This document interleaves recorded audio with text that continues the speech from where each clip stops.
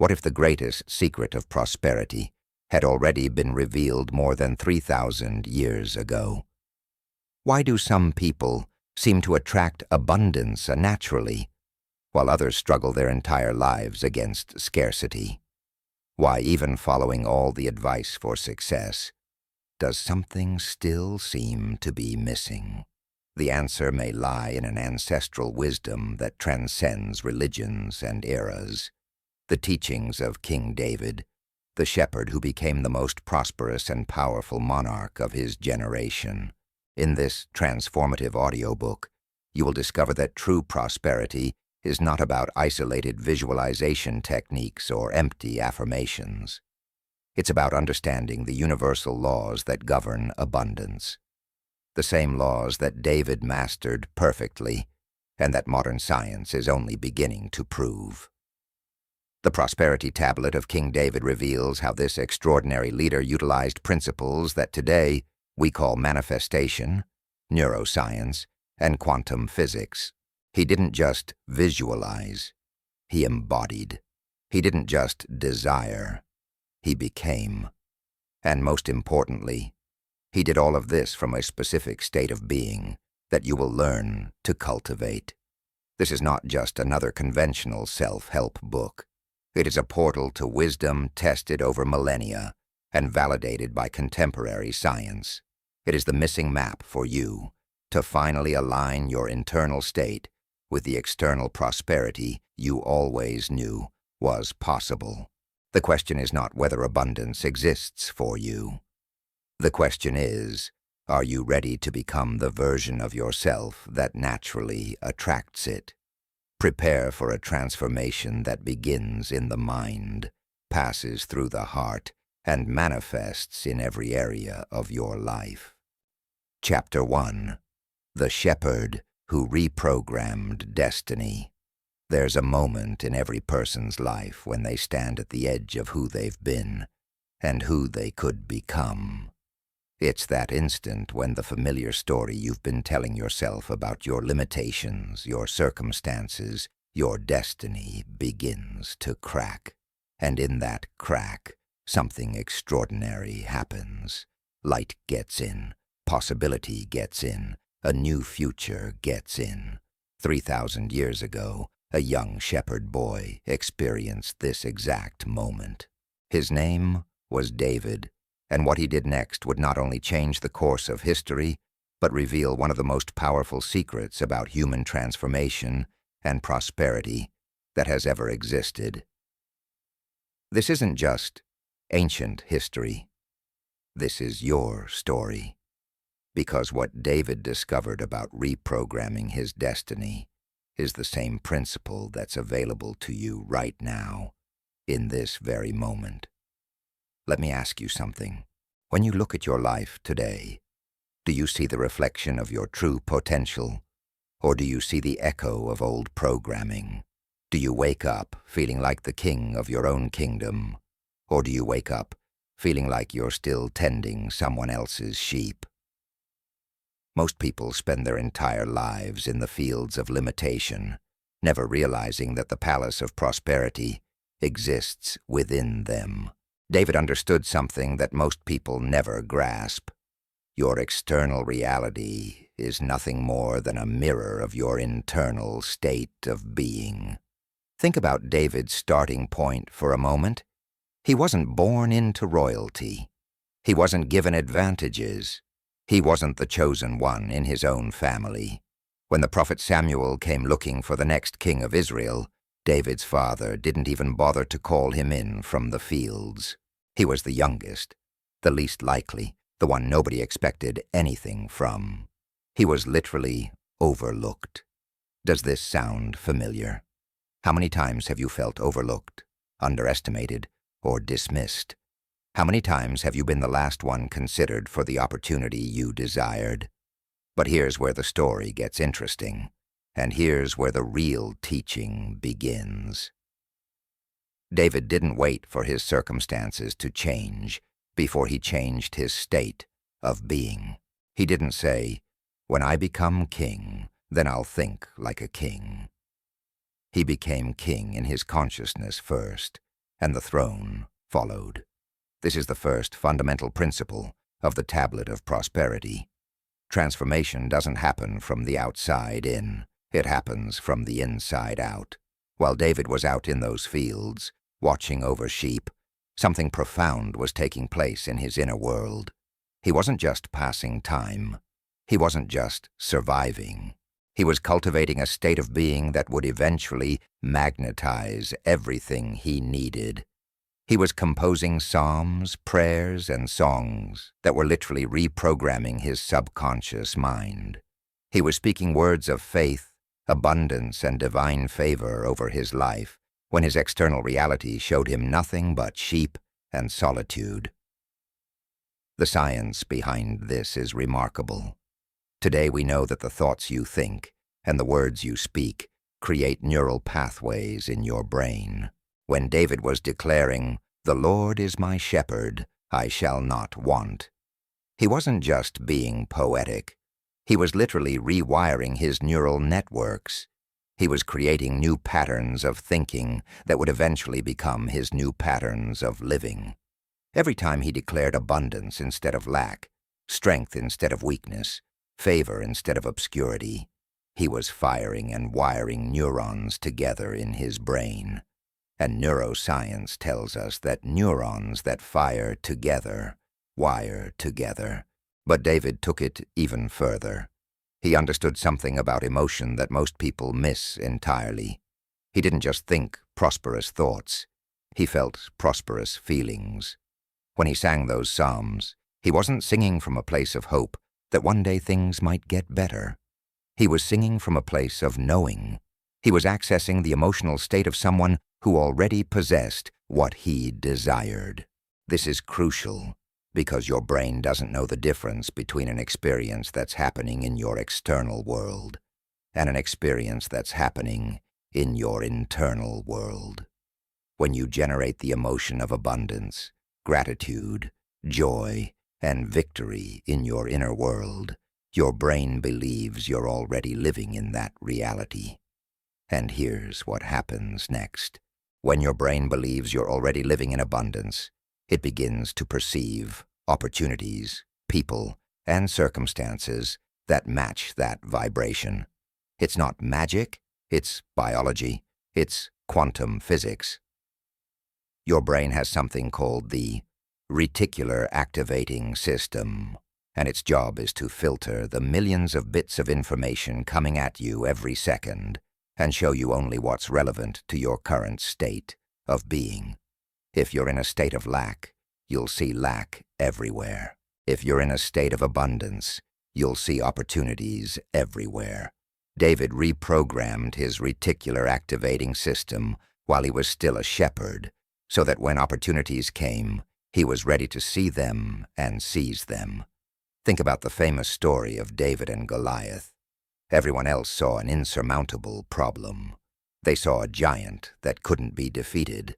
They saw certain death. They saw impossibility. But David saw something completely different. Why? Because his internal programming was different. While everyone else was running on the software of fear and limitation, David was running on the software of faith and possibility. He looked at that same giant and saw an opportunity for victory. He saw his breakthrough. He saw his promotion. This is what I want you to understand deeply. The circumstances of your life right now are neutral. They're data. The meaning you assign to them, the way you perceive them, the emotional response you have to them, all of that is determined by your internal programming.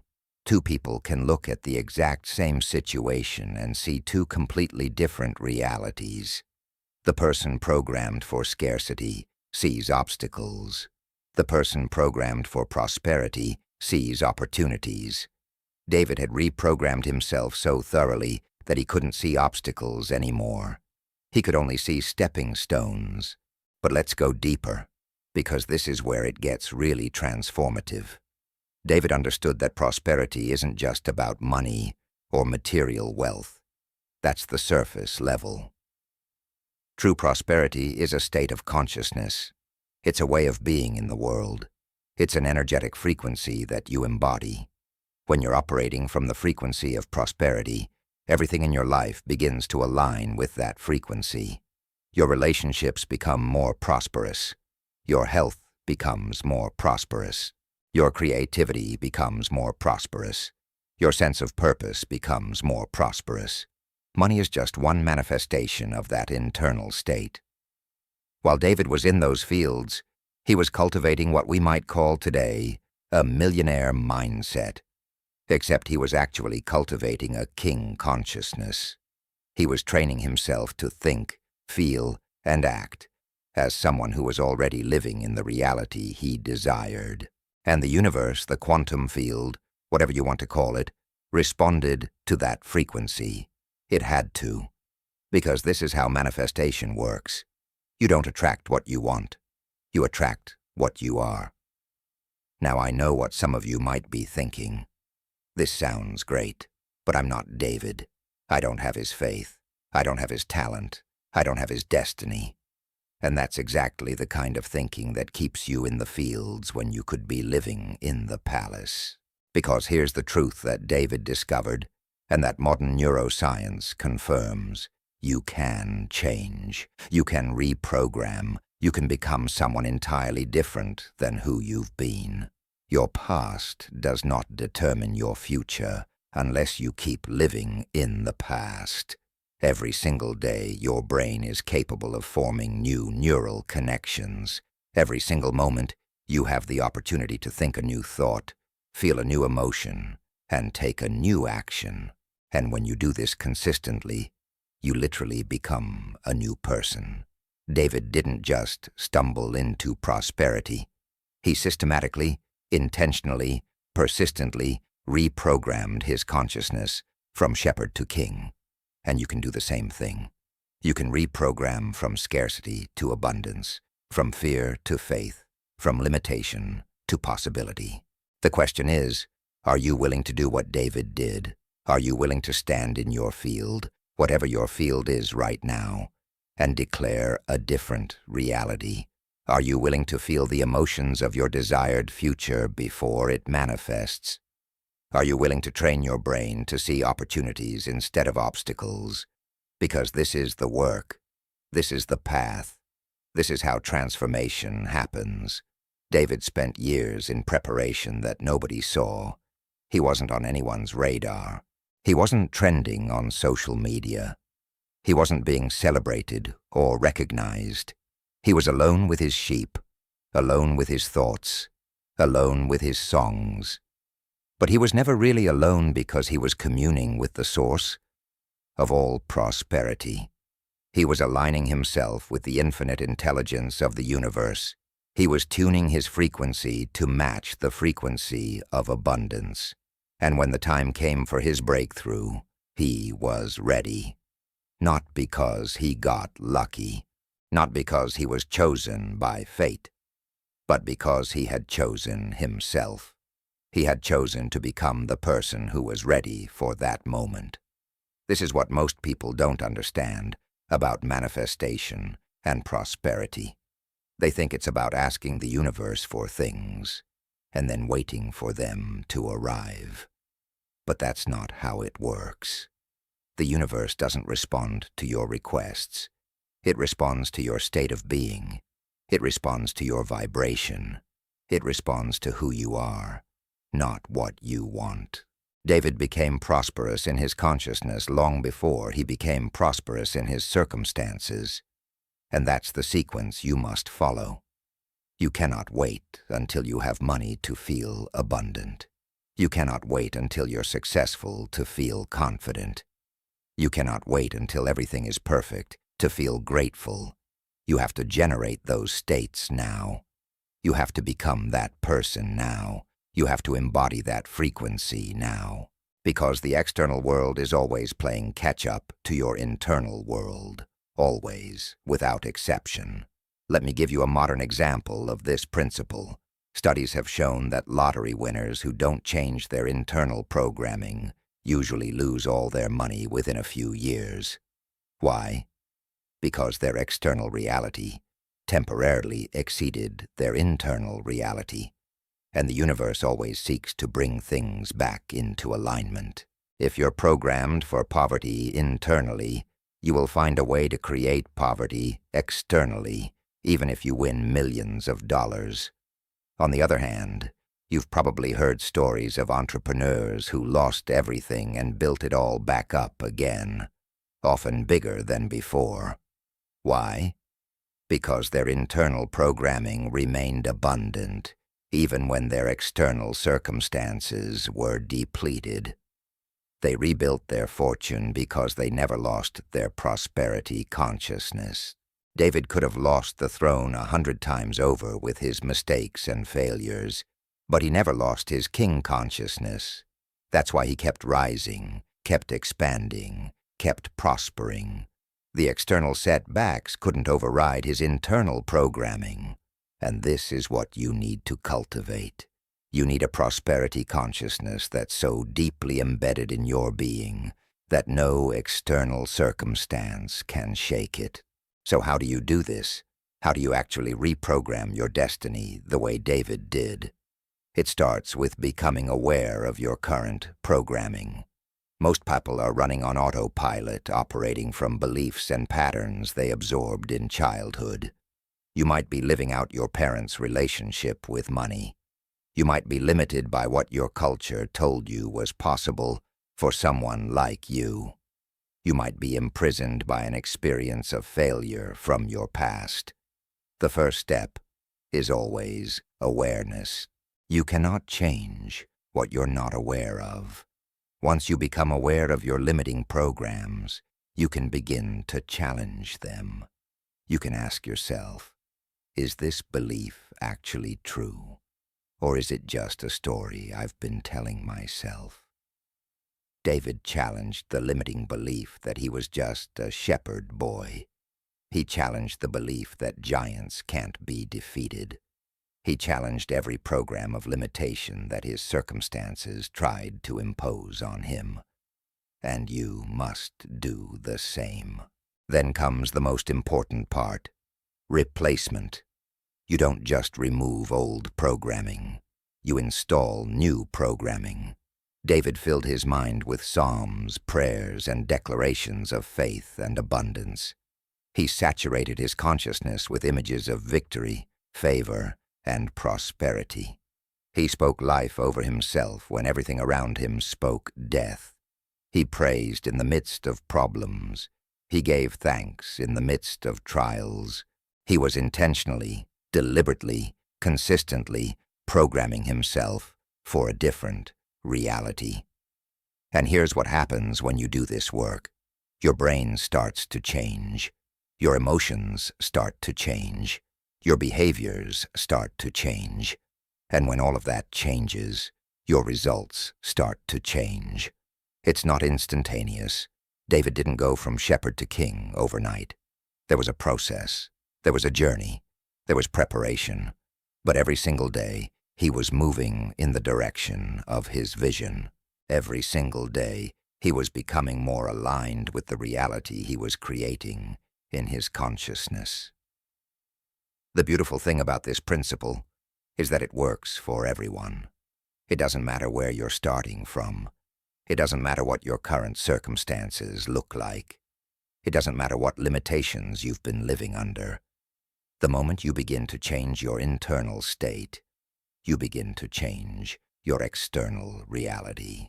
The moment you start thinking like the person you want to become, you start attracting the circumstances that match that person. The moment you start feeling the emotions of your desired future, you start magnetizing that future into your present.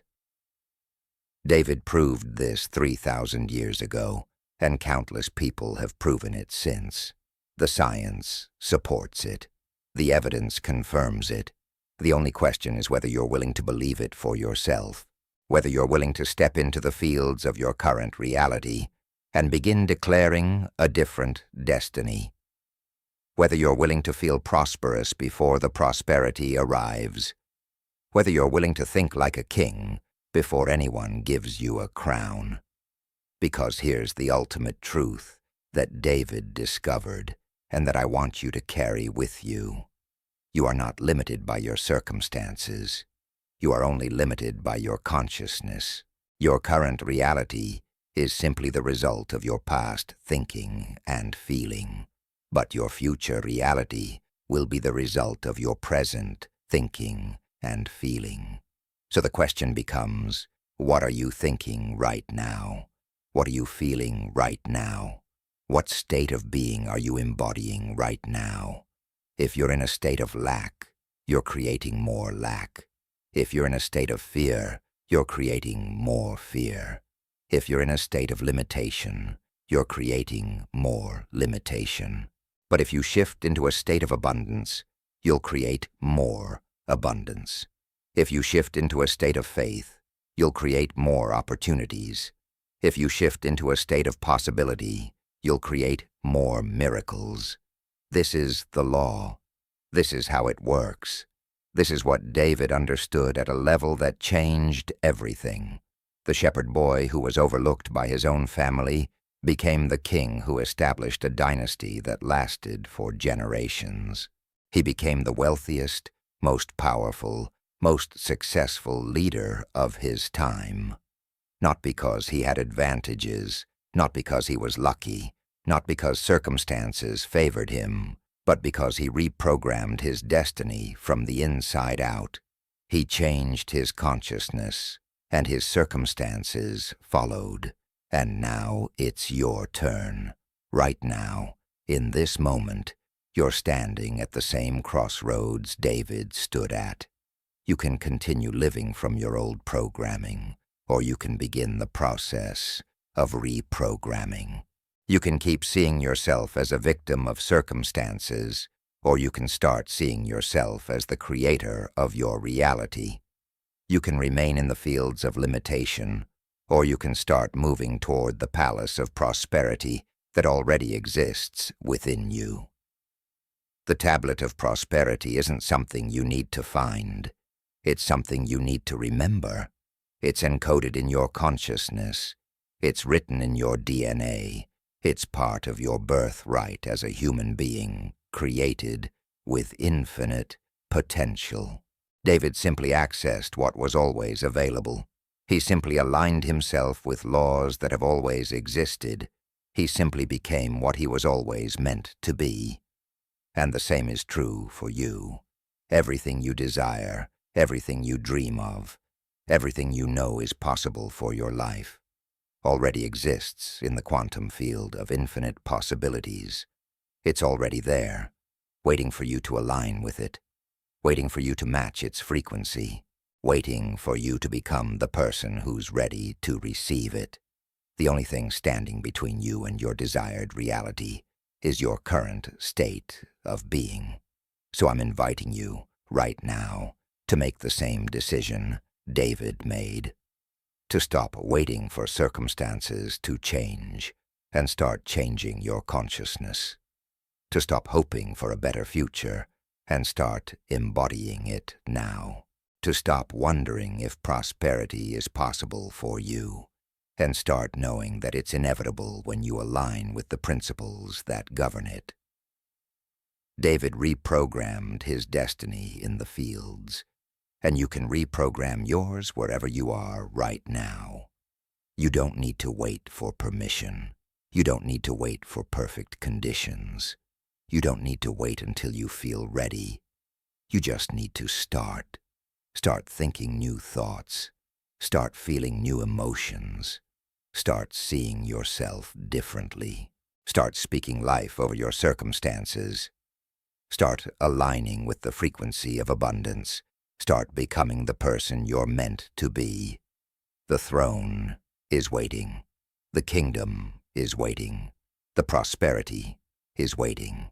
Not out there somewhere in the distant future, but right here, right now, in the infinite field of possibility that exists within you and all around you. David found the key to accessing it, and over the next chapters, you're going to learn exactly how to use that key to unlock every door that's been closed to you, to dissolve every barrier that's been blocking you, to manifest every dream that's been calling you. Your transformation begins the moment you decide it does. Your new story starts the moment you stop telling the old one. Your prosperity becomes inevitable the moment you embody the consciousness of someone who's already living it. This is what David knew. This is what changed everything for him, and this is what's about to change everything for you. The shepherd became a king not because of magic, but because of mastery. Mastery over his thoughts, his emotions, his words, and his state of being. And you have access to that same mastery. You have the same power, the same potential, the same principles available to you. The only difference between where you are and where you want to be is the internal work you're willing to do. So take a deep breath right now. Feel the life force moving through your body. Recognize that in this very moment, you have the power to choose a new reality. You have the power to reprogram your destiny. You have the power to become the king or queen of your own kingdom.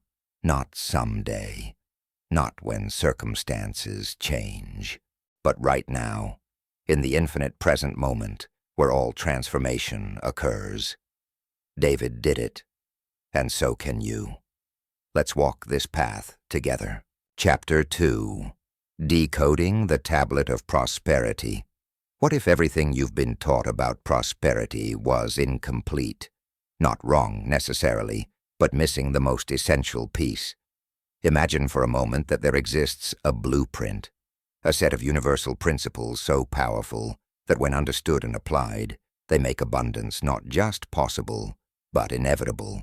This blueprint has been hidden in plain sight for 3,000 years, encoded in the words, the actions, and the consciousness of King David.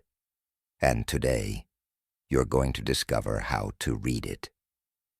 The Tablet of Prosperity isn't a physical object you can hold in your hands. It's not carved in stone or written on parchment. It's something far more powerful than that. It's a living system of principles that govern the flow of abundance in the universe. Principles that David mastered so completely that he became the wealthiest and most successful ruler of his time. And the remarkable thing is that these same principles are still operating today, right now, in your life, whether you're aware of them or not. Think about this for a moment. The universe operates according to laws. Gravity works the same way today as it did 3,000 years ago. The seasons follow the same patterns. The principles of growth and harvest haven't changed, and neither have the principles of prosperity. David didn't invent these principles. He discovered them. He aligned himself with them, and in doing so, he unlocked a level of abundance that seemed miraculous to everyone around him. But it wasn't a miracle. It was mastery. The first principle encoded in the Tablet of Prosperity is this: consciousness precedes manifestation. Everything that exists in the physical world first existed as a thought, an idea, an energetic pattern in consciousness. Before David became king in the physical realm, he was already king in his consciousness. Before his wealth manifested in his treasury, it existed as a knowing in his mind. This isn't mysticism. This is how creation works. The invisible always precedes the visible. The internal always shapes the external. Your current reality is simply the materialization of your past consciousness, and your future reality is being shaped by your present consciousness right now. This is why most people struggle with prosperity. They're trying to change their circumstances without changing their consciousness. They're trying to rearrange the furniture in the room without changing the blueprint of the house. It doesn't work. You cannot out-earn your self-concept. You cannot out-achieve your internal programming. You cannot manifest externally what you haven't first embodied internally. David understood this at a level that transformed everything. He didn't wait to feel like a king until he sat on the throne. He cultivated king consciousness while he was still watching sheep, and the throne was simply the natural manifestation of that internal state. The second principle is equally powerful. Energy follows attention. Whatever you focus on expands. Whatever you give your attention to grows stronger in your experience. This is both a blessing and a curse, depending on where you place your attention. If you focus on lack, you create more lack. If you focus on problems, you create more problems. If you focus on what's wrong, you amplify what's wrong. But if you focus on abundance, you create more abundance. If you focus on possibilities, you create more possibilities. If you focus on what's working, you amplify what's working. David mastered this principle through his psalms and prayers. He trained himself to direct his attention deliberately, even when he was surrounded by enemies, even when circumstances looked dire, even when everything around him suggested defeat. He focused his attention on the goodness of God, the certainty of victory, the inevitability of his success. He wasn't in denial. He acknowledged the challenges, but he refused to give them his sustained attention. He refused to let them dominate his consciousness.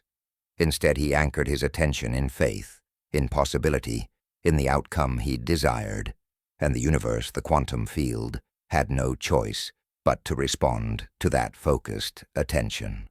Modern neuroscience confirms this ancient wisdom. Your brain has a limited capacity for attention. It cannot process all the information available in any given moment, so it filters reality based on what you've told it is important. This is the reticular activating system at work. If you tell your brain that opportunities are important, it will show you opportunities. If you tell your brain that obstacles are important, it will show you obstacles. You're literally programming your brain with your attention. You're deciding what kind of reality you're going to perceive and experience. David programmed his brain for prosperity by consistently directing his attention toward abundance, favor, and success. The third principle encoded in the tablet is this: emotion is the language of manifestation.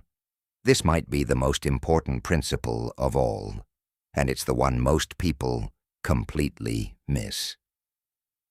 You can think positive thoughts all day long, but if those thoughts aren't connected to powerful emotions, they have no creative force. Emotion is energy in motion.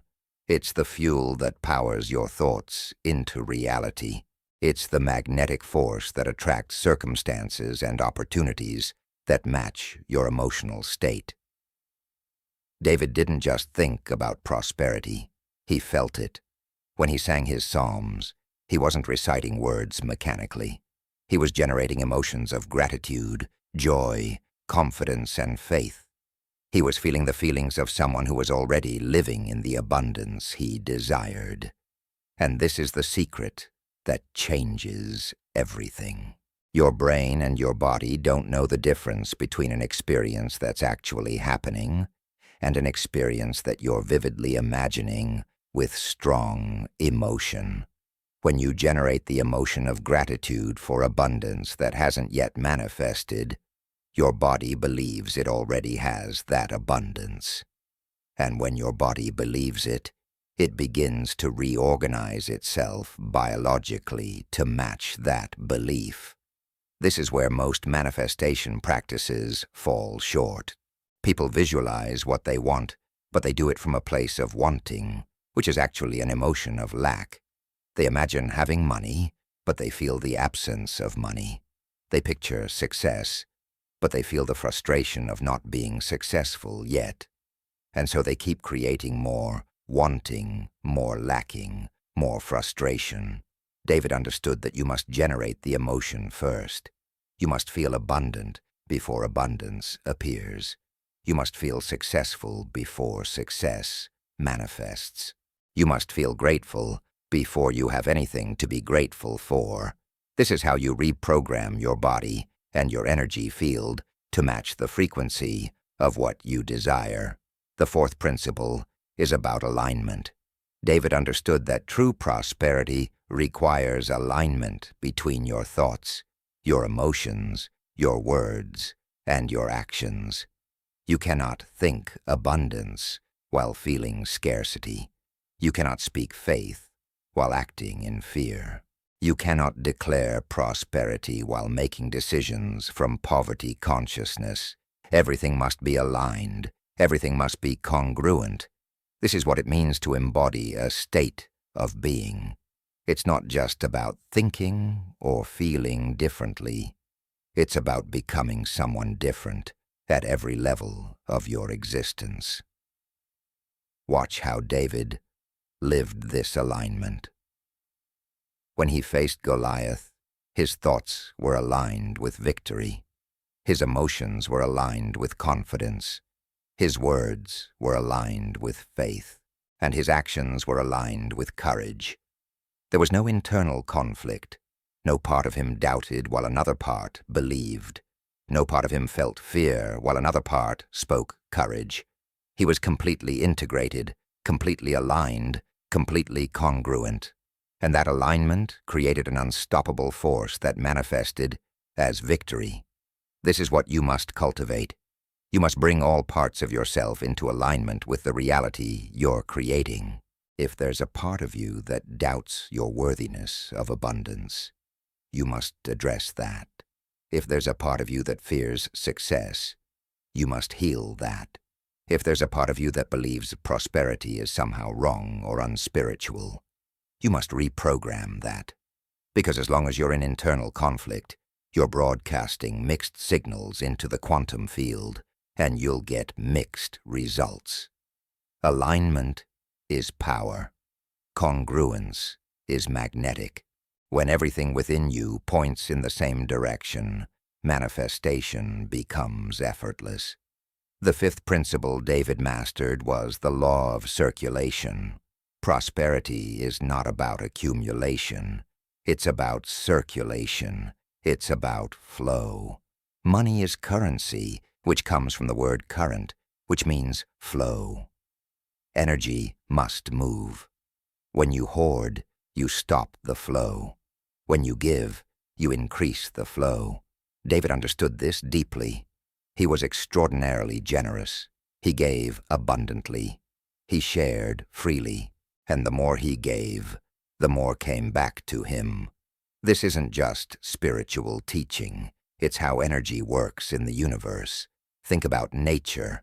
Rivers that flow stay fresh and alive. Rivers that become stagnant become toxic. Your breath flows in and out. Your heart pumps blood through your body in continuous circulation. Life itself is flow. And prosperity follows the same principle. When you give with joy and trust, you're telling the universe, I have abundance. I am abundant. There's more where this came from, and the universe responds by giving you more to give. But when you hold on tightly, when you operate from fear of not having enough, you're telling the universe, I'm in lack, I'm in scarcity. I need to protect what little I have. And the universe responds by giving you more experiences of lack and scarcity. David gave tithes, offerings, gifts to the poor, resources for the temple. He gave strategically, and he gave spontaneously. He gave when it made sense, and he gave when it didn't make sense. He understood that giving is not about losing something. It's about opening the channel for more to flow through you. You're not the source of your abundance. You're the channel. And the wider you open that channel through generosity, the more can flow through. This doesn't mean giving foolishly or without wisdom. It means giving as an expression of your abundance consciousness, as a declaration of your faith in the infinite supply of the universe. The sixth principle is the power of declaration. Your words are not just sounds that disappear into the air. They're creative forces that shape reality. They're instructions to your subconscious mind. They're commands to the quantum field. Every word you speak is either building your desired reality or reinforcing your current reality. Every declaration you make is either empowering you or limiting you. David knew this. His psalms are filled with powerful declarations. "The Lord is my shepherd, I shall not want. I am fearfully and wonderfully made. Surely goodness and mercy shall follow me all the days of my life." These weren't just nice religious phrases. They were reality-creating declarations. When you say, "I can't afford that," you're not just stating a fact. You're programming your consciousness for lack. When you say, "I'm not good with money," you're not just being honest. You're installing a limitation in your subconscious. When you say, "Rich people are greedy," you're not just expressing an opinion. You're creating a subconscious block to wealth. Your words matter. They matter more than you realize. They're literally coding your reality. David was impeccable with his words. He spoke life. He spoke abundance. He spoke victory. He spoke favor. And his life reflected his declarations. You must become conscious of the words you use, especially when talking about yourself and your circumstances. Stop declaring your limitations. Stop reinforcing your struggles. Stop speaking lack over your life. Instead, begin to speak the reality you desire as if it already exists. Not as wishful thinking, but as knowing. Not as hope, but as certainty. I am prosperous. Abundance flows to me easily. I am worthy of all good things. Money comes to me from expected and unexpected sources. These declarations, when spoken with feeling and conviction, begin to reprogram your subconscious mind and realign your energy field with prosperity. The seventh principle encoded in the tablet is perhaps the most profound. Prosperity is a state of being, not a state of having. This is where most people get it completely backwards. They think prosperity is about how much money they have in the bank, how big their house is, what car they drive. But those are just effects. Those are just symptoms. True prosperity is an internal condition, a consciousness, a way of being in the world. David was prosperous when he was a shepherd, long before he had wealth. He was prosperous in his consciousness, and the wealth was simply the natural consequence of that consciousness. You can have $1 million in the bank and be completely impoverished in consciousness. You can have all the trappings of success and still feel empty, anxious, and unfulfilled. That's not prosperity. That's just accumulation. True prosperity is feeling abundant, regardless of circumstances. It's knowing that you're connected to infinite supply. It's trusting that your needs will always be met. It's experiencing joy, peace, and gratitude in the present moment. This is the state of being that David cultivated, and this is what attracted all the external manifestations of wealth and success. When you understand that prosperity is a state of being, everything changes. You stop waiting to feel prosperous until you get money. You start feeling prosperous now, and the money follows. You stop thinking that things will make you happy. You start being happy, and things show up to match that happiness. You stop believing that your worth is determined by your net worth. You start knowing your infinite worth, and your net worth increases to reflect it. This is the shift from having consciousness to being consciousness, and it's the most important shift you'll ever make. Now here's where it gets really interesting. These 7 principles don't operate in isolation. They work together as an integrated system.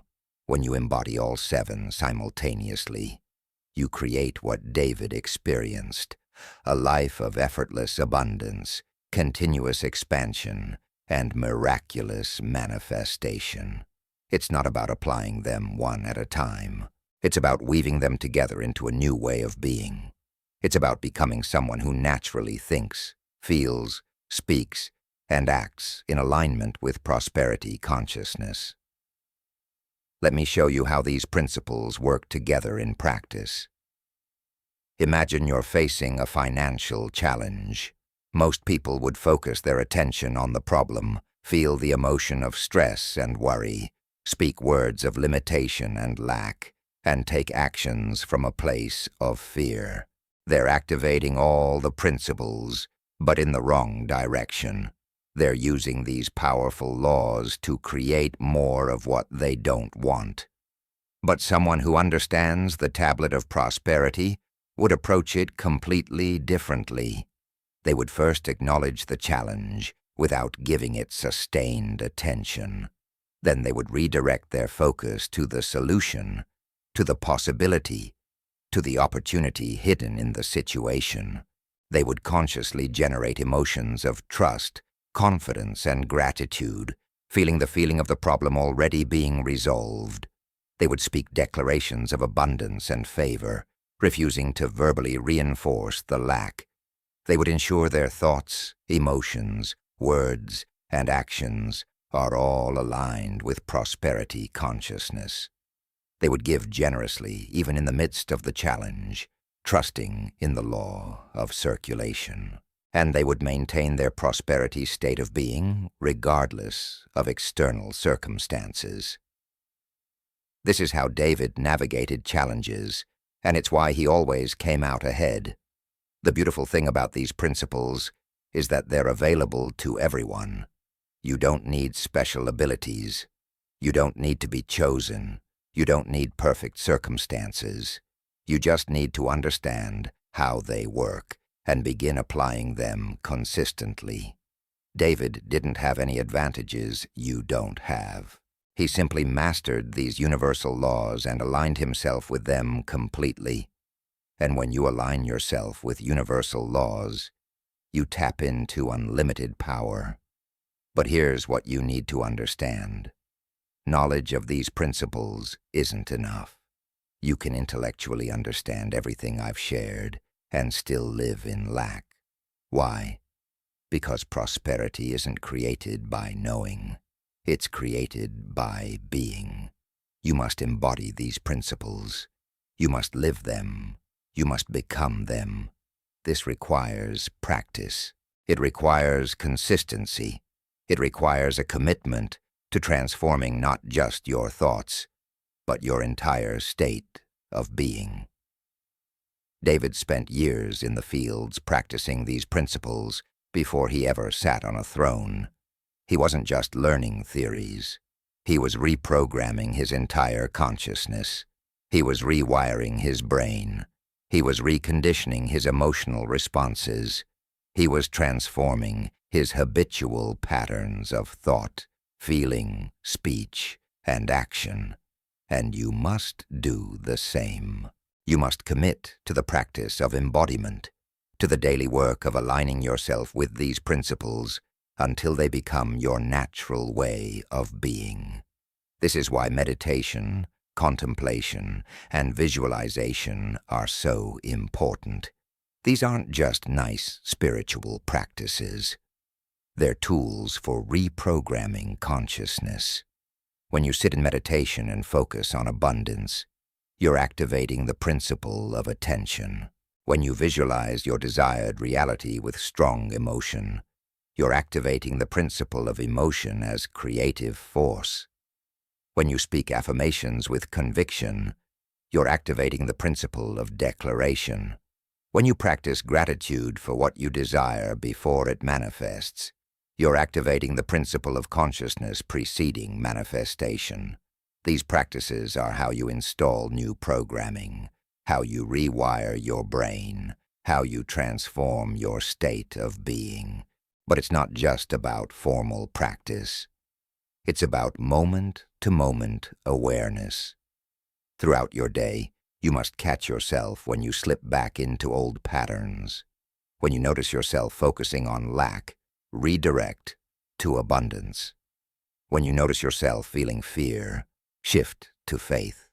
When you notice yourself speaking limitation, change to possibility. Every moment is an opportunity to realign with prosperity consciousness. Every moment is a choice between reinforcing your old reality or creating your new reality. David was vigilant about this. His Psalms reveal someone who constantly monitored his internal state and made corrections when needed. When he felt himself slipping into fear, he would remind himself of God's faithfulness. When he felt overwhelmed by challenges, he would redirect his attention to past victories. When he felt tempted to speak doubt, he would declare faith instead. This wasn't positive thinking. This was conscious creation. This was deliberate alignment with the laws of prosperity. And here's something crucial to understand. These principles work whether you believe in them or not. Gravity works whether you believe in it or not. The sun rises whether you acknowledge it or not. Universal laws are operating constantly, regardless of your awareness or belief. The difference is that when you understand them and work with them consciously, you become a powerful creator rather than a passive victim of circumstances. You move from being affected by the laws to using the laws. You move from being shaped by your environment to shaping your environment. David didn't just get lucky. He didn't just happen to be blessed. He understood the principles encoded in the tablet of prosperity and aligned himself with them completely.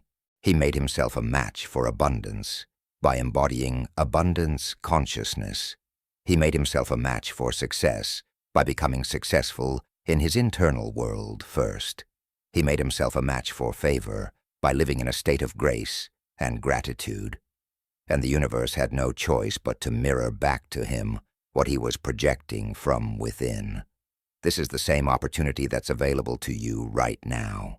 You can continue living unconsciously at the mercy of circumstances, wondering why prosperity eludes you. Or you can begin the journey of conscious creation, of deliberate alignment, of systematic embodiment of these principles. The choice is always yours. The power is always within you. The tablet of prosperity is always accessible. It's not hidden from you. It's hidden within you, waiting for you to decode it, understand it, and live it. Think about what your life would look like if you fully embodied these 7 principles. If consciousness preceding manifestation became your natural way of operating. If you mastered where you placed your attention. If you could generate prosperous emotions at will. If your thoughts, emotions, words, and actions were always aligned. If you understood and practiced the law of circulation. If your declarations were consistently creating your desired reality. If prosperity consciousness became your permanent state of being, everything would change. Not eventually, not someday, but immediately, because you would be different. You would be someone who naturally attracts, creates, and experiences abundance. This is not fantasy. This is not too good to be true. This is simply how the universe works. This is how David created his extraordinary life. This is how countless people throughout history have manifested prosperity. And this is how you can do it, too. The principles don't change. They don't play favorites. They don't require you to be special. They only require you to understand them and embody them. So I'm inviting you to see these principles not as information to be stored in your mind, but as a new operating system to be installed in your consciousness. I'm inviting you to move beyond understanding to embodiment, beyond knowledge to being, beyond theory to practice. The tablet of prosperity has been decoded for you. The The blueprint has been revealed. The principles have been explained. Now the question is, what will you do with this wisdom? Will you continue running on your old programming, or will you begin the upgrade? Will you keep creating from your current consciousness, or will you transform your consciousness? Will you remain a passive observer of your life, or will you become an active creator? The tablet is here. The principles are clear. The path is laid out before you. David walked it 3,000 years ago and created a legacy of prosperity that lasted for generations. Now it's your turn to walk it, to embody it, to become it. In the chapters ahead, we'll go deeper into each of these principles. We'll explore how to apply them specifically to your unique situation. We'll uncover the blocks that might be preventing you from fully embodying them. We'll develop practices that will help you install this new programming. But for now, I want you to simply sit with these 7 principles. Read them again. Feel them. Let them sink into your consciousness. Begin to notice where you're already aligned with them and where you're out of alignment. Because awareness is always the first step. You cannot change what you're not aware of. And now, you're aware. You know what the tablet of prosperity contains. You understand the principles that govern abundance. You've been given the blueprint that David used to transform from shepherd to king, from overlooked to overflowing, from limited to limitless. The rest is up to you. The rest is about your commitment, your practice, your embodiment. The tablet has been decoded. The wisdom has been revealed. The power has been placed in your hands. Now go and create the life of prosperity that's been waiting for you all along. Not someday, not when everything is perfect, but now, starting with this very moment, this very breath, this very choice to align yourself with the principles that govern all manifestation. David did it, and so will you. Chapter 3. The Science of Manifestation. According to David. Close your eyes for a moment and imagine this. 3,000 years ago, a young man sits alone under the stars, tending his sheep. He has no access to modern science, no understanding of quantum physics, no knowledge of neuroscience or brain chemistry. Yet somehow, this shepherd discovers secrets about how reality works that scientists are only now beginning to validate with their most sophisticated instruments and research. How is this possible? Because David tapped into something that transcends time and technology. He tapped into universal truth. He accessed the fundamental laws that govern how consciousness creates reality. And today, as we stand at the intersection of ancient wisdom and modern science, we're discovering that David knew exactly what he was doing. What if I told you that the Psalms David wrote weren't just poetry or religious expression? What if they were actually sophisticated technology for rewiring the brain and reorganizing your biology? What if every word he sang, every declaration he made, every meditation he practiced was based on principles that neuroscience is now proving to be absolutely real and measurably effective? This isn't about faith versus science. This is about recognizing that the greatest spiritual masters throughout history were actually master scientists who understood how to work with the laws of consciousness and creation. David was one of these masters, and his methods are as relevant and powerful today as they were 3 millennia ago. Let's start with something that modern science has definitively proven. Your brain is neuroplastic. This means it's constantly changing, constantly rewiring itself based on your thoughts, experiences, and where you place your attention. Every thought you think creates a neural pathway in your brain. Every time you repeat that thought, you strengthen that pathway. Think the same thought enough times, and it becomes an automatic program running in the background of your consciousness. This is how habits form. This is how beliefs become hardwired.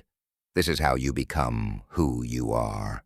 But here's the revolutionary part that changes everything. If your brain created these pathways, your brain can also create new ones. You're not stuck with the programming you have. You can literally rebuild your brain. David understood this principle 3,000 years before neuroscientists gave it a name. Look at what he did. He created psalms, which are essentially scripts for the mind, and he repeated them over and over. He wasn't just singing songs. He was deliberately installing new neural pathways. He was programming his brain with thoughts of abundance, faith, victory, and divine favor. Every time he declared, "The Lord is my shepherd, I shall not want," he was firing and wiring neurons associated with abundance and provision. Every time he proclaimed, "This is the day the Lord has made, I will rejoice and be glad in it," he was strengthening neural pathways of joy and gratitude. He was using repetition, emotion, and focused attention to literally restructure his brain.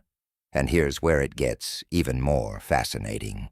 Modern research shows that your brain doesn't distinguish between what's actually happening in your external environment and what you're vividly imagining with strong emotion.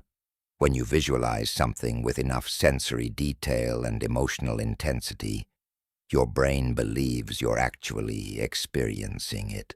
It releases the same neurotransmitters, activates the same regions, creates the same neural patterns, as if the experience were real. This is why athletes use visualization.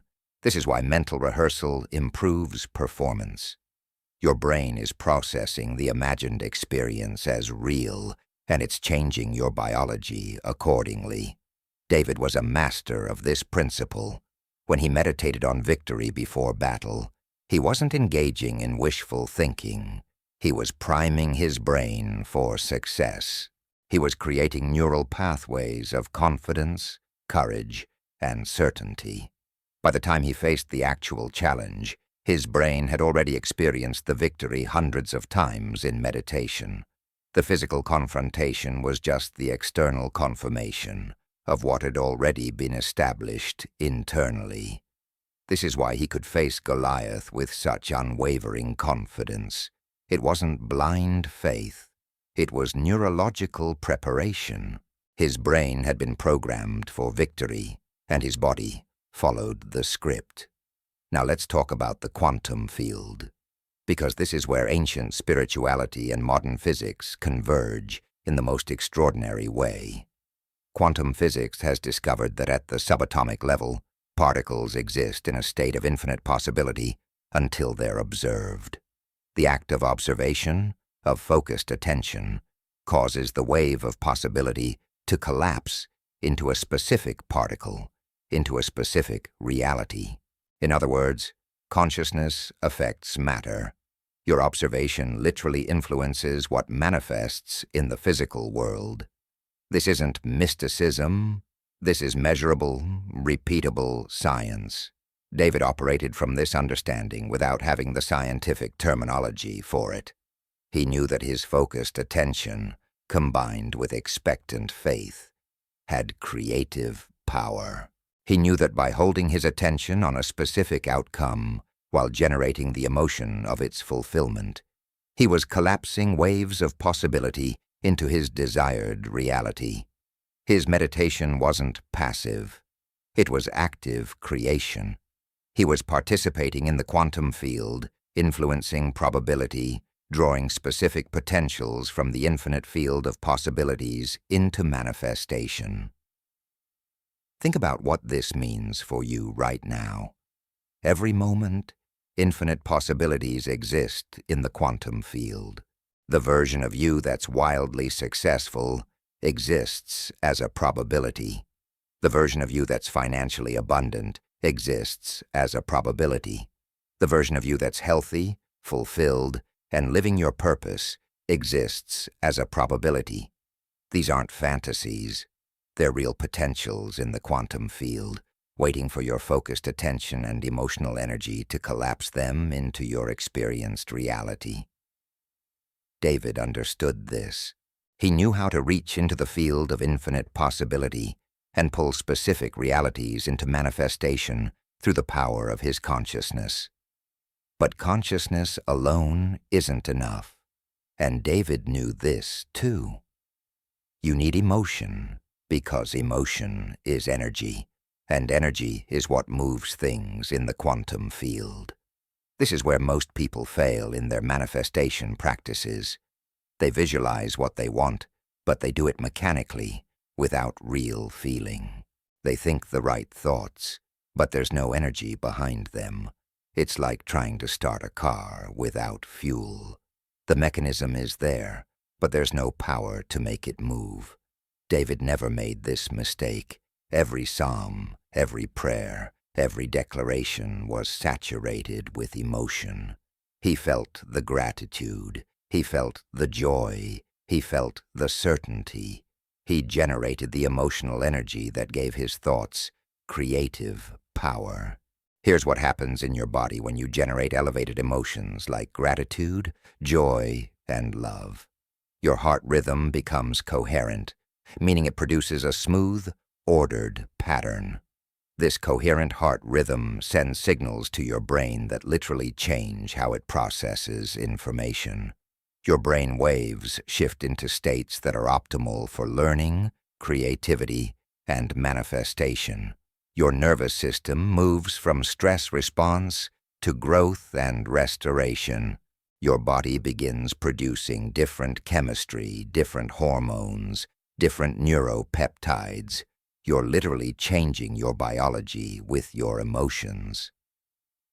Research from the HeartMath Institute has shown that the electromagnetic field generated by your heart extends several feet beyond your body and affects the people and environment around you. When your heart is in a coherent state, radiating emotions of love, gratitude, and appreciation, you're broadcasting a frequency that influences the quantum field. You're sending out a signal that attracts experiences, circumstances, and people that match that frequency. David understood this. His practice of praise and gratitude wasn't just about feeling good. It was about changing his electromagnetic signature, about broadcasting the frequency of abundance and blessing into the field around him. Now let's talk about the subconscious mind, because this is where most of your manifestation power actually resides. Your conscious mind, the part of you that's reading these words right now, controls only about 5% of your daily thoughts and behaviors. The other 95% is running automatically through your subconscious programming. These are the beliefs, habits, and patterns that were installed mostly in your childhood before you had the capacity to critically evaluate them. And here's the challenge. If your subconscious programming doesn't match your conscious desires, your subconscious will win every time. You might consciously want prosperity, but if your subconscious is programmed with beliefs like money is hard to come by, or rich people are bad, or I'm not worthy of abundance, your subconscious will sabotage every opportunity for wealth. You might consciously desire success, but if your subconscious believes success requires suffering, or I don't deserve good things, or it's not safe to stand out, you'll unconsciously create obstacles to your own achievement. This is why willpower alone doesn't work. This is why positive thinking by itself isn't enough. You have to reprogram the subconscious. David was brilliant at this. His psalms were designed to penetrate the subconscious mind. He used repetition, which is one of the primary ways the subconscious learns. He used rhythm and melody, which bypass the critical conscious mind and go straight into subconscious programming. He used vivid imagery and strong emotion, which are the language the subconscious understands. He wasn't just talking to his conscious mind. He was systematically reprogramming his subconscious with new beliefs, new patterns, new instructions. And because his conscious desires and subconscious programming were aligned, manifestation became natural and effortless. This is why you must do more than just think positively. You must impress new programming into your subconscious through repetition, emotion, and consistency. You must saturate your consciousness with new thoughts, new feelings, new declarations until they become your automatic way of being. This is what David did in those fields, day after day, year after year. He was installing prosperity consciousness at the deepest levels of his mind. By the time opportunities for advancement came, his subconscious was ready. There was no internal resistance, no self-sabotage, no unworthiness. He was aligned from the inside out. Let's go deeper into the relationship between thought and matter, because this is fundamental to understanding manifestation. Every thought you think generates an electromagnetic frequency. Different thoughts generate different frequencies. Thoughts of love, joy, and gratitude generate high, fast frequencies. Thoughts of fear, anger, and resentment generate low, slow frequencies. These frequencies radiate out from you like radio waves, and they interact with the quantum field. The field responds by bringing you experiences that match your predominant frequency. This is the law of resonance, and it's as reliable as the law of gravity. You cannot vibrate at the frequency of poverty and attract abundance. You cannot vibrate at the frequency of fear and attract confidence. You cannot vibrate at the frequency of resentment and attract love. The universe doesn't hear your words. It doesn't hear your wishes. It responds to your frequency, to your vibration, to the electromagnetic signature you're broadcasting through your thoughts and emotions. David understood this law completely. He carefully cultivated thoughts and emotions that vibrated at the frequency of what he desired. He matched his internal frequency to his desired external reality, and the universe delivered. But here's what makes David's approach so sophisticated. He didn't just try to force himself to feel good when he felt bad. He understood that true frequency shift happens when you change your state of being, not just your momentary emotion. A state of being is sustained. It's not dependent on circumstances. It's who you are at your core. David cultivated states of being like gratitude, faith, peace, and joy. These weren't fleeting emotions that came and went based on what was happening around him. These were stable frequencies that he maintained regardless of external conditions. This is why his manifestation was so consistent. He wasn't broadcasting mixed signals. His frequency was clear, strong, and unwavering. Modern research in epigenetics has revealed something that would have seemed like magic just a few decades ago. Your genes are not your destiny. The expression of your genes is controlled by your environment. And one of the most powerful aspects of your environment is your internal environment, your thoughts and emotions. When you generate elevated emotions, when you move into higher states of consciousness, you literally signal new genes to turn on and old genes to turn off. You're not changing the genes themselves, but you're changing how they express. This means you can influence your biology, your health, your aging process through your consciousness. David lived this reality. The historical records show he remained vigorous, healthy, and mentally sharp, well into old age, unusual for his time. Was this just genetics?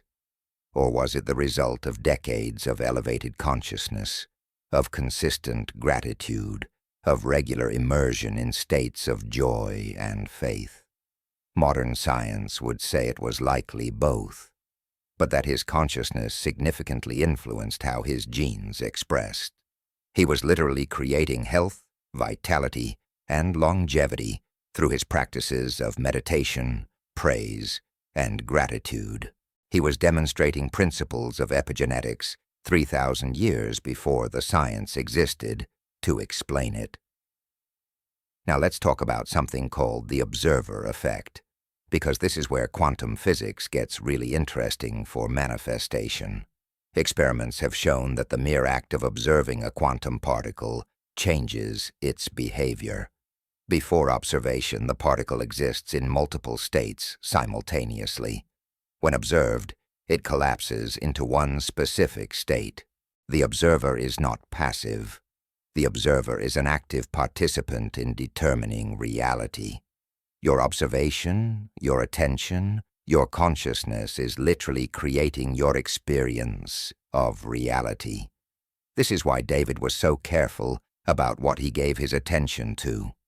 He understood that whatever he observed, whatever he focused on, he was amplifying and creating more of. If he focused on his enemies, he would create more conflict. If he focused on his problems, he would create more problems. But if he focused on God's faithfulness, if he focused on past victories, if he focused on future possibilities, he would create more of that instead. He was consciously using the observer effect to shape his reality. He was choosing what to collapse from the field of infinite possibility through his selective attention and observation. You're using the observer effect right now, whether you know it or not. The question is, are you using it consciously or unconsciously? Are you observing and thereby creating more of what you want or more of what you don't want? Most people unconsciously observe their problems all day long and then wonder why their problems keep growing. They observe lack and create more lack. They observe obstacles and create more obstacles.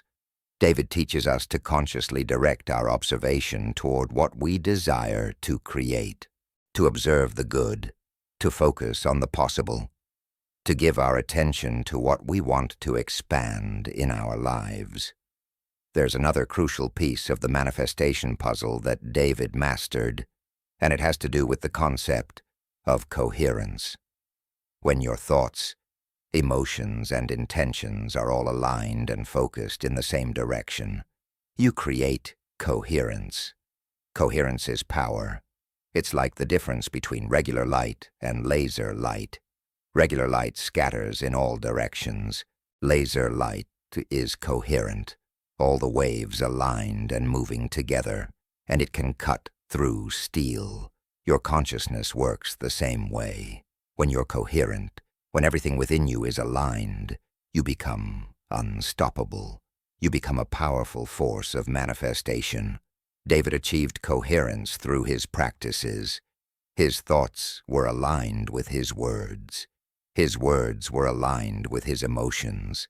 His emotions were aligned with his actions. There was no internal conflict, no self-sabotage, no doubt undermining his faith.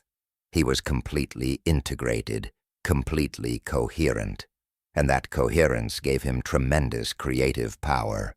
When he declared something, it manifested.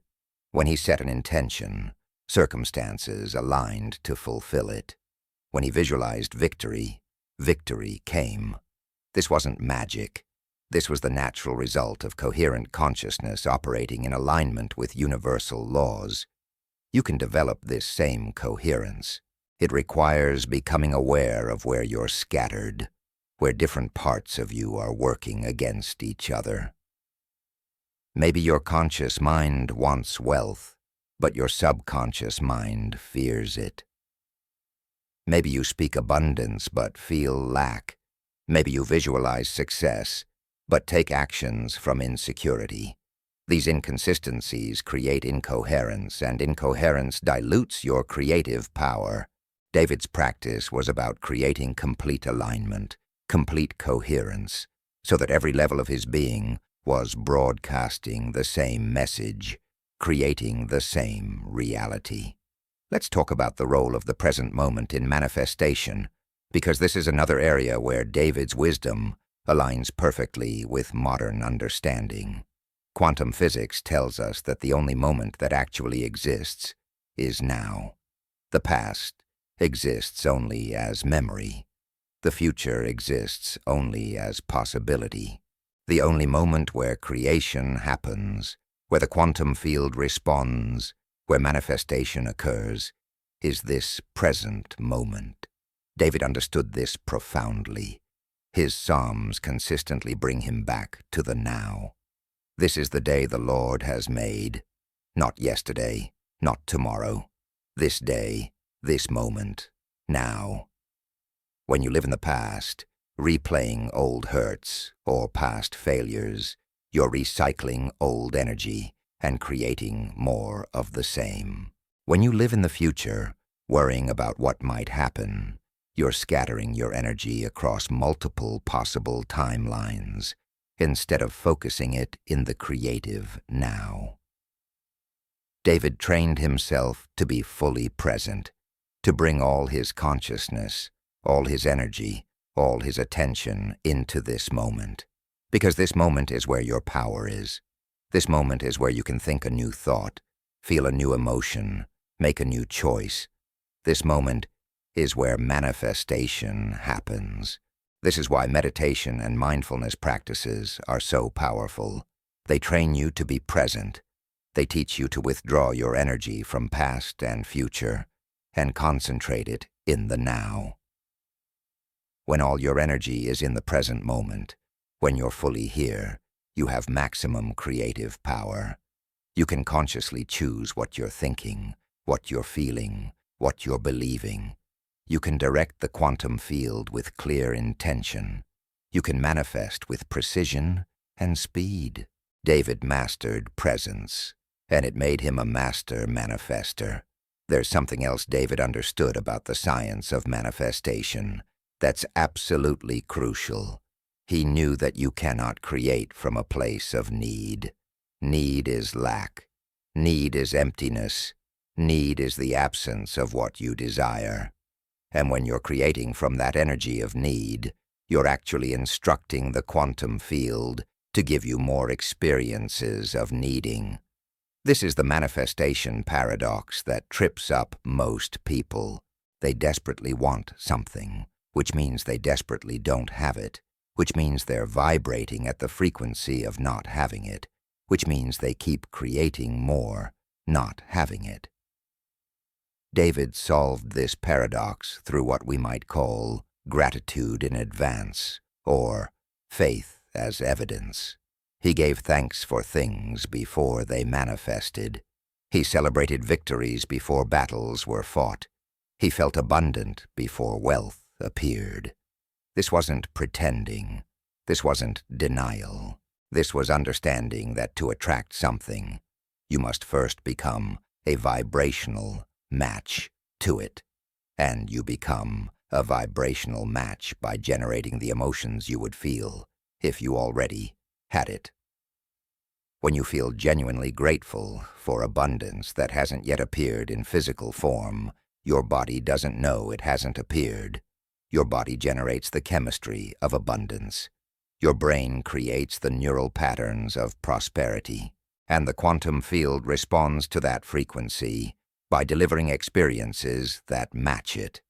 This is perhaps the most challenging aspect of manifestation for most people, and it's where David's teaching is most valuable. You must learn to feel the feeling of the wish fulfilled before the wish is fulfilled. You must celebrate the harvest before you see the crops. You must experience the gratitude of answered prayer before the answer appears. This seems backwards to the logical mind, but it's actually the way quantum creation works. The feeling comes first, and the physical manifestation follows. David lived this truth, and it made him one of the most successful manifestors in history. Let's bring this into practical understanding. Your body is constantly sending signals to your brain, and your brain is constantly sending signals to your body. When you feel fear, your body releases cortisol and adrenaline.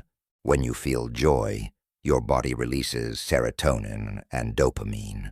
These chemicals don't just affect how you feel. They affect how your cells function, how your immune system operates, how your organs perform. Over time, your habitual emotional states create your habitual biological states.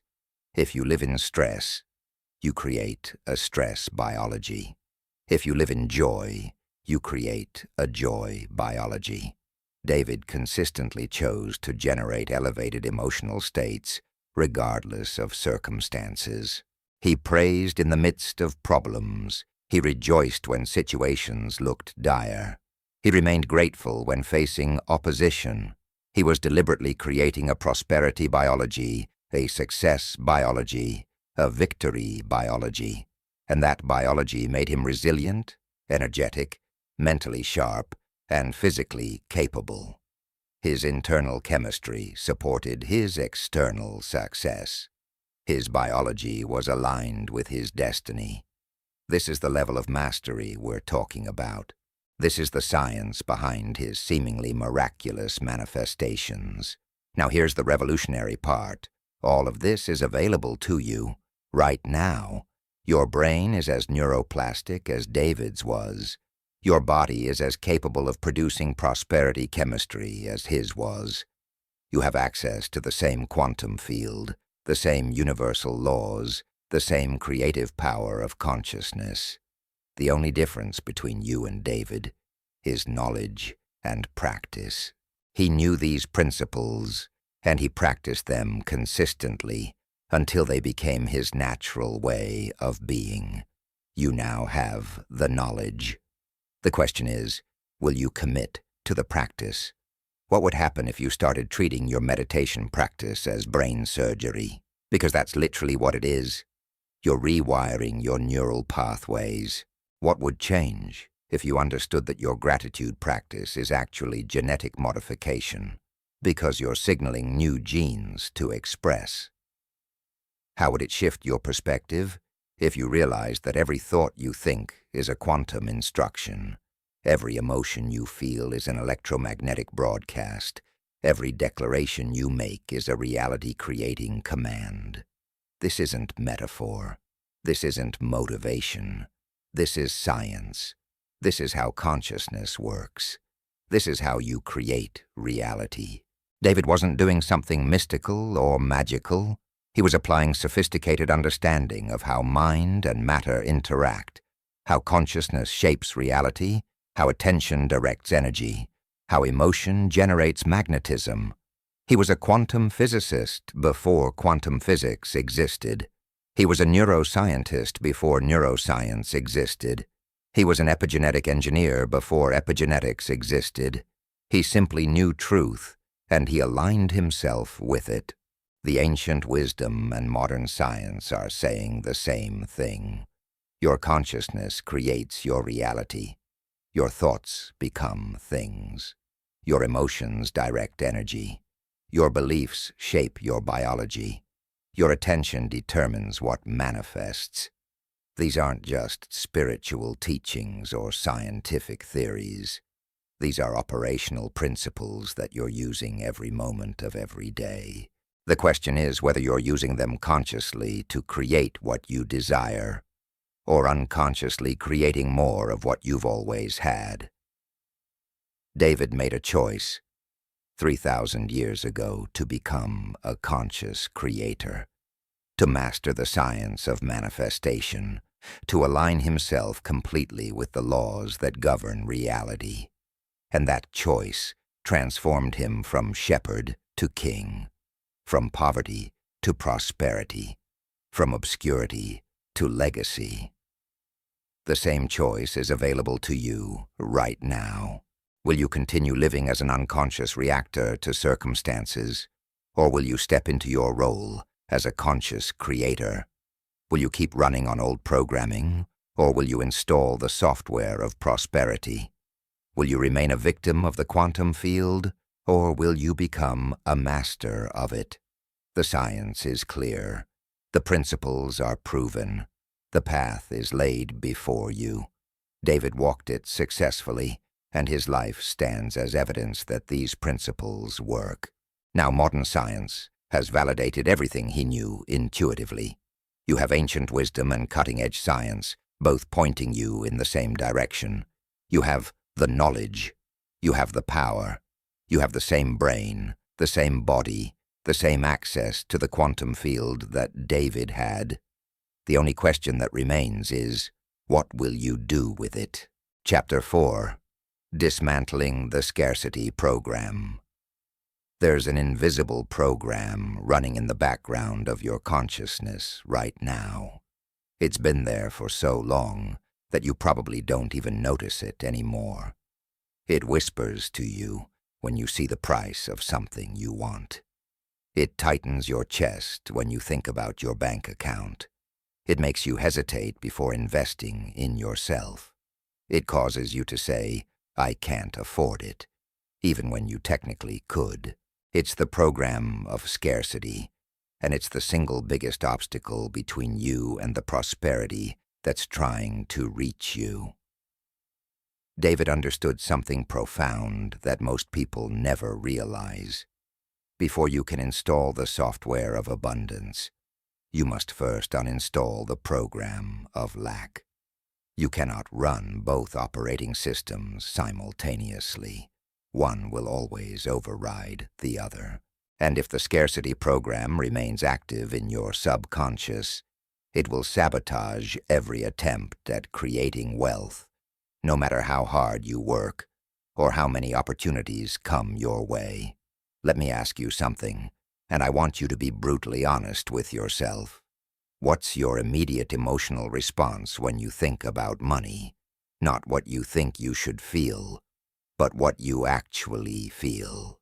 Is it ease and confidence, or is it tension and worry? Is it excitement and possibility, or is it stress and limitation? Whatever you feel is showing you your programming. If money makes you feel anxious, you have scarcity programming. If wealth makes you feel guilty, you have scarcity programming. If success makes you feel uncomfortable, you have scarcity programming.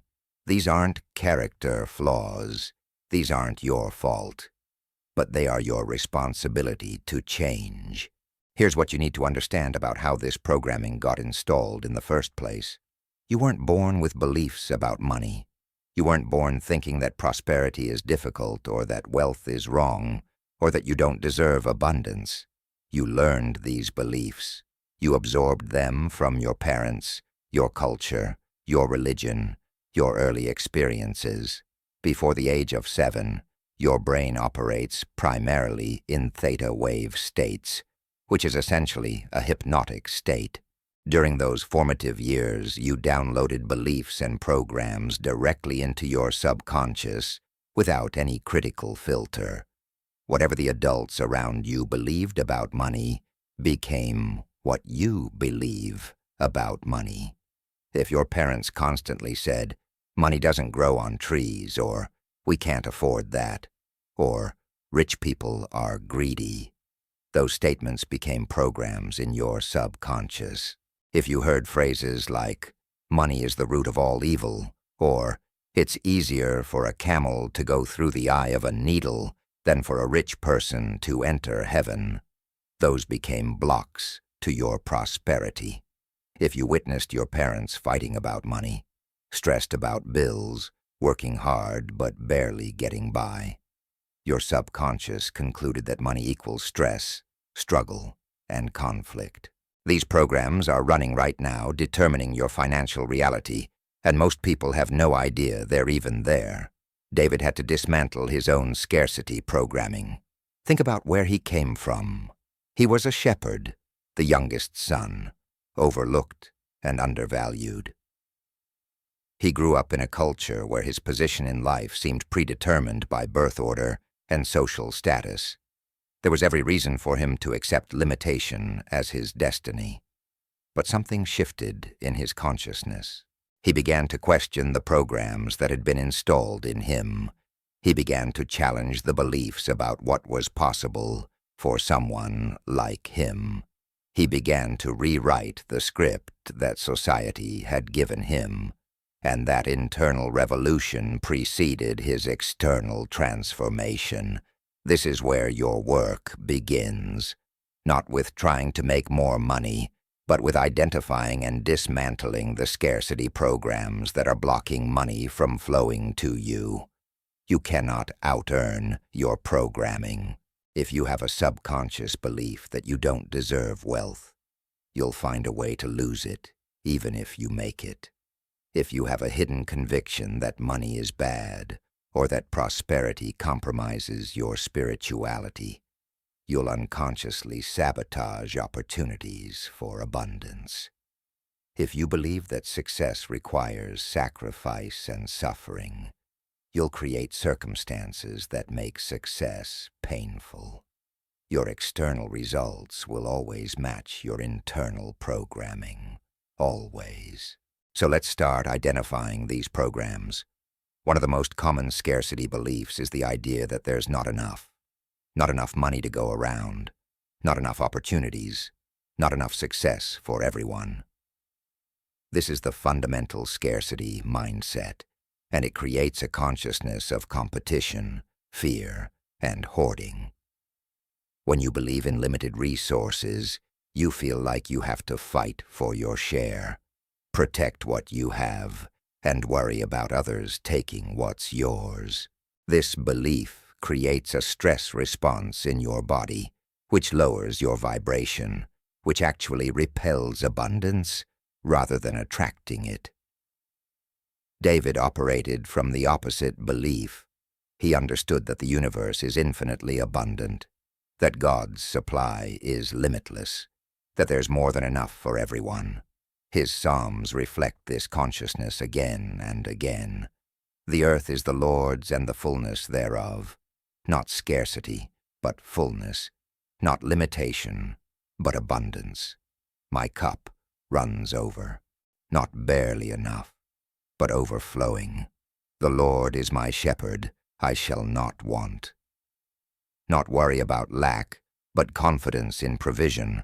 He programmed himself with abundance consciousness, and abundance became his reality. You must do the same.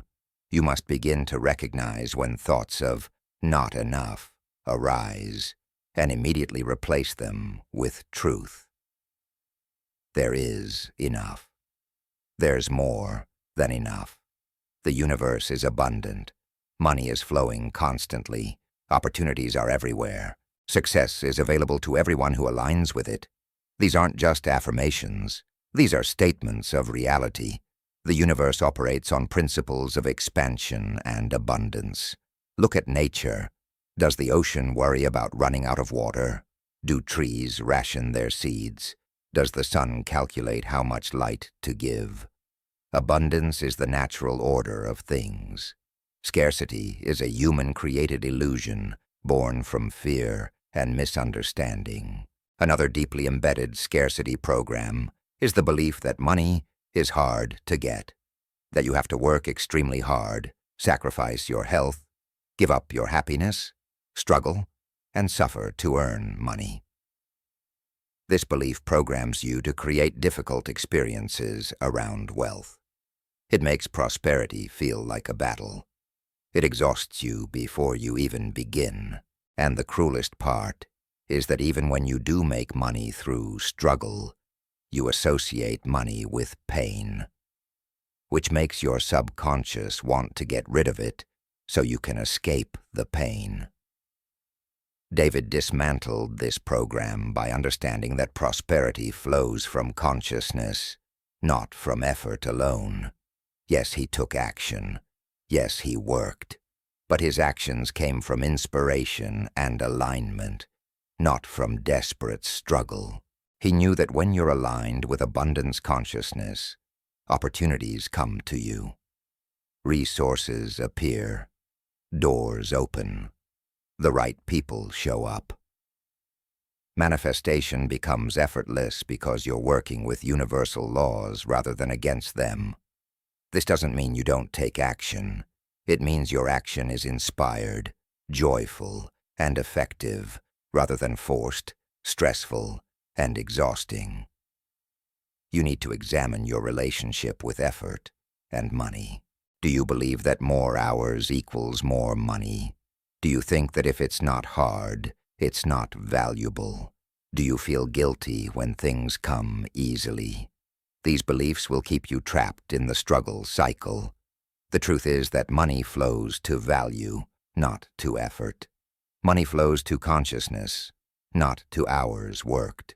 You can work 16 hours a day and make very little if your consciousness is programmed for scarcity. Or you can work 4 hours a day and make abundantly if your consciousness is programmed for prosperity. David understood this. His wealth came from his consciousness, from his alignment, from his understanding of universal laws, not just from his labor. Let's talk about one of the most insidious scarcity programs, the belief that you're not worthy of abundance. This one hides deep in the subconscious, often masked by other beliefs. It shows up as self-sabotage, as procrastination, as choosing relationships and situations that keep you small, as apologizing for your success, as downplaying your abilities, as feeling uncomfortable when people praise you, as unconsciously creating problems right when things start going well. This unworthiness program is devastating because it operates below conscious awareness, undermining your efforts while making you think you're just unlucky or that prosperity isn't meant for you. David dealt with this program directly. Remember, he was the son nobody thought was worth calling in from the fields. He had every reason to internalize unworthiness, but instead he chose to anchor his worth in something deeper than human opinion or social status. He understood that his value came from being created in the image of the divine, from being chosen and loved by the source of all abundance. His psalms declare this again and again.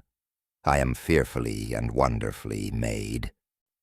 You have made me a little lower than the angels and crowned me with glory and honor.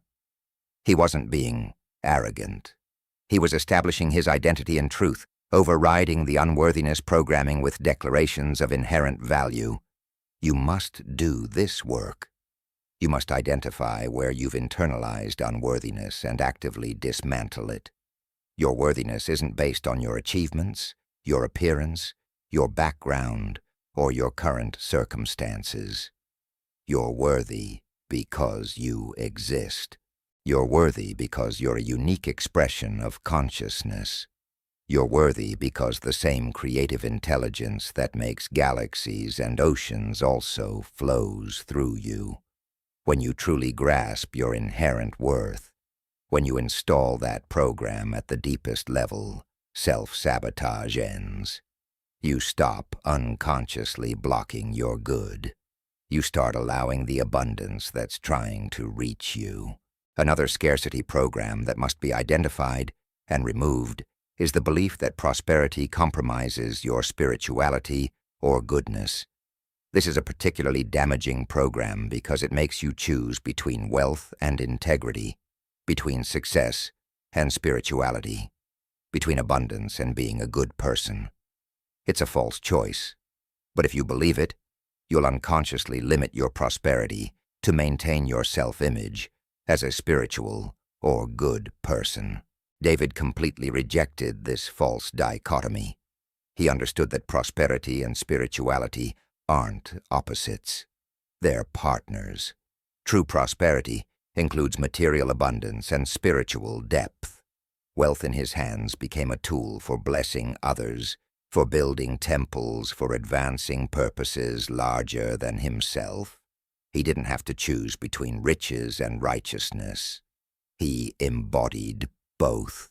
You need to examine where you've been taught that money is somehow unspiritual, or that wanting wealth makes you shallow or materialistic. These are scarcity programs designed to keep you small, The truth is that money is neutral. It's energy. It amplifies who you already are. If you're generous, money makes you more generous. If you're kind, money gives you greater capacity for kindness. If you're purpose-driven, money gives you resources to fulfill your purpose. The belief that poverty is virtuous is one of the most destructive programs ever installed in human consciousness. Poverty doesn't make you holy. It just makes you poor. David understood that he could serve at a much higher level with resources than without them. Abundance empowered his purpose rather than compromising it. Let's address another common scarcity program, the belief that if you have more, someone else has less.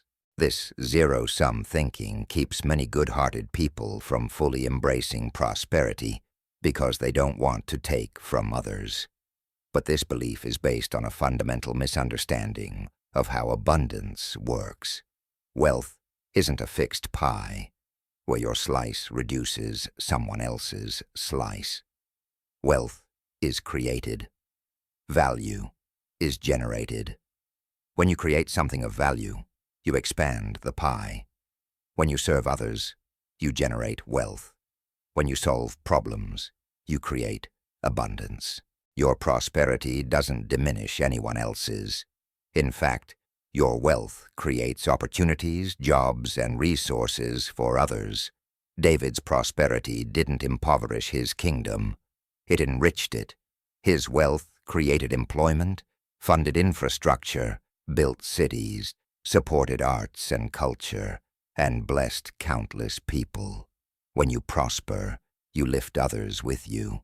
You have more to give, more to share, more to invest in worthy causes. The people who believe that their poverty helps others are operating from scarcity programming. Your lack doesn't feed anyone. Your struggle doesn't ease anyone else's burden. But your abundance, when used wisely, can transform lives and communities. Release the guilt about prospering. Embrace the truth that your wealth, when aligned with purpose, is a blessing to the world. Now let's talk about the scarcity program around aging and timing. Many people believe that prosperity comes only after decades of struggle, that success is for the young, that opportunities diminish with age, that there's a timeline you must follow to achieve wealth. These beliefs create artificial limitations. David became king at 30, but had already cultivated prosperity consciousness as a teenager. Age was irrelevant. What mattered was his internal state. You'll find examples throughout history of people who created massive wealth in their 20s and others who built empires in their 70s. The universe doesn't care about your age. It responds to your consciousness. If you believe you're too young or too old, or that you've missed your window, you're running scarcity programming that's limiting your potential. Time itself is a construct that you can work with rather than against. In the quantum field, all possibilities exist simultaneously.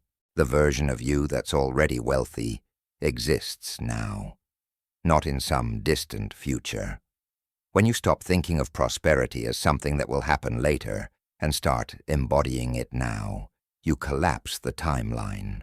David didn't wait until he became king to think like a king. He embodied king consciousness immediately, and the external promotion followed. Stop telling yourself that abundance will come someday when conditions are right. Conditions are never right. You make them right by changing your consciousness now. There's also a scarcity program around deserving and earning.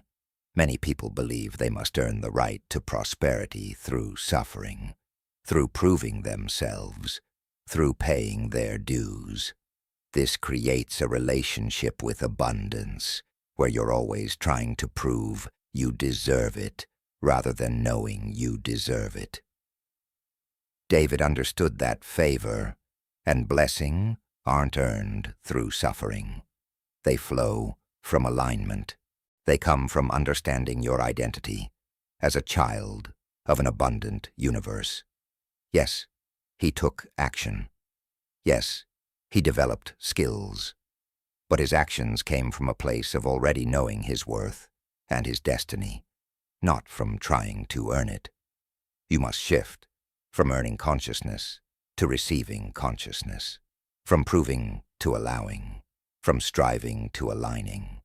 This doesn't mean you become lazy or passive. It means your action comes from fullness rather than emptiness, from confidence rather than desperation, from joy rather than fear. When you know you're worthy, when you trust in divine timing and provision, when you understand that abundance is your birthright, everything changes. Your energy shifts, your vibration rises, and opportunities that were always there but invisible to your scarcity-programmed perception suddenly become obvious. Let's address the scarcity program around what I call good person syndrome. This is the belief that if you're successful, if you have wealth, if life is going well, you must have done something wrong, or you're somehow cheating. Good people struggle. Good people sacrifice. Good people stay humble by staying small. This program causes people to unconsciously sabotage their success because deep down, they believe that prosperity means they're not good people. David rejected this completely. He celebrated his victories. He acknowledged his success. He lived in the palace without apology. He understood that his prosperity was evidence of his alignment with universal laws, not evidence of moral failure. You need to give yourself permission to prosper, permission to succeed, permission to live abundantly, permission to enjoy wealth, permission to celebrate your wins. This isn't ego. This isn't pride. This is claiming what's rightfully yours as a creative being in an abundant universe. Stop making yourself small to make others comfortable. Stop apologizing for your success. Stop dimming your light to avoid triggering other people's scarcity programs. Your full expression of abundance gives others permission to do the same. Your prosperity consciousness raises the vibration of everyone around you. Another subtle scarcity program is the belief that you must know how prosperity will come before you can receive it, that you need to see the path, understand the mechanism, control the process. This need for certainty is actually a trust issue, and it limits what the universe can deliver to you. David didn't know how he would go from shepherd to king. He didn't have a 5-year plan. He didn't need to control the how. He simply aligned himself with the what, with the vision, with the consciousness of prosperity, and trusted that the how would reveal itself. And it always did, often in ways he never could have predicted or planned. You must release your grip on the how. Your job is to become clear about what you desire, to embody the consciousness of already having it, to take inspired action when opportunities arise, and to trust the intelligence of the universe to orchestrate circumstances. When you demand to know how it will happen, when you try to force specific pathways, when you reject opportunities because they don't match your preconceived plan, you're operating from scarcity and control. Abundance requires trust. It requires flexibility. It requires openness to receiving in unexpected ways. Let's talk about the comparison program, because this one is particularly toxic in today's social media age. When you constantly compare yourself to others, when you measure your worth by others' achievements, when you feel less than because someone else has more, you're running pure scarcity programming. Comparison assumes that someone else's success diminishes your potential. It assumes that abundance is limited and competitive. It keeps you focused on lack rather than on your own growth and manifestation. David never compared himself to other kings or leaders. He ran his own race. He fulfilled his own purpose. He measured his success by his own growth, not by others' achievements. You must stop comparing. Every person has their own journey, their own timing, their own lessons. Someone else's chapter 20 doesn't diminish your chapter 3. Someone else's $1 million doesn't reduce the abundance available to you. In fact, other people's success should inspire you because it proves that prosperity is possible, that abundance is real, that the principles work. When you celebrate others' wins instead of envying them, when you feel genuinely happy for others' prosperity instead of threatened by it, you shift from scarcity to abundance consciousness. You signal to the universe that you believe in plenty, and plenty flows to you. Now, how do you actually dismantle these programs? It starts with awareness. You cannot change what you're not aware of. Begin to notice your automatic thoughts about money, success, and prosperity. When you see a price, what's your first thought? When you hear about someone's success, what's your first feeling? When an opportunity arises, what's your first response? These automatic reactions reveal your programming. Don't judge them. Just notice them. Awareness is the first step toward transformation. Once you're aware of a scarcity program, you challenge it. Ask yourself, is this actually true? Is it true that money is hard to get? Look for evidence that contradicts this. There are people making money easily. There are opportunities all around. Money flows constantly through the economy. Is it true that you're not worthy? Look for evidence of your value. You've helped people. You've overcome challenges. You have unique gifts and abilities. Challenge every scarcity belief with contrary evidence until it begins to weaken. Then comes the crucial step of replacement. You don't just remove old programming. You install new programming. This is where David's method of psalms and declarations becomes powerful. Create your own prosperity declarations. Write them down. Speak them daily. Saturate your consciousness with new beliefs. I am worthy of all good things. Abundance flows to me easily and constantly. Money is a tool for good in my life. I prosper in all that I do. The universe supports my success. Say these with feeling. Repeat them consistently. Let them become your new automatic programming. You also need to immerse yourself in abundance consciousness through what you read, watch, and listen to. If you're constantly consuming news that focuses on economic collapse, if you're surrounded by people who complain about money, if you're reading content that reinforces scarcity, you're programming yourself for lack. David immersed himself in scriptures about God's provision and abundance. He surrounded himself with reminders of divine supply. You need to create an environment that supports prosperity, consciousness. Read success stories. Listen to teachers who understand abundance. Spend time with people who think prosperously.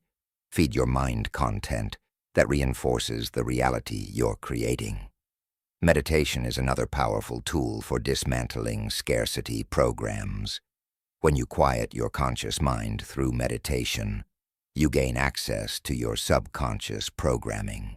In that state, you can observe limiting beliefs without attachment and introduce new programming more directly. Visualize yourself living in abundance. Feel the emotions of prosperity. See yourself receiving, enjoying, and sharing wealth. Do this consistently, and you're literally rewiring your brain, creating new neural pathways, installing new programming at the deepest levels. But perhaps the most powerful way to dismantle scarcity is through action that contradicts it. When you give generously despite feeling lack, you're telling your subconscious that you have abundance. When you invest in yourself despite fear, you're declaring your worth. When you make prosperous choices before you feel prosperous, you're reprogramming your consciousness. David did this constantly. He gave offerings. He blessed others. He made kingly decisions before he was king. His actions didn't match his circumstances. They matched his consciousness. And his circumstances eventually caught up. You must become willing to act as if the abundance you desire is already yours, not through foolish spending or irresponsible financial decisions, but through embodying prosperity consciousness in your daily choices. Buy the slightly better quality item when you have the choice. Tip generously. Invest in your education and growth. Choose the experience over saving every penny. These actions signal to your subconscious that you believe in abundance, and your subconscious begins to create that reality. Here's what you need to understand. These scarcity programs have been running your life for years, maybe decades. They won't disappear overnight just because you've become aware of them. Dismantling them is a process. It requires patience, persistence, and self-compassion. You'll catch yourself falling back into old patterns. You'll notice scarcity thoughts arising. This is normal. This is part of the process. The key is not to judge yourself, but to gently redirect. Notice the old program, acknowledge it, and choose a new thought. Notice the scarcity feeling, accept it, and generate an abundance emotion. Notice the limiting action, forgive yourself, and make a prosperous choice. Every time you do this, every time you choose abundance over scarcity, you weaken the old program and strengthen the new one. You're literally changing your brain structure. You're rewiring neural pathways. You're reconditioning your automatic responses. You're becoming someone new, someone who naturally thinks, feels, and acts from abundance consciousness. Someone who attracts prosperity effortlessly because scarcity programs no longer interfere with the flow. David's transformation wasn't instant. He spent years in the fields reprogramming himself before the external transformation manifested. But he was patient. He was persistent. He was committed to the internal work because he understood that internal transformation precedes external transformation. Every day he chipped away at limiting beliefs. Every day he reinforced abundance consciousness. Every day he chose faith over fear, plenty over poverty, possibility over limitation, and the accumulated effect of those daily choices transformed his reality completely. You're being called to the same work. To look honestly at the scarcity programs running in your consciousness. To identify the beliefs that have been limiting your prosperity. To challenge those beliefs with truth. To replace them with abundance consciousness. To immerse yourself in content and community that supports your transformation. To take actions that contradict scarcity and reinforce abundance. To be patient and persistent with the process. To trust that as you change your programming, your reality must change to match it. The scarcity program is not who you are. It's just software that was installed without your permission. And like any software, it can be uninstalled and replaced. You have the power to rewrite your money story, to reprogram your prosperity consciousness, to dismantle every limitation that's been holding you back. This is your work. This is your responsibility. This is your opportunity. The tablet of prosperity awaits you. But you must first clear the space for it by removing the programs of lack. David did this work 3,000 years ago. And now, it's your turn to do the same. Chapter 5. The King's State of Being. Who are you when nobody's watching? Not what you do, not what you have, not what you've achieved. Who are you at the core of your being? This isn't a philosophical question. It's the most practical question you'll ever answer because your state of being determines everything. It determines what you attract, what you create, what you experience, what manifests in your life. David understood something that most people spend their entire lives missing. He understood that becoming a king had nothing to do with wearing a crown or sitting on a throne. It had everything to do with embodying king consciousness.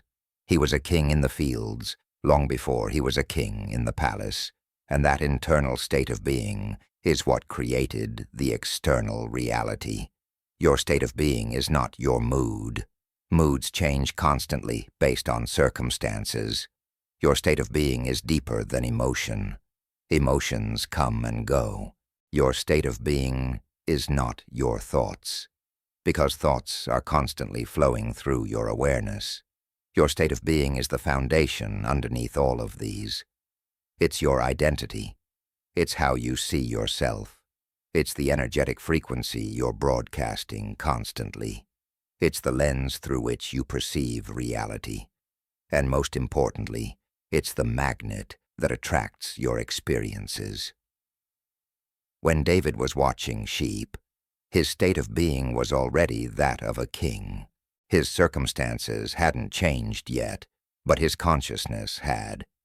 And consciousness always precedes circumstances. Let me tell you what the king's state of being actually is. It's not arrogance. It's not superiority. It's not looking down on others or thinking you're better than anyone else. The king's state of being is absolute certainty about your value, your purpose, and your right to prosper.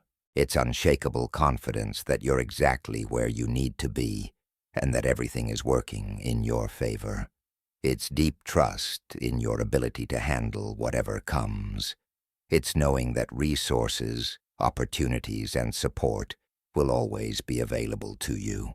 It's living from fullness rather than emptiness, from abundance rather than lack, from power rather than victimhood. This is what David cultivated in himself, and this is what you must cultivate in yourself. Most people live their entire lives in what I call subject consciousness. They feel like subjects of their circumstances, victims of their conditions, at the mercy of external forces. They wait for permission to prosper.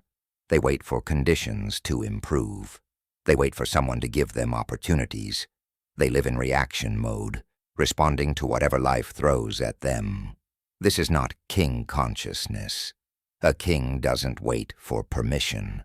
A king doesn't need ideal conditions. A king doesn't react to circumstances. A king creates circumstances. A king decides what will be, and then aligns everything to make it so. This was David's consciousness, and it needs to become yours. Think about what happened when Samuel came to anoint the next king. David wasn't even called in from the fields initially. His own father didn't think he was worthy of consideration.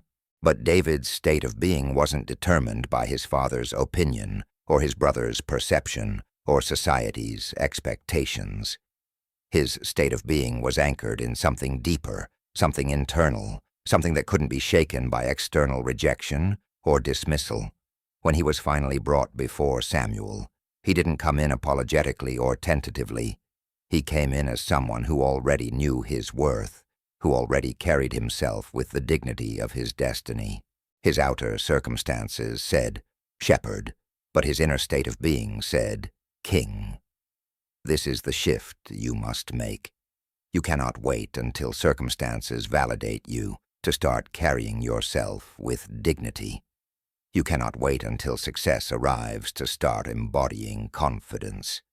You cannot wait until wealth appears to start living from abundance consciousness.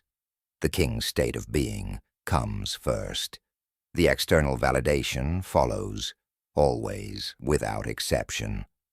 David wasn't chosen because he looked like a king. He looked like a king because he had already chosen himself internally.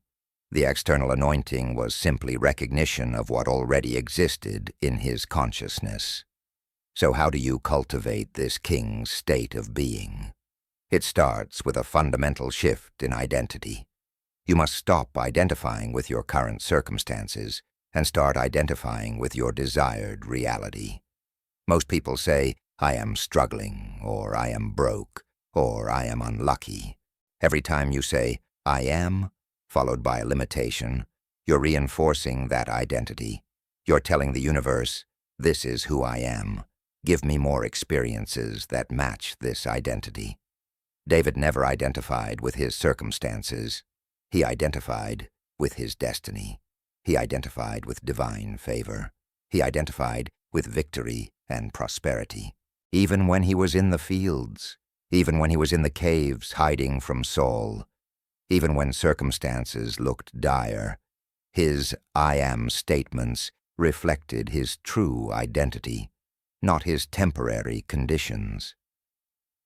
You need to become conscious of how you complete the sentence I am, because whatever follows those two words is what you're creating. I am abundant. I am successful. I am favored. I am prosperous. I am powerful. These aren't affirmations you say hoping they'll become true. These are declarations of your true identity that's already true in the quantum field, already existing as potential, waiting for you to claim it and embody it. When you say, I am abundant, you're not lying or pretending.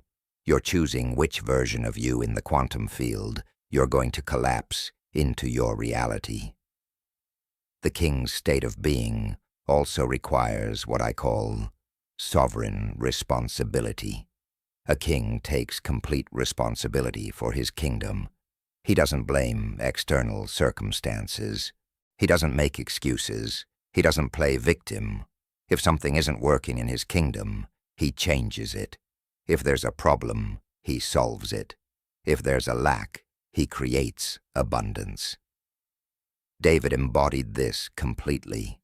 When challenges arose, he didn't complain or blame. He took action. He made decisions. He created solutions. He owned his reality completely. This is not about shame or self-blame. This is about power. When you take full responsibility for your life, you reclaim your power to change it. Most people give away their power by blaming circumstances, other people, the economy, their past, their genetics, or bad luck for their lack of prosperity. Every time you blame something outside yourself, you're saying, I'm powerless, I'm a victim, I can't change this. And the universe responds by giving you more experiences of powerlessness. But when you say, I am responsible for my reality, I am the creator of my experience. If something isn't working, I have the power to change it. You step into king consciousness. You reclaim your authority.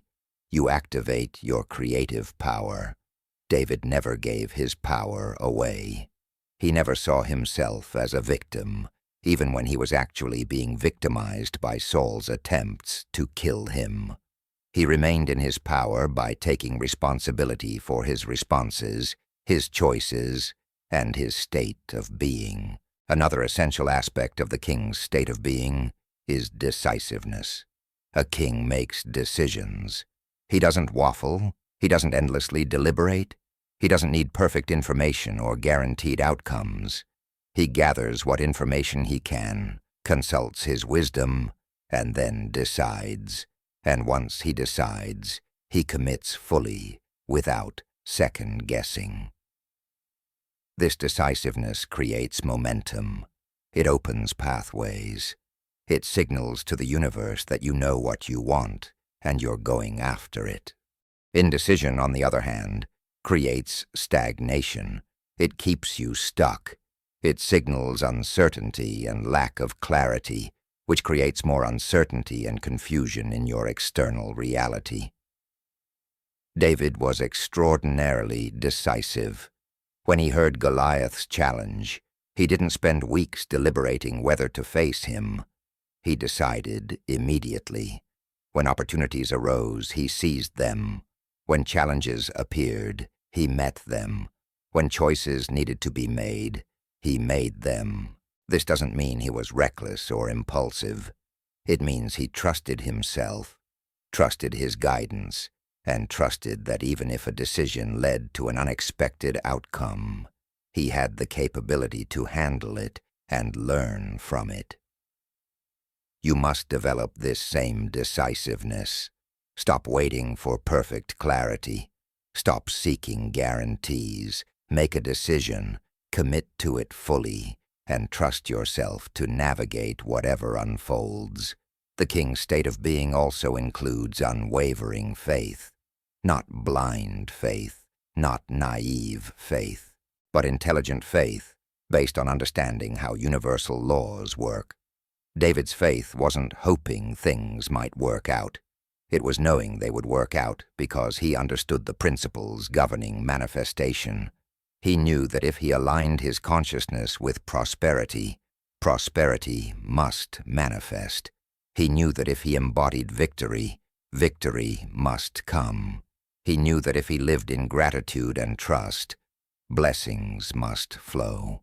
His faith was based on understanding cause and effect in the realm of consciousness. This is the faith you need to cultivate, not wishful thinking, but confident knowing based on your understanding of how reality works. This faith manifests as a deep inner peace, regardless of circumstances. A king doesn't panic when problems arise because he knows that problems are temporary and solvable. He doesn't spiral into fear when challenges appear because he knows that challenges are opportunities in disguise.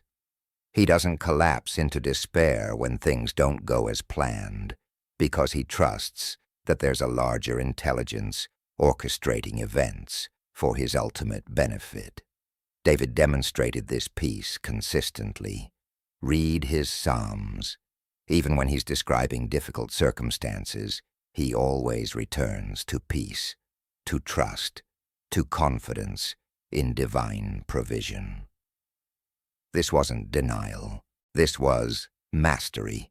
This was king consciousness. You need to develop this same inner stability.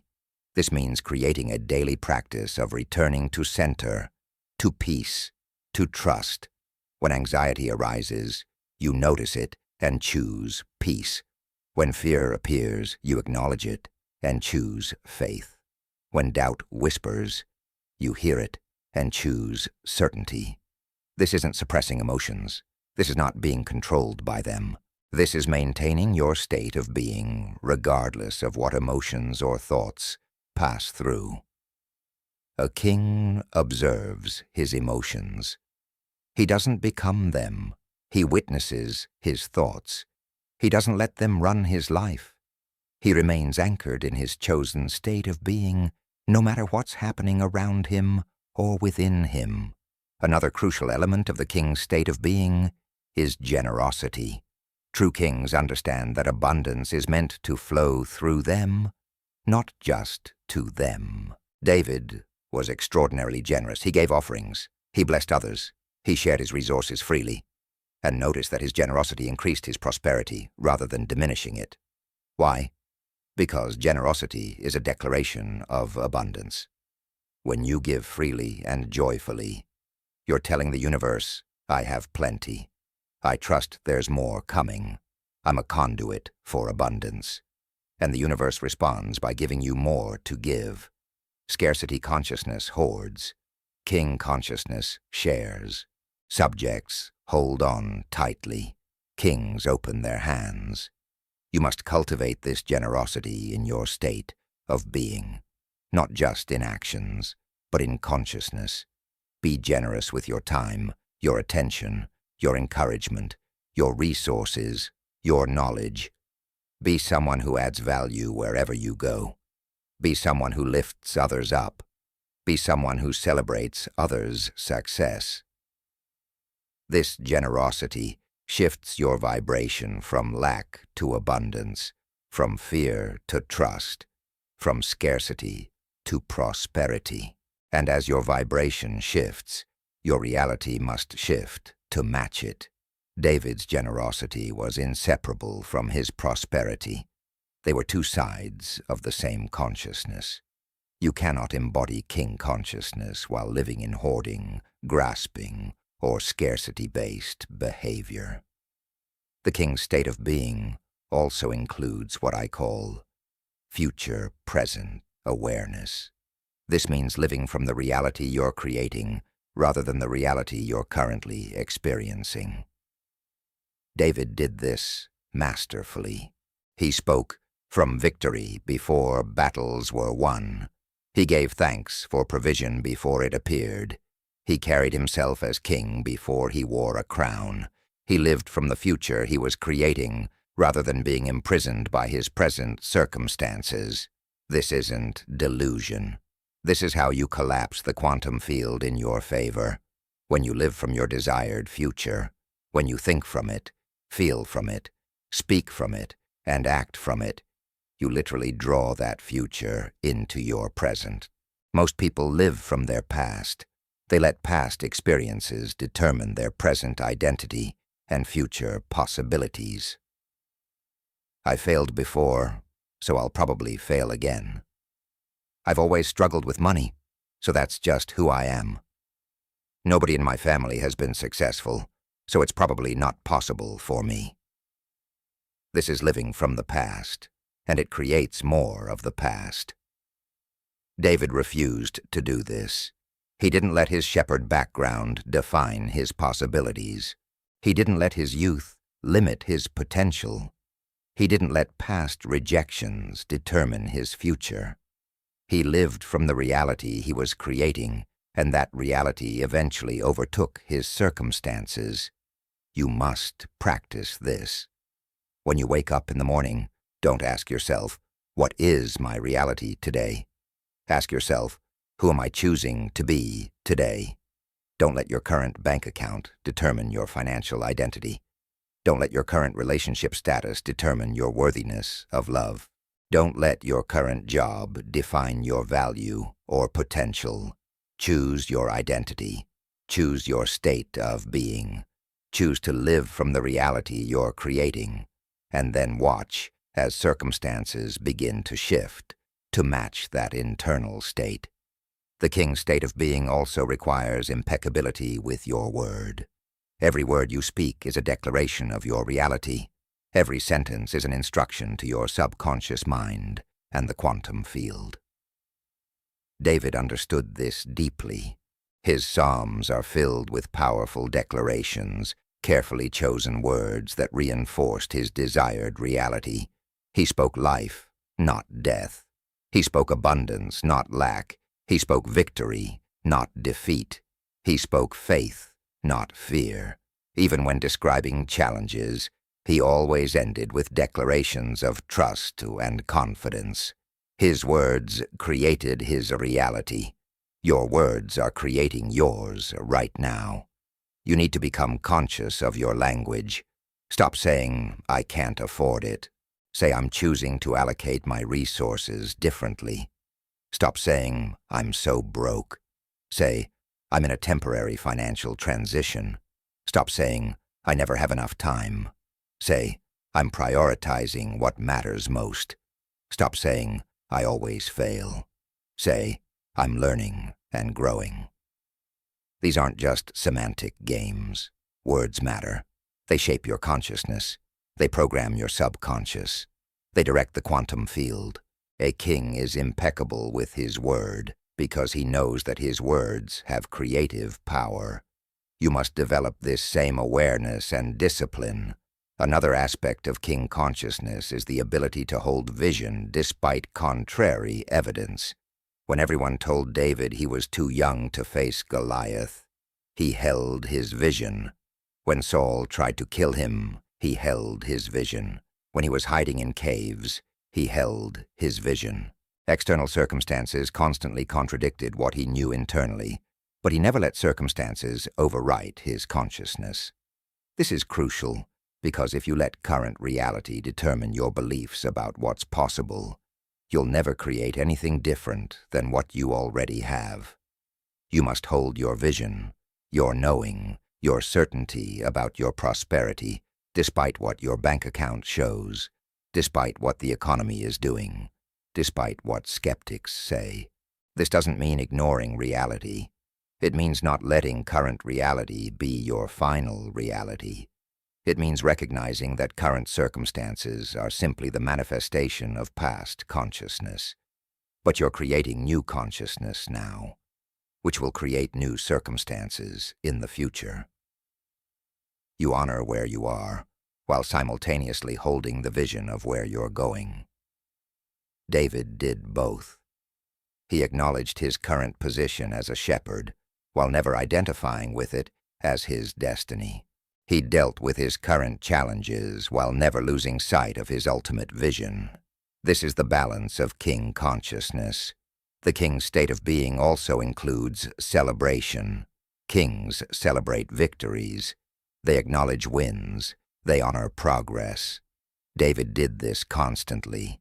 His psalms are filled with celebration, with joy, with gratitude for blessings received and victories won. He didn't downplay his successes or minimize his achievements. He celebrated them fully. Why? Because celebration amplifies. Celebration tells the universe, "This is good. I want more of this. This brings me joy." And the universe delivers more of what you celebrate. If you barely acknowledge your wins, if you immediately move on to the next goal, if you dismiss your achievements as not good enough, you're training the universe to give you experiences of not good enough. You need to practice celebration. When money comes to you, celebrate it. When opportunities arise, celebrate them. When you make progress, celebrate it. When you overcome a challenge, celebrate it. Don't wait until you've made it to celebrate. Celebrate the journey. Celebrate the small wins. Celebrate evidence of the principles working. Celebration is not about ego. It's about appreciation, gratitude, and acknowledgement of the good that's flowing to you. It raises your vibration. It reinforces positive momentum. It programs your consciousness for more success. A king celebrates because he recognizes that what you appreciates. Let's talk about presence, because this is a critical component of king consciousness that many people overlook. A king is fully present. He's not lost in regrets about the past or anxieties about the future. He's here, now, dealing with what's in front of him with full attention and awareness. David demonstrated this consistently. When he was a shepherd, he was fully present with his sheep. When he fought Goliath, he was completely in the moment. When he ruled, he gave his full attention to the needs of his kingdom.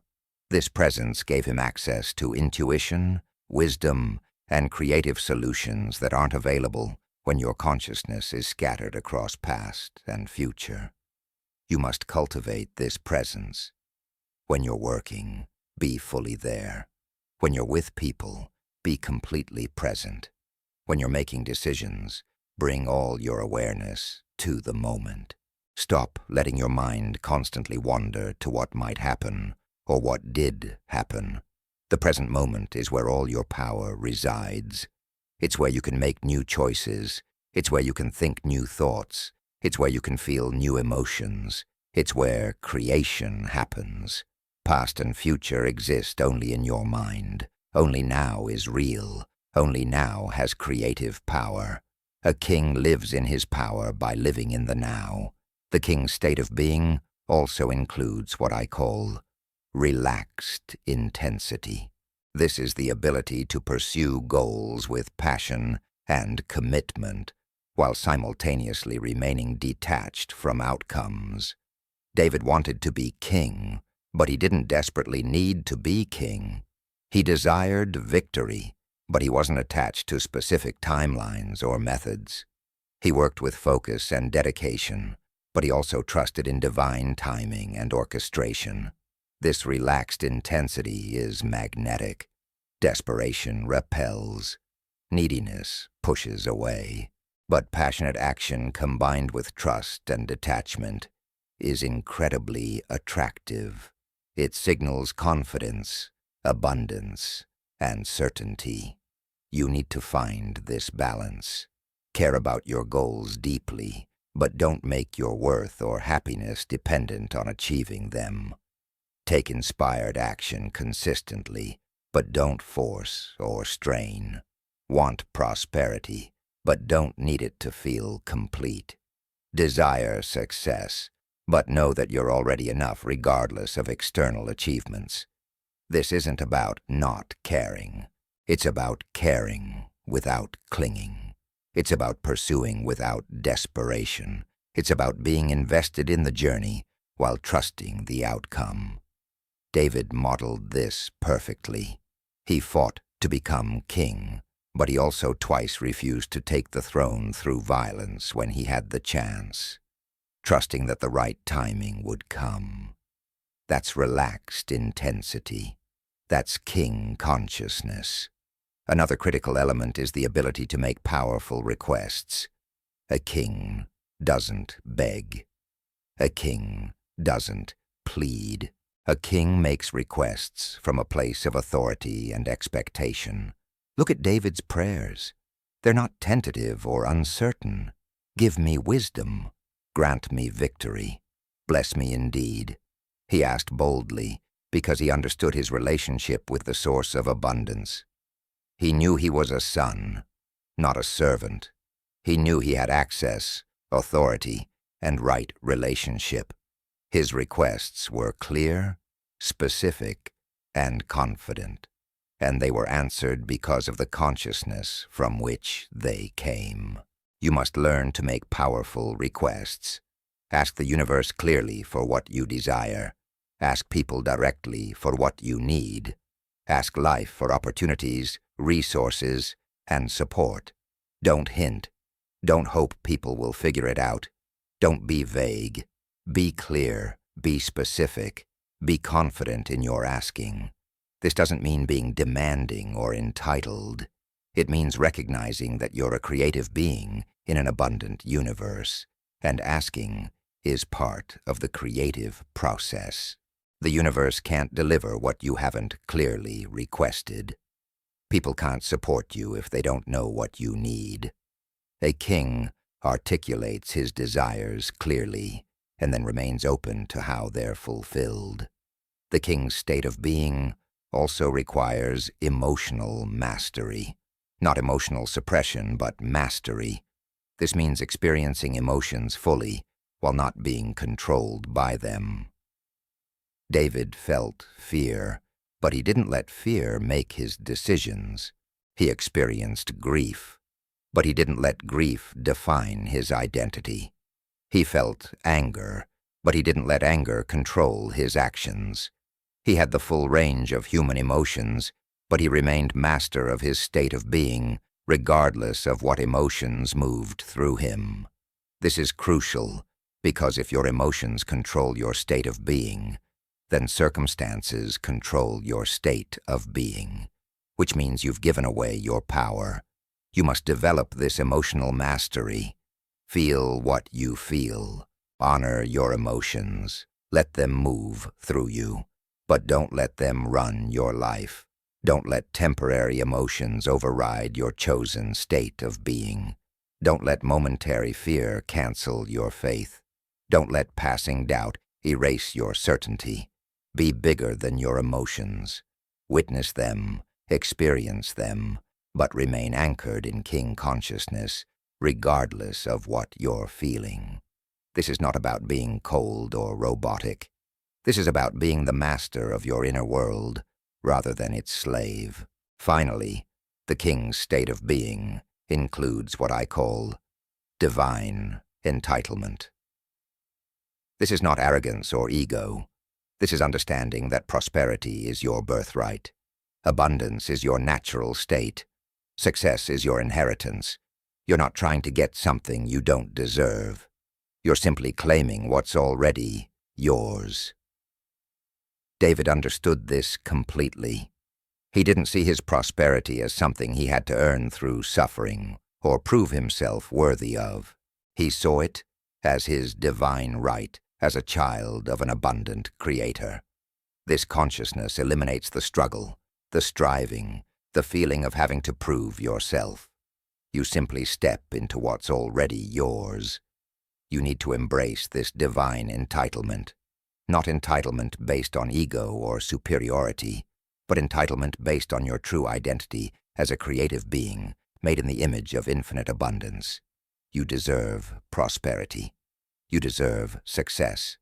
You deserve all good things, not because of what you've done or achieved, but because of who you are. When you truly grasp this, when you install this knowing at the deepest level of your being, everything changes. You stop seeking approval.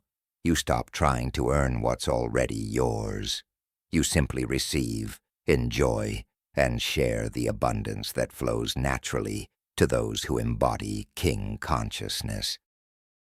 This is the state of being that David cultivated in those fields, refined in those caves, and ultimately expressed on the throne. This is what made him magnetic to opportunities, attractive to resources, and unstoppable in his manifestation. And this is the state of being that's available to you right now. Not tomorrow. Not when conditions improve. Not when you achieve certain things. Now, you can choose to embody King consciousness in this moment. You can decide to live from fullness rather than lack, from power rather than victimhood, from certainty rather than doubt. You can claim your authority, your value, your right to prosper. The crown isn't something someone places on your head. It's something you claim for yourself by shifting your state of being. David became king in consciousness first. The throne just made it official. Now it's your turn to crown yourself by embodying the king's state of being. Chapter 6. The Frequency of Anticipated Gratitude. Imagine for a moment that you could feel genuinely grateful for abundance that hasn't yet appeared in your physical reality. Imagine that you could experience deep appreciation for success that hasn't yet manifested in your external world. Imagine that you could celebrate victories that haven't yet been won in the visible realm.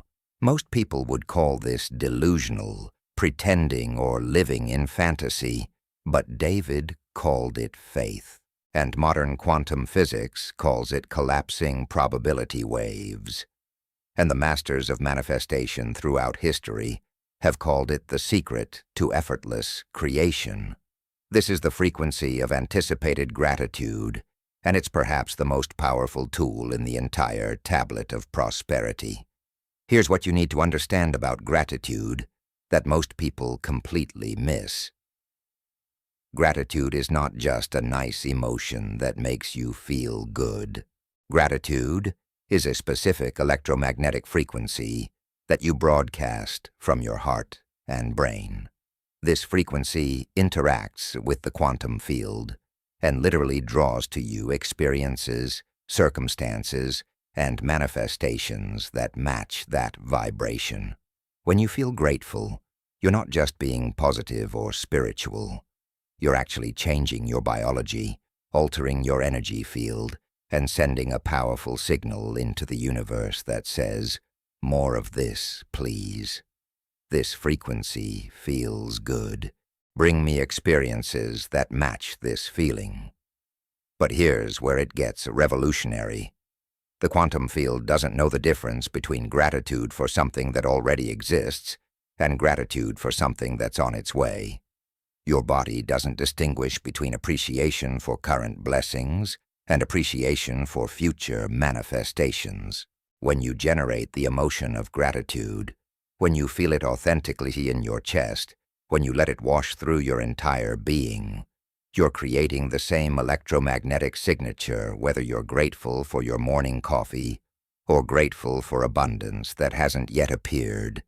And the universe responds to the frequency, not to the circumstances that generated it. David understood this at a level that seemed mystical to those around him, but was actually deeply scientific. Look at his Psalms. They're filled with gratitude for things that hadn't yet happened. He gave thanks for victories before battles began. He expressed appreciation for provision before it appeared. He celebrated deliverance while still facing danger.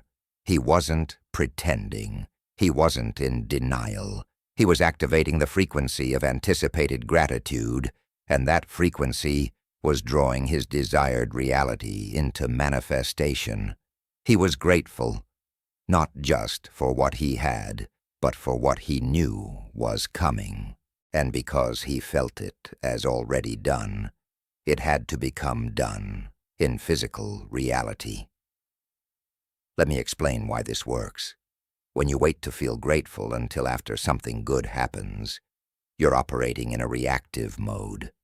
You're letting circumstances determine your emotional state. You're giving your power away to external conditions. But when you generate gratitude before the manifestation, you're operating in a creative mode. You're choosing your emotional state regardless of circumstances. You're claiming your power as a conscious creator. And most importantly, you're creating the vibrational match to what you desire before it appears, which is actually what causes it to appear. Think about this carefully. If you only feel grateful when you have money, then gratitude becomes a result of money, not a cause of money. But if you feel grateful for abundance before money appears, then gratitude becomes the cause and money becomes the effect. This is the reversal that changes everything. Most people think, I'll be grateful when I'm wealthy. But the universe works the other way around. You become wealthy when you're grateful. You must generate the frequency first. The manifestation follows, always. This is not positive thinking. This is quantum mechanics. This is how consciousness creates reality. David practiced this constantly, and you can see it throughout his writings. When he was hiding in caves from Saul, he was giving thanks for his future kingdom. When he faced impossible odds, he was appreciating the victory that was already accomplished in the invisible realm. When he had barely enough to survive, he was celebrating the abundance that was flowing to him. This wasn't fake positivity. This was sophisticated understanding of how to work with the quantum field. He knew that by feeling grateful for what he desired, as if it already existed, he was collapsing the wave function, selecting that timeline, and drawing it into his physical experience. Now, let me be clear about something crucial. Anticipated gratitude is not about lying to yourself. It's not about denying current reality or pretending problems don't exist. It's about understanding that current reality is simply the manifestation of past consciousness, while your present consciousness is creating your future reality. You can acknowledge where you are while simultaneously being grateful for where you're going. David did both. He wrote psalms that honestly described his challenges, but he always ended with gratitude and trust. He honored his current experience while living from his desired future. This is the balance you must find. The frequency of anticipated gratitude creates several powerful effects in your consciousness and biology. First, it shifts your focus from lack to abundance. When you're grateful for what's coming, you're not focused on what's missing. You're not dwelling on problems or limitations. You're directing your attention toward your desired reality. And remember, energy follows attention. Whatever you focus on expands. So by placing your attention on what you're grateful for, even if it hasn't yet appeared, you're causing it to expand and manifest more quickly. Second, anticipated gratitude creates coherence in your heart rhythm. Research from the HeartMath Institute has shown that when you feel genuine appreciation and gratitude, Your heart produces a smooth, coherent, electromagnetic pattern. This coherent heart rhythm communicates to your brain that you're safe, that life is good, that all is well. Your brain then produces different chemistry. Your body moves out of stress response and into growth and restoration.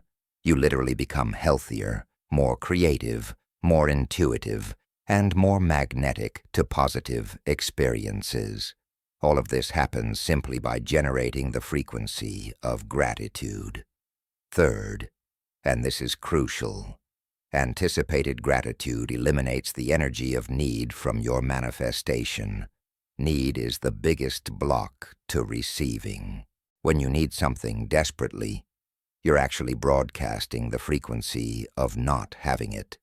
You're vibrating at the frequency of lack, and the universe responds by giving you more experiences of lacking. But when you're grateful for something before it appears, you're not needing it. You're not desperate for it. You're already in the frequency of having it. You're vibrating as if it's done, and that vibration is what allows it to manifest effortlessly. David never manifested from need. He manifested from gratitude. He didn't desperately need to be king. He was grateful for the destiny that was already his. He didn't frantically seek wealth. He appreciated the abundance that was flowing to him. He didn't anxiously chase success. He celebrated the victories that were already accomplished in the invisible realm. This grateful, non-needy energy is magnetic. It attracts. It draws.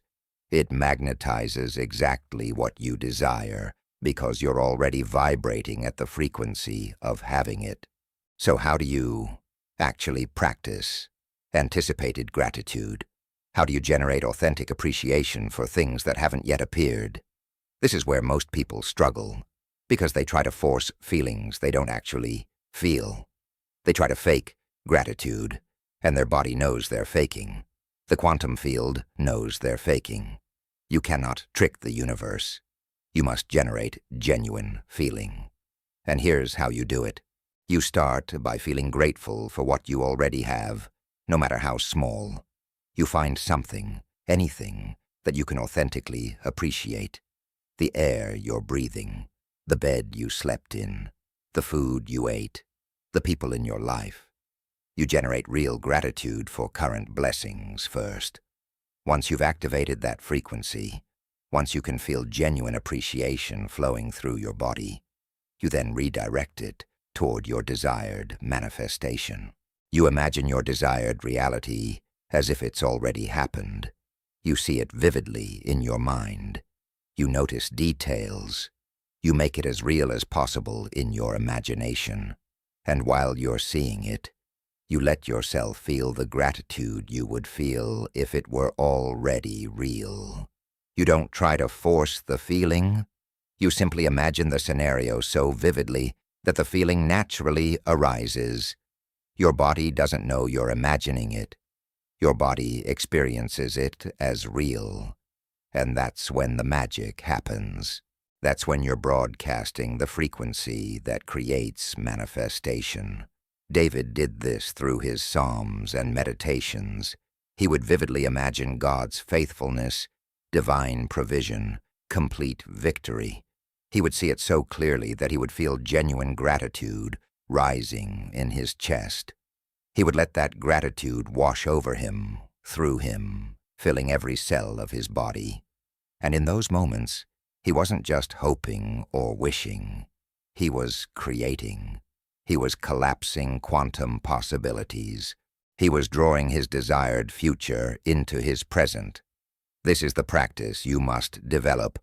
Not casual daydreaming, but intentional, emotional, vivid imagination combined with genuine gratitude.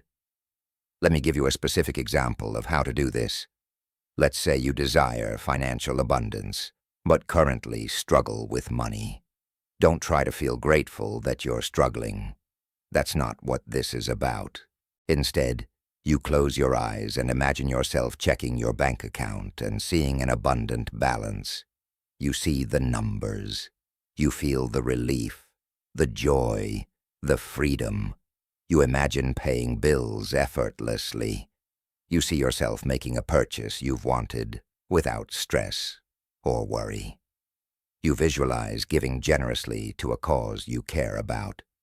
And as you're seeing all of this, you let yourself feel genuinely grateful. Thank you for this abundance. Thank you for this freedom. Thank you for this provision. Thank you that money flows to me easily. You feel it in your body. You let it become real emotionally, even though it hasn't yet manifested physically. Do you see what you're doing? You're not lying to yourself about your current bank account. You're creating a new reality by feeling the frequency of the reality you desire.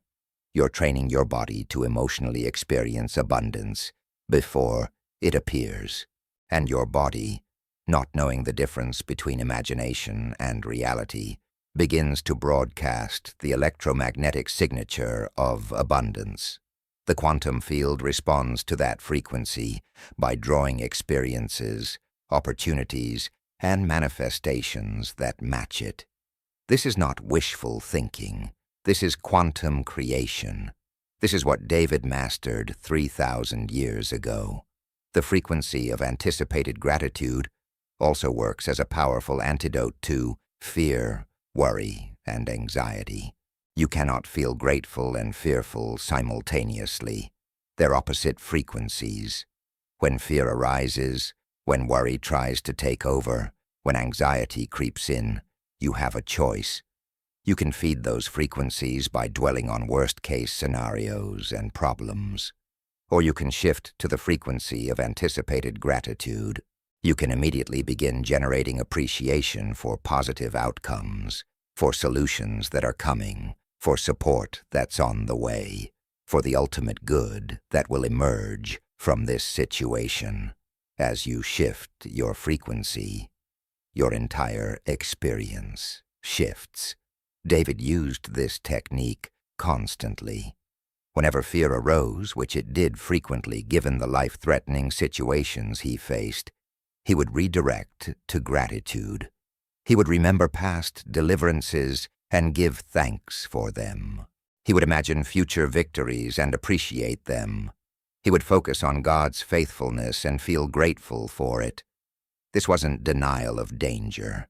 It was choosing which frequency to broadcast.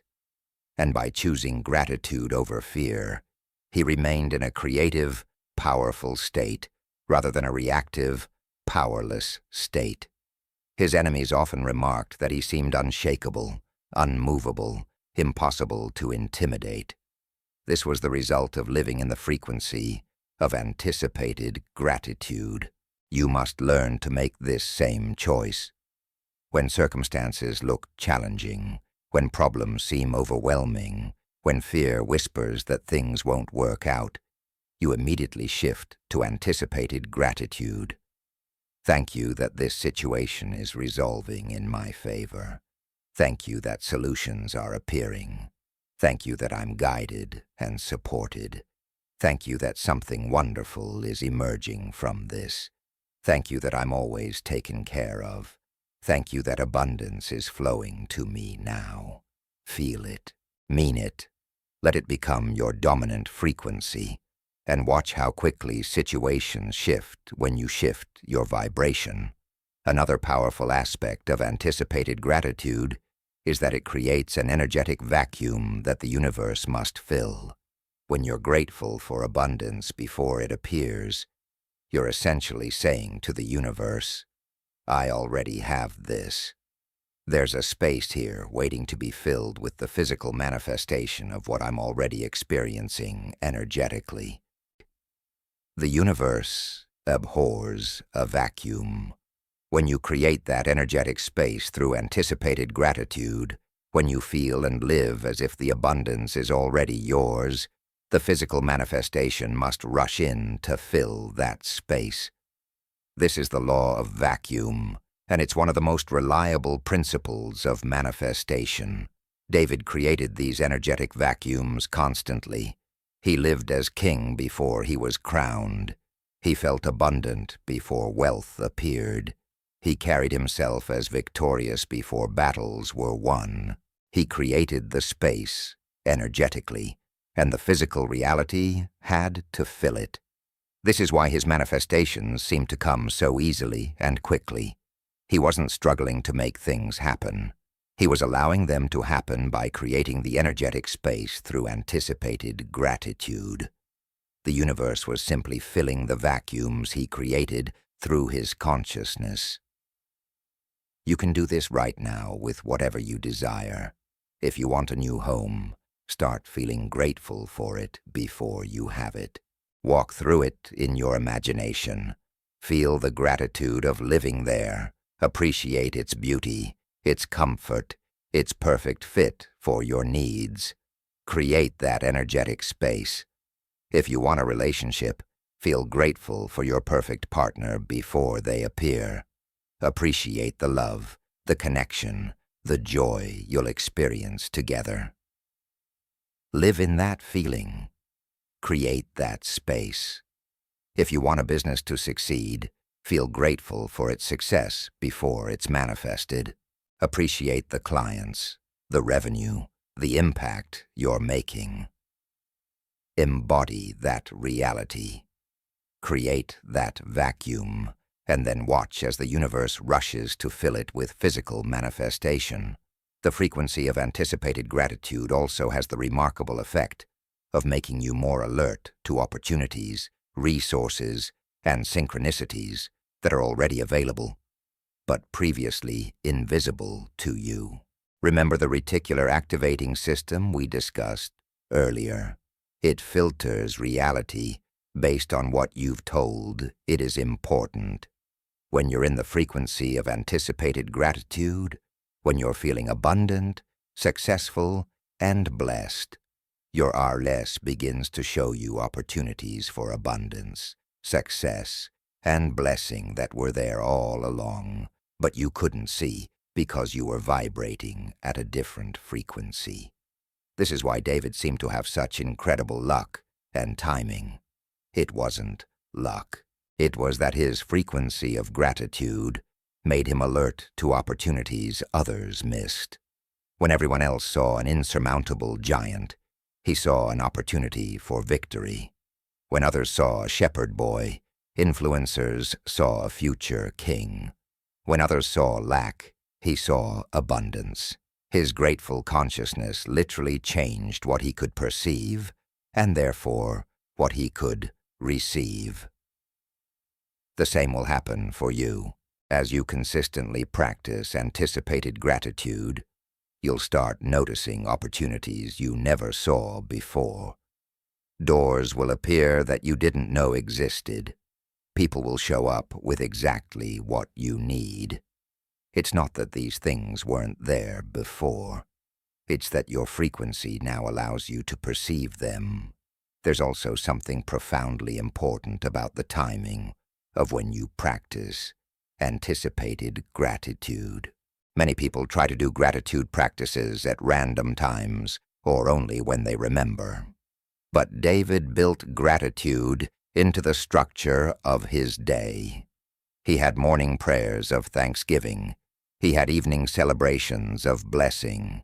He had regular, consistent times when he intentionally generated the frequency of gratitude. This consistency is crucial because you're training your nervous system. You're creating new neural pathways. You're establishing new set points in your biology. Random, occasional gratitude is nice. But disciplined, consistent, anticipated gratitude is transformative. I recommend that you create a daily practice of anticipated gratitude. First thing in the morning, before your mind gets caught up in the day's demands, spend at least 5 minutes generating this frequency. Think about what you're creating in your life. Visualize it clearly. Feel the gratitude as if it's already done. Let that frequency fill your body. Set your energetic tone for the day. Then, throughout the day, whenever you have a quiet moment, return to that frequency. Before meals, feel grateful for abundance. Before meetings, feel grateful for positive outcomes. Before sleep, feel grateful for your manifesting visions. Make anticipated gratitude your default state rather than an occasional practice. David's consistency with this practice is evident throughout his writings. His psalms weren't just composed once and forgotten. They were living practices that he returned to again and again. He marinated in gratitude. He soaked in appreciation. He lived in thanksgiving. And because this became his consistent state, his consistent frequency, his reality had no choice but to match it. Consistent frequency creates consistent manifestation. If you practice anticipated gratitude sporadically, you'll get sporadic results. If you practice it consistently, you'll get consistent results. The choice is yours, but the principle is absolute. Let me address a common concern that people have with anticipated gratitude. They worry that if they feel grateful for something before it appears, and then it doesn't appear exactly as they imagined, they'll feel disappointed or foolish. This concern comes from misunderstanding how manifestation works. You're not trying to force the universe to deliver a specific form. You're broadcasting a frequency and allowing the universe to deliver the essence of what you desire in whatever form serves you best. David wanted to be king, but he didn't try to control exactly how or when it would happen. He felt grateful for his destiny and trusted the universe to orchestrate the details. When you practice anticipated gratitude, you're not attached to specific outcomes or timelines. You're in the frequency of your desire, and you trust that the universe will deliver in the perfect way at the perfect time. Sometimes what appears is even better than what you imagined. Sometimes it comes in unexpected ways. Sometimes the timing is different than you expected. But if you're consistently broadcasting the frequency of gratitude for abundance, prosperity, success, love, or whatever you desire, the essence of that desire must manifest. It's law. You cannot broadcast a frequency consistently without the universe responding with matching circumstances. It's literally impossible. Another powerful application of anticipated gratitude is in transforming challenging situations. When problems arise, when obstacles appear, when things don't go as planned, most people immediately move into frustration, anger, or despair. But what if, instead, you moved into anticipated gratitude? What if you immediately began giving thanks for the solution that's coming? What if you appreciated the lesson that's being learned? What if you felt grateful for the growth that's happening? This shift in frequency changes everything. You move from victim consciousness to creator consciousness. You move from powerless to powerful. You move from reactive to creative. David did this masterfully. When Saul was hunting him, instead of cursing his situation, he gave thanks for the refining process. When he faced enemies, instead of dwelling on the danger, he appreciated the upcoming victory. When resources were scarce, instead of focusing on lack, he celebrated the abundance that was coming. This wasn't naive optimism. This was sophisticated frequency management. He knew that his response to challenges determined how quickly they resolved. He knew that gratitude in the midst of difficulty accelerated breakthrough. He knew that maintaining a high frequency, regardless of circumstances, was the key to consistent manifestation. You must develop this same skill. When life gives you lemons, don't just make lemonade. Feel genuinely grateful for the lemons, knowing they're part of a larger pattern that's working in your favor. Give thanks in all circumstances, not because all circumstances are pleasant, but because all circumstances can be transformed through the frequency of gratitude. This doesn't mean you don't take action to improve situations. It means you take action from a grateful, powerful frequency rather than from fear, anger, or desperation. Action taken from anticipated gratitude is exponentially more effective than action taken from negative frequencies. Let me give you a powerful practice that combines visualization with anticipated gratitude.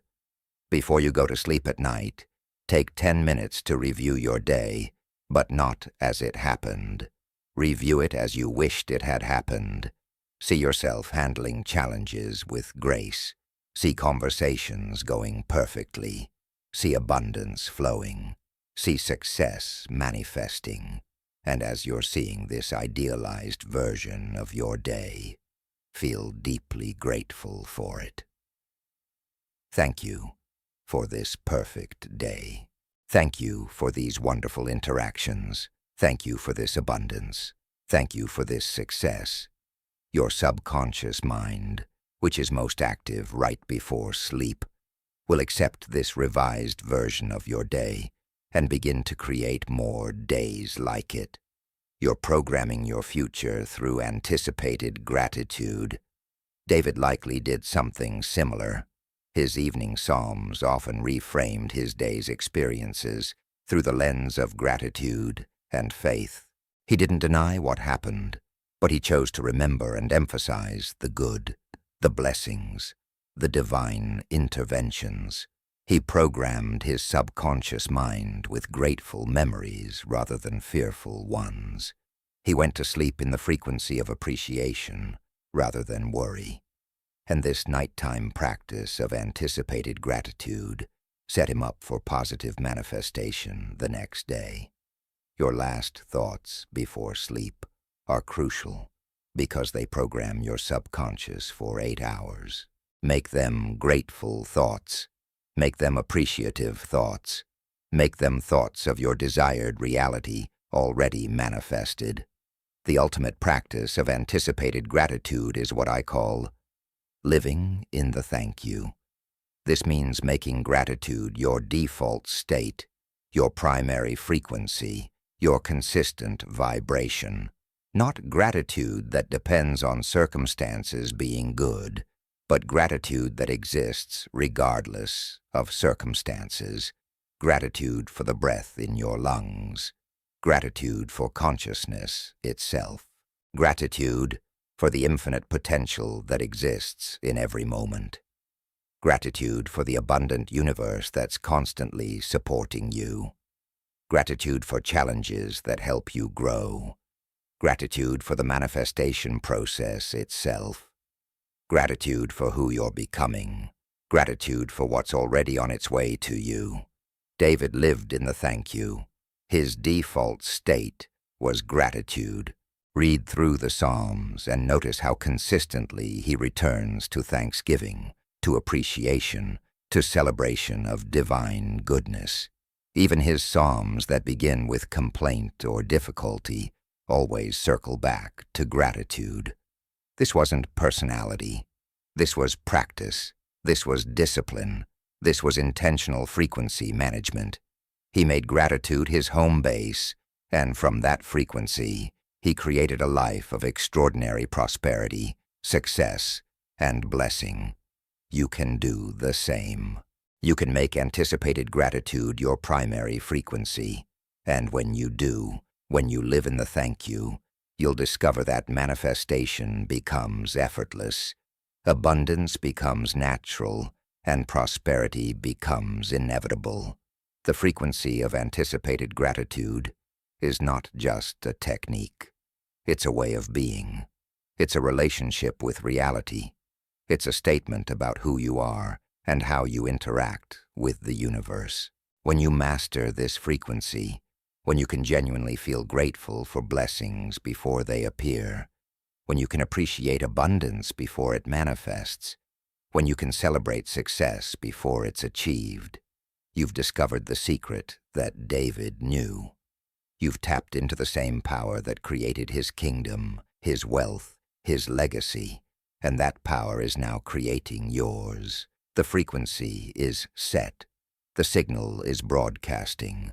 The universe is responding, and your prosperity is already on its way. Chapter 7. The Power of the Creative Word. In the beginning was the Word. This ancient statement isn't just religious poetry. It's a precise description of how reality works. Before anything manifests in physical form, it exists as vibration, as frequency, as sound, as word. Your words are not just sounds that disappear into the air. They're creative forces that shape your reality, program your subconscious mind, and send instructions to the quantum field. Every word you speak is either building the life you desire or reinforcing the life you're trying to change. Every sentence you utter is either empowering you or limiting you. Every declaration you make is either opening doors or closing them. David understood this power with absolute clarity, and he wielded his words with the precision of a master craftsman. His psalms weren't just expressions of emotion. They were reality-creating technologies. They were verbal programs that rewired his consciousness and restructured his world. Let me tell you something that will change how you think about language forever. Every word carries a specific vibrational frequency. When you speak, you're not just communicating information. You're broadcasting energy into the field around you. Your words create waves that interact with other waves, that influence matter, that shape circumstances. This isn't metaphysics. This is physics. Sound is vibration. Vibration affects matter. There are experiments where sound frequencies create geometric patterns in sand, where specific tones shatter glass, where certain frequencies promote healing in the body. If sound can do all of this to physical matter, imagine what your words are doing to your consciousness and your reality. But it goes even deeper than that. Your subconscious mind is always listening to what you say, and it accepts your words as truth, as commands, as instructions for what to create in your life. When you say, "I'm so stupid," your subconscious doesn't argue. It says, "Okay, you want to be stupid? Let me create situations where you feel and appear stupid." When you say, "I never have enough money," your subconscious accepts that as a command and ensures that you continue to experience not having enough. When you say, "I'm not good with relationships," you're programming your subconscious to sabotage your connections. Your words are literal commands to your subconscious mind, and your subconscious is the most powerful manifesting force you have access to. David was impeccable with his words. Look at how he spoke about himself, about his circumstances, about his future. "I am fearfully and wonderfully made. The Lord is my shepherd. I shall not want. Oh, surely goodness and mercy shall follow me all the days of my life. I can do all things through Christ who strengthens me." These weren't hopeful wishes. These were declarations of truth. These were reality-creating statements. These were verbal commands that programmed his subconscious mind and instructed the quantum field. Every time he spoke these words, he was reinforcing his prosperity consciousness, strengthening his faith, and magnetizing his desired reality. Now contrast that with how most people speak. "I can't afford that. I'm so broke. I never get lucky. Nothing ever works out for me. Money is so hard to make. I'm terrible with finances. I always struggle." Do you see what's happening? People are using the creative power of their words to create exactly what they don't want. They're programming their subconscious for lack, struggle, and limitation. They're broadcasting frequencies of scarcity into the quantum field, and then they wonder why prosperity eludes them. It's not a mystery. They're speaking their reality into existence with every sentence. You must become conscious of your words. You must begin to monitor what comes out of your mouth. Because here's the truth that David knew and that you must accept. You are living in the world your words created. Your current circumstances are the manifestation of the words you've been speaking for years. If you don't like your current reality, the first place to look is at your language. What have you been declaring? What have you been affirming? What have you been programming into your subconscious through your speech? If you've been speaking lack, you're living in lack. If you've been speaking struggle, you're experiencing struggle. If you've been speaking limitation, you're living in limitation. But the moment you change your words, you begin to change your world. Let's talk about the specific mechanism of how words create reality. When you speak, you're engaging multiple levels of creation simultaneously. First, you're activating neural pathways in your brain. The words you speak cause specific neurons to fire. If you consistently speak words of abundance, you're strengthening neural networks associated with prosperity. If you consistently speak words of lack, you're strengthening networks of scarcity. Over time, these neural patterns become your automatic way of thinking. Your habitual speech literally shapes the structure of your brain. Second, your words affect your emotional state. When you speak negatively, you generate negative emotions. When you speak positively, you generate positive emotions. And remember, emotions are the fuel of manifestation. They're the energy that powers your thoughts into reality. So your words don't just describe your feelings.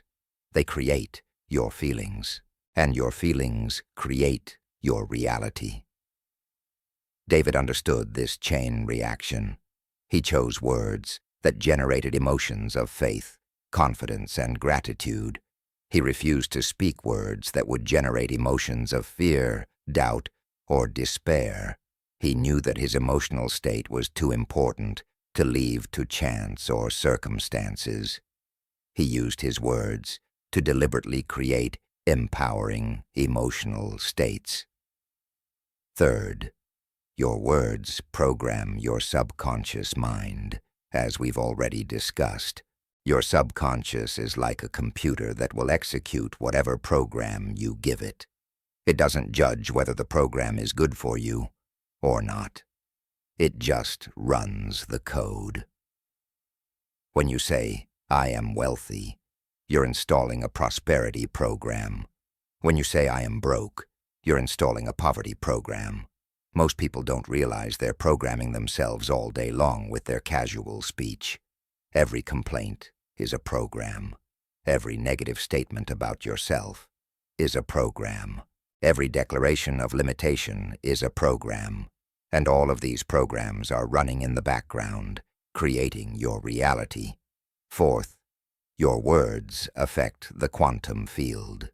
This is where it gets really interesting. Quantum physics has shown that consciousness affects matter at the subatomic level. The observer effect proves that the act of observation changes what's being observed. Your words are a form of observation. They're a way of collapsing quantum possibilities into specific realities. When you declare, "I am prosperous," you're not just making a statement. You're collapsing the quantum wave function in favor of prosperity. You're selecting that timeline, that possibility, that reality. The quantum field responds to your declarations by organizing circumstances to match them. David was a quantum master through his use of words. He declared his desired reality with such authority and conviction that the quantum field had no choice but to comply. He didn't say, "I hope I'll be blessed someday." He said, "I am blessed." He didn't say, "Maybe things will work out." He said, "All things work together for my good." He didn't speak tentatively or conditionally. He spoke with certainty and authority. And the universe responded to that certainty by manifesting what he declared. This is the power available to you when you master your speech. Now let me teach you about the structure of powerful declarations. Not all statements are created equal. Some forms of speech are more powerful than others for manifestation. The most powerful declarations use present tense, first person, and positive framing. I am statements are particularly potent because they directly program your identity. Whatever you say after I am becomes your experience. I am abundant. I am successful. I am powerful. I am worthy. I am blessed. These are identity-level declarations that shape your entire reality. Contrast this with weak, ineffective speech. I want to be abundant. Places abundance in the future, which means it stays in the future. I'm trying to be successful emphasizes effort and struggle, which creates more effort and struggle. I hope things get better. Broadcasts uncertainty, which creates uncertain outcomes. Maybe I'll be prosperous is a tentative, powerless statement that generates tentative, powerless results. David never spoke this way. He spoke from the end. He spoke as if it were already done. He spoke with certainty, conviction, and authority. You need to restructure your language patterns. Instead of saying, I want more money, say, money flows to me easily and abundantly. Instead of saying, I'm trying to succeed, say, I am successful in all I do. Instead of saying, I hope to be healthy, say, I am vibrant and healthy. Do you feel the difference? One set of statements is weak, future-focused, and uncertain. The other is powerful, present-focused, and certain. One set programs lack. The other programs abundance. One set keeps you stuck. The other sets you free. Let me give you specific categories of speech that you must eliminate from your vocabulary because they're poison to prosperity consciousness. First, eliminate all statements of impossibility. I can't. That's impossible. It'll never work. There's no way. These statements close doors, limit possibilities, and program failure. David never spoke like this, even when facing Goliath, when everyone else was saying, it's impossible. David was saying, I can do this. Replace impossibility statements with possibility statements. I'll find a way. All things are possible.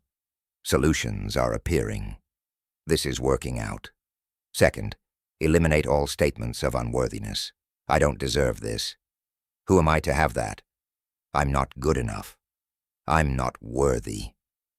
These statements are devastating to your prosperity consciousness. They program your subconscious to block blessings and sabotage success. David declared his worthiness constantly.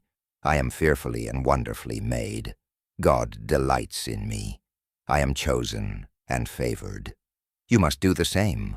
I deserve all good things. I am worthy of abundance. I am enough. I am valued and valuable. Third, eliminate all statements of permanence about negative conditions. I'm always broke. I never get ahead. This is just how life is for me. I'll always struggle. These statements lock you into negative patterns by declaring them permanent. David never did this. Even when describing difficulties, he always framed them as temporary. This too shall pass. Weeping may endure for a night, but joy comes in the morning. He acknowledged challenges without declaring them permanent. You must do the same. Instead of, I'm always broke, say, I'm currently in a financial transition. Instead of, I never succeed, say, I'm learning and growing. Instead of, this is just my luck, say, my fortune is changing for the better. Fourth, eliminate all comparative statements that diminish you. I'm not as successful as them. Everyone else has it better than me. I'll never be as wealthy as they are. Comparison is toxic to prosperity consciousness, and when you speak it, you're programming yourself for inferiority and lack. David never compared himself to other kings or leaders. He ran his own race. He measured himself against his own potential, not against others' achievements.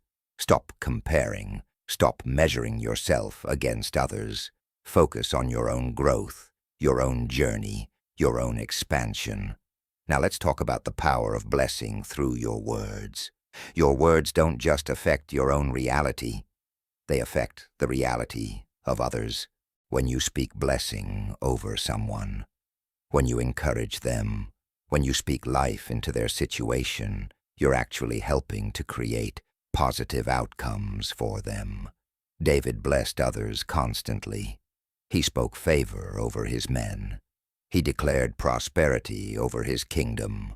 He pronounced blessings on those who supported him, and those blessings manifested.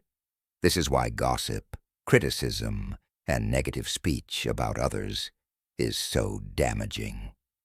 You're not just expressing opinions.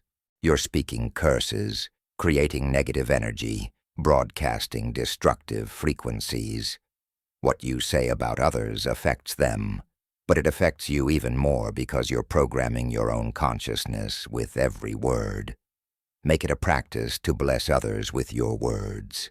Speak well of people, encourage, uplift, support, celebrate others' success, acknowledge others' value. This creates a prosperity consciousness that attracts blessing into your own life. When you bless others, you're programming yourself as someone who lives in a blessed reality. You're broadcasting the frequency of blessing, which returns to you multiplied. David knew this principle.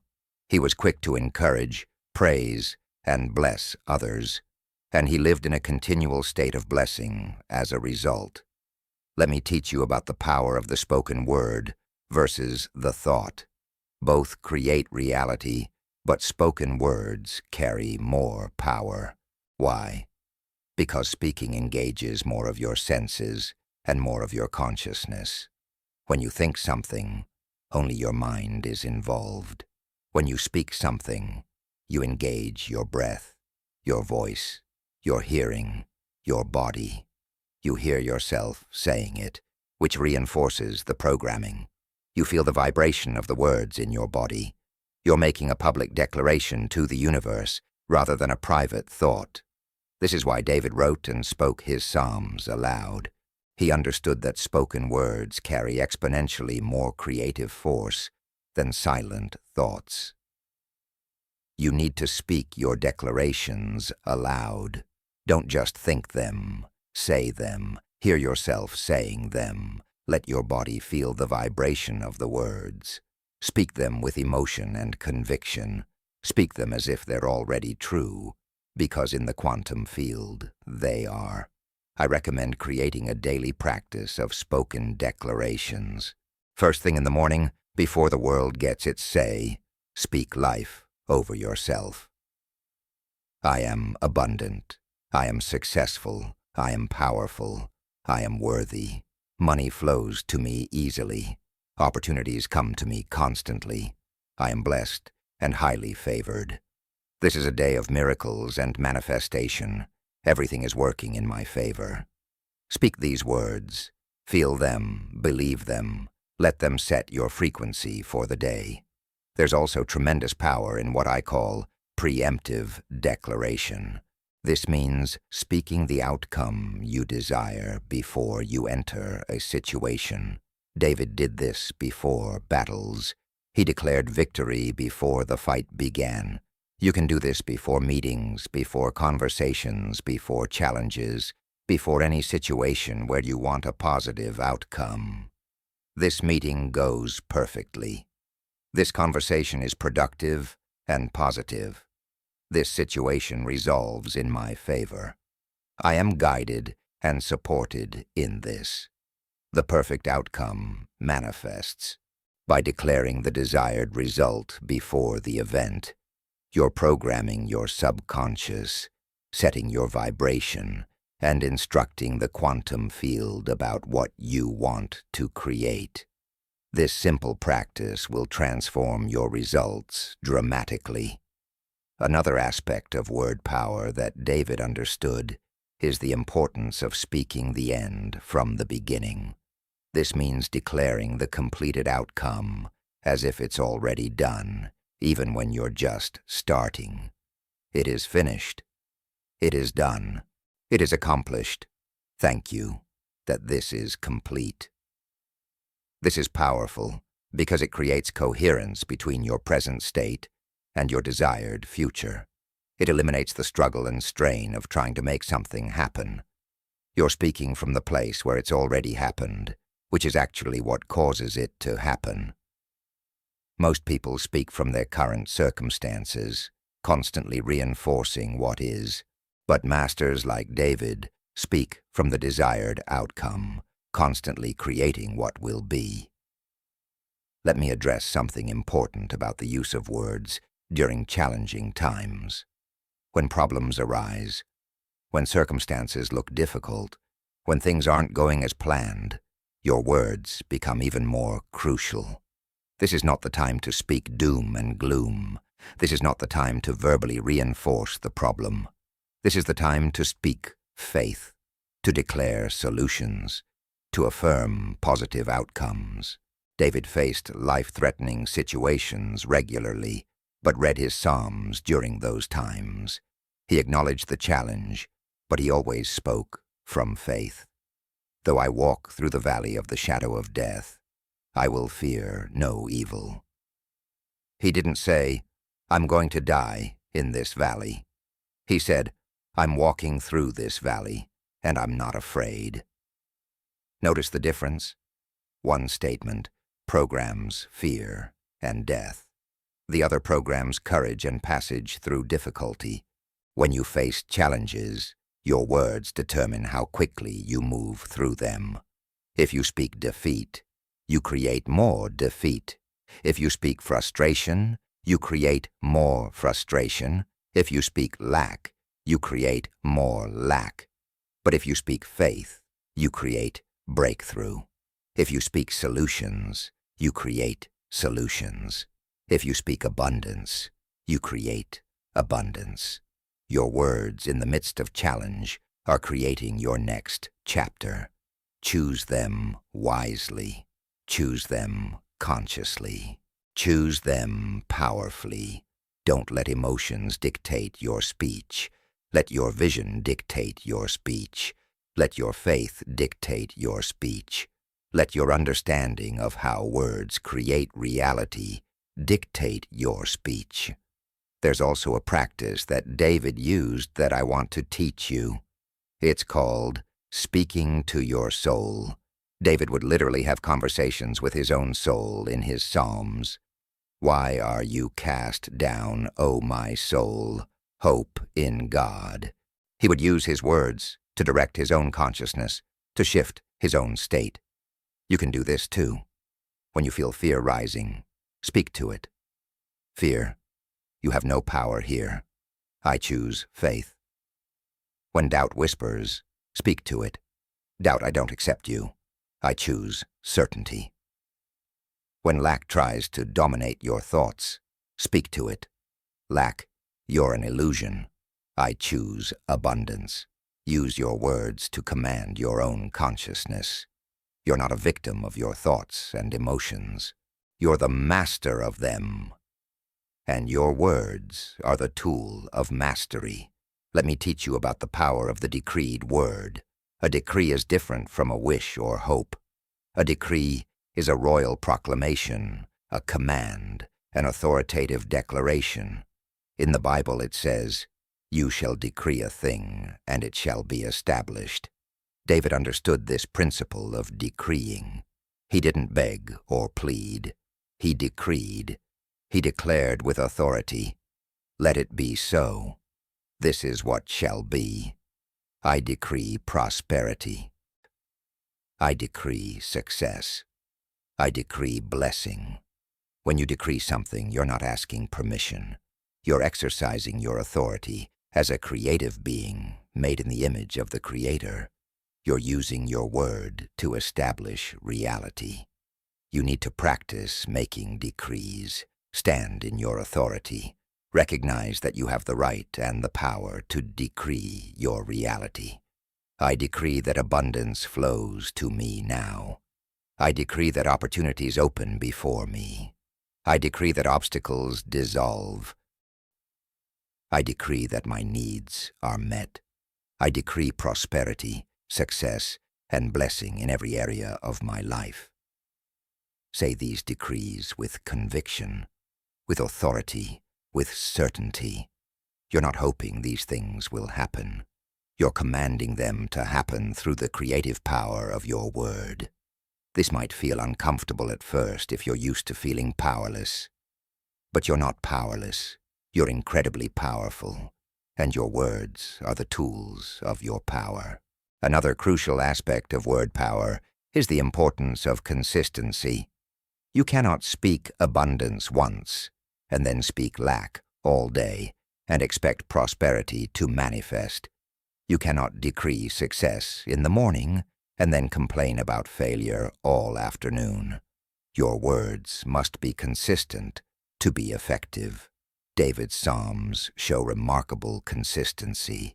He maintained his declarations of faith and abundance, regardless of circumstances. He didn't waver. He didn't contradict himself. He stayed on message with his words because he understood that consistency creates momentum, reinforces programming, and establishes patterns in the quantum field. You must commit to consistent, disciplined speech. This means monitoring your words throughout the day. When you catch yourself speaking lack, immediately correct it. Cancel that. I take back those words. Instead, I declare abundance. When you notice yourself speaking limitation, reverse it immediately.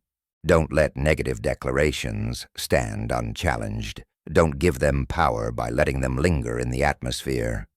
Immediately counter them with empowering words. This constant vigilance might seem tedious at first, but it becomes automatic with practice. You'll develop the habit of speaking life, speaking faith, speaking prosperity, and as you do, your reality will transform to match your words. Let's talk about the power of questions. The questions you ask yourself are a form of language that shapes your reality. Why can't I ever get ahead? Is a question that programs failure. Your subconscious will find evidence to prove that you can't get ahead. Why does this always happen to me? Programs victimhood. Why am I so unlucky? Programs bad fortune. David never asked disempowering questions. He asked empowering ones. Who is like you, O Lord? How can I thank you for all your blessings? What great thing will you do next? His questions directed his focus toward blessing, gratitude, and expectation of good. Transform your questions. Instead of, why is this so hard? Ask, how can I make this easier? Instead of, why don't I have money? Ask, how can I allow more money to flow to me? Instead of, why does nothing work? Ask, what's working and how can I expand it? Instead of, why me? Ask, what's the opportunity here? Your questions direct your focus, and your focus creates your reality. Ask better questions and you'll get better answers. Ask empowering questions and you'll create empowering outcomes. Ask prosperity questions and you'll manifest prosperity answers. I want to teach you one final practice that David used with extraordinary effectiveness. He created what we might call verbal mantras or affirmations that he repeated constantly. These were short, powerful phrases that programmed his consciousness. The Lord is my shepherd. I shall not want. I can do all things. Goodness and mercy follow me. He repeated these phrases so often that they became his automatic thoughts. They were playing in the background of his consciousness at all times. They were his default programming. And because these phrases were empowering, his default programming created empowerment. Create your own verbal mantras. Choose 3 to 5 powerful statements that represent your desired reality. I am abundant. I am successful. I am worthy. Money flows to me easily. Everything always works out for me. Repeat these constantly throughout the day. While you're driving, say them. While you're showering, say them. While you're falling asleep, say them. Let them become the soundtrack of your consciousness. Let them play in the background until they become your foreground. Let them saturate your mind until they become your reality. David's prosperity consciousness was created through the constant repetition of empowering words. Yours will be too. The power of the creative word is not a minor principle. It's the foundation of all manifestation. In the beginning was the Word, and the Word created worlds. You are creating your world with your words right now. Every sentence is a brushstroke on the canvas of your life. Every declaration is a command to the quantum field. Every phrase is programming for your subconscious. You are the author of your story, and your words are the medium through which you write it. David understood this completely, and he used his words with the precision and power of a master creator. Now you know what he knew. The question is, what will you do with this knowledge? Will you continue speaking unconsciously, creating by default? Or will you begin speaking consciously, creating by design? Will you let your words be shaped by circumstances? Or will you use your words to shape circumstances? Will you speak from where you are, or will you speak from where you're going? The choice is yours. But understand this. You cannot escape the creative power of your words. You're either using that power to build the life you desire, or you're using it to reinforce the life you're trying to change. There is no neutral speech. Every word is creating something. Make sure it's creating what you actually want. Chapter 8. Meditations of the Tablet. There's a space between your thoughts where everything you desire already exists. It's a place beyond time, beyond circumstance, beyond limitation. In this space, you're already wealthy. You're already successful. You're already living the life you dream about. This isn't fantasy. This isn't imagination.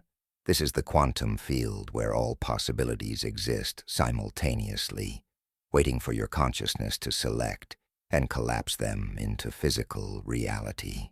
David accessed this space regularly through meditation and contemplation. He called it dwelling in the secret place of the Most High. Modern science calls it the unified field or quantum potential. Whatever you call it, it's the source of all manifestation, and learning to access it through meditation is perhaps the most powerful skill you can develop for creating prosperity. Most people think meditation is about emptying the mind or achieving some peaceful state.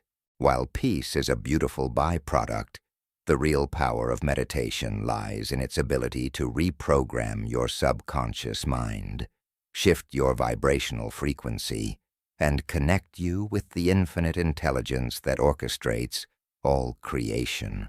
When David meditated on God's word day and night, when he spent hours in contemplation, he wasn't just being religious or spiritual. He was engaging in the most sophisticated technology for consciousness transformation and reality creation that exists. He was literally rewiring his brain, reprogramming his beliefs, and aligning his energy field with prosperity. Let me explain what happens in your consciousness during meditation that makes it so powerful for manifestation. In your normal waking state, your brain operates primarily in beta waves, which is analytical, problem-solving, active thinking consciousness. In this state, your conscious mind is dominant, and it's very difficult to access and reprogram your subconscious. But when you meditate, When you close your eyes and turn your attention inward, your brain waves naturally begin to slow down. You move from beta into alpha, and with deeper meditation, into theta. These slower brainwave states are where your subconscious mind becomes accessible. This is when you can install new programming, when you can replace limiting beliefs with empowering ones, when you can impress new patterns into the very fabric of your consciousness. David understood this intuitively. His practice of meditation wasn't casual or sporadic. It was disciplined and regular. He meditated on prosperity, on divine favor, on abundant provision. He spent time in contemplative states where he mentally rehearsed his desired reality. He visualized victory before battles. He imagined abundance before it manifested. He saw himself as king before he wore the crown. And in those meditative states, with his brain in alpha or theta waves, he was programming his subconscious mind with images of success, wealth, and blessing. His subconscious then went to work making those images reality, because that's what the subconscious does. It creates external circumstances that match internal programming. Now let me teach you a specific meditation practice that David used, adapted for modern understanding. This is what I call the prosperity immersion meditation. You begin by finding a quiet place where you won't be disturbed. Sit comfortably with your spine straight, or lie down if you prefer. Close your eyes and take several deep breaths, breathing in through your nose and out through your mouth. With each exhale, feel yourself relaxing more deeply. Feel your brain waves beginning to slow. Feel yourself dropping out of analytical mind and into receptive consciousness. This is crucial because you're moving from conscious mind to subconscious mind, from beta to alpha, from doing to being. Once you feel relaxed and centered, you begin to build your desired reality in your imagination with as much sensory detail as possible. This isn't daydreaming. This is conscious creation. You see yourself checking your bank account and seeing abundant balance. Notice the exact numbers. Feel the relief and joy. You see yourself in your ideal home. Walk through it in your mind. Touch the walls. Feel the textures. Smell the air. Hear the sounds. Make it as real as possible in your imagination because your subconscious mind and your body don't know the difference between a vivid imagination and physical reality. When you create something with enough sensory detail in meditation, your body believes it's experiencing it, and it begins to change your biology to match that experience. As you're visualizing your prosperity, you simultaneously generate the emotions you would feel if this were your current reality. This is crucial. The image without emotion has minimal power, but the image combined with emotion becomes magnetic. Feel genuine gratitude for this abundance. Feel the peace of financial security. Feel the joy of freedom. Feel the satisfaction of success. Feel the warmth of generosity as you imagine yourself sharing your wealth. Let these emotions wash through your entire body. This is when the real transformation happens. You're not just thinking about prosperity. You're emotionally experiencing it. And that emotional experience is creating new neural pathways, new chemical signals, new electromagnetic frequencies that attract corresponding experiences in your external world. David did this type of meditation constantly, though he described it in the language of his time. When he spoke of meditating on God's Word, he was creating vivid mental pictures of God's promises manifesting in his life. When he talked about his cup running over, he was feeling the emotion of abundance. When he declared that he walked through the valley of death without fear, he was experiencing the feeling of courage and protection in his meditation. He wasn't just reciting words. He was living the reality internally before it manifested externally. This is the power of meditative practice when done correctly. Another form of meditation that David mastered is what we might call the presence practice. This is about accessing the present moment so completely that you transcend worry about the future and regret about the past. You become fully here, fully now, fully alive in this moment. And in this moment, you have access to infinite possibility. In this moment, you can choose new thoughts, feel new emotions, make new decisions. The present moment is where all your creative power resides, because the present moment is the only moment that actually exists. Past and future are mental constructs. Only now is real. To practice this meditation, you again find a quiet space and close your eyes. But instead of building mental images, you bring all of your awareness to the present moment. You feel the sensation of your breath moving in and out. You notice the feeling of your body sitting or lying down. You hear the sounds around you without judging them or labeling them. You simply become present, fully present, completely present.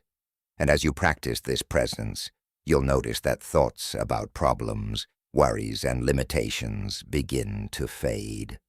Why? Because those thoughts exist in past and future. They can't survive in pure presence. And when those limiting thoughts fade, you experience yourself as pure consciousness, unlimited potential, infinite possibility. This is your true nature, and accessing it regularly through meditation reminds you of who you really are beyond circumstances and conditions. David practiced this presence in his contemplations. He talked about being still and knowing God, about waiting upon the Lord, about resting in divine presence. These weren't passive states. They were active engagements with present moment awareness, where he accessed the infinite intelligence that exists in the now. From this state of presence, he received guidance, wisdom, and creative solutions that weren't available to his analytical mind. This is because in presence, you're connected to universal intelligence, to the quantum field, to the source of all knowing. You access information and insights that transcend your personal knowledge and experience. Let me teach you another powerful meditation that combines visualization with bodily sensation. This is the abundance embodiment practice. The key understanding here is that your body is the subconscious mind. Your subconscious doesn't just reside in your brain. It lives in every cell of your body. So when you want to program prosperity consciousness at the deepest level, you must involve your body in the meditation. You must make your body feel abundant, successful, and prosperous, not just think about it. Here's how you do this. In your meditative state, you imagine that abundance is a golden light entering your body with each breath. You breathe in this golden light of prosperity and feel it filling your lungs, spreading through your bloodstream, reaching every cell of your body. With each breath, you become more abundant at the cellular level. You feel this light accumulating in your chest, creating a warm, glowing sensation of wealth and success. You feel your body becoming heavy with prosperity, weighted with blessing, saturated with abundance. This isn't just mental. You're creating actual physical sensations that program your body to match the frequency of wealth. As you continue breathing in this golden light of abundance, you notice how your body feels different. Your chest expands with confidence. Your shoulders relax with security. Your face softens with peace. Your hands tingle with creative power. You're not just thinking abundant thoughts. Your body is experiencing abundance as a physical reality. And when your body has an experience, even if it's created through meditation, it forms memory. Your cells remember this feeling of abundance. Your nervous system remembers this state of prosperity, and your body will begin seeking to recreate these feelings in your daily life by attracting circumstances that match this internal state.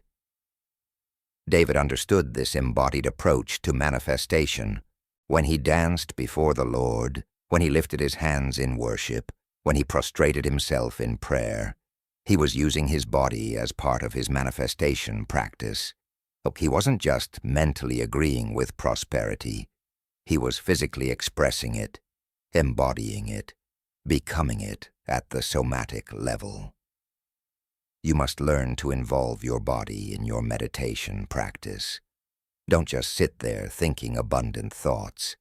Feel abundance in your body. Generate physical sensations of prosperity. Breathe deeply as if breathing in wealth. Smile as if you're already living your desired reality. Let your body participate in the creation process, because your body is where manifestation ultimately lands. It must be prepared to receive.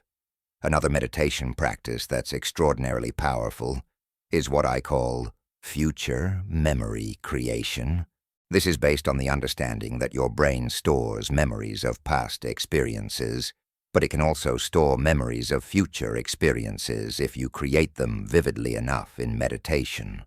You're essentially creating a memory of something that hasn't happened yet, and your brain will then work to make that memory match physical reality, because the brain seeks consistency between memory and experience. This sounds strange, but it's how elite athletes use mental rehearsal. They create such vivid mental experiences of perfect performance that their brain stores it as memory, and their body then executes the performance to match the memory. You can do this with prosperity. In deep meditation, you don't just imagine your abundant future. You remember it. You mentally go to a day in your desired future when you're living in complete prosperity. You remember waking up in your beautiful home. You remember the feeling of checking your abundant bank account. You remember the satisfaction of your successful work. You remember the joy of generous giving. You remember conversations where people thank you for your contribution. You remember the peace of complete financial security. You're not imagining. You're remembering. You're creating a future memory. And as you do this repeatedly in meditation, your brain begins to accept this as real memory, as something that actually happened, and it starts creating circumstances to make current reality match this memory. David did this when he mentally rehearsed his reign as king while still a shepherd. He wasn't just hoping to be king someday. He was remembering himself as king.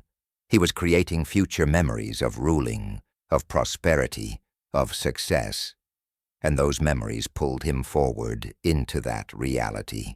His brain couldn't tolerate the dissonance between the memory of being king and the current reality of being a shepherd, so it created pathways, opportunities, and circumstances that would resolve that dissonance by making him king in physical reality. This is sophisticated neural programming through meditation, and it's available to you right now. Let me share another meditation that David practiced frequently, which we might call the gratitude immersion. We've talked about anticipated gratitude in a previous chapter, but in meditation, you take this to another level. You create an entire meditation session focused solely on feeling grateful for blessings that haven't yet manifested. You sit in meditation and mentally list all the prosperity that's coming to you, feeling genuine appreciation for each item. Thank you for the abundance flowing into my life. Thank you for the perfect opportunities appearing. Thank you for the wealth that's manifesting. Thank you for the success in all I do. Thank you for the financial freedom I'm experiencing. Thank you for the generosity I'm able to express. As you express these thanks in meditation, You generate powerful emotions of gratitude. You let tears come if they want to come. You let your heart swell with appreciation. You let joy bubble up in your chest. You're not faking these feelings. You're generating them by focusing intensely on what you're grateful for. And here's what happens. That gratitude creates coherence in your heart rhythm, which sends signals to your brain that you're in a blessed, abundant state. Your brain responds by releasing chemistry associated with well-being and prosperity. Your body shifts into a high vibrational state, and that state broadcasts a frequency into the quantum field that magnetizes corresponding circumstances. You're literally attracting your blessings through the frequency of gratitude generated in meditation. David's Psalms of Thanksgiving show this practice clearly. He would list blessing after blessing, provision after provision, victory after victory, working himself into a state of profound gratitude, and that gratitude state is what kept him in the frequency of receiving more blessings, more provision, more victory. He understood that gratitude isn't just a nice response to good things happening. Gratitude is the cause of good things happening, and meditation is where you can generate this causal gratitude most powerfully, because you're in a relaxed, receptive, highly programmable state. Another crucial meditation is the limiting belief dissolution practice. This is where you use meditation specifically to identify and dissolve the subconscious blocks to prosperity. You enter a meditative state and ask your inner wisdom to show you what beliefs are limiting your abundance. You might see images from childhood. You might hear phrases your parents said about money. You might feel emotions of unworthiness or fear. Whatever comes up, you observe it without judgment. You acknowledge it. Thank you for showing me this belief. And then you consciously choose to release it. I release this belief. It no longer serves me. I let it go. As you release old beliefs in meditation, you immediately install new ones. Where there was a belief that money is hard to get, you install the belief that money flows easily to me.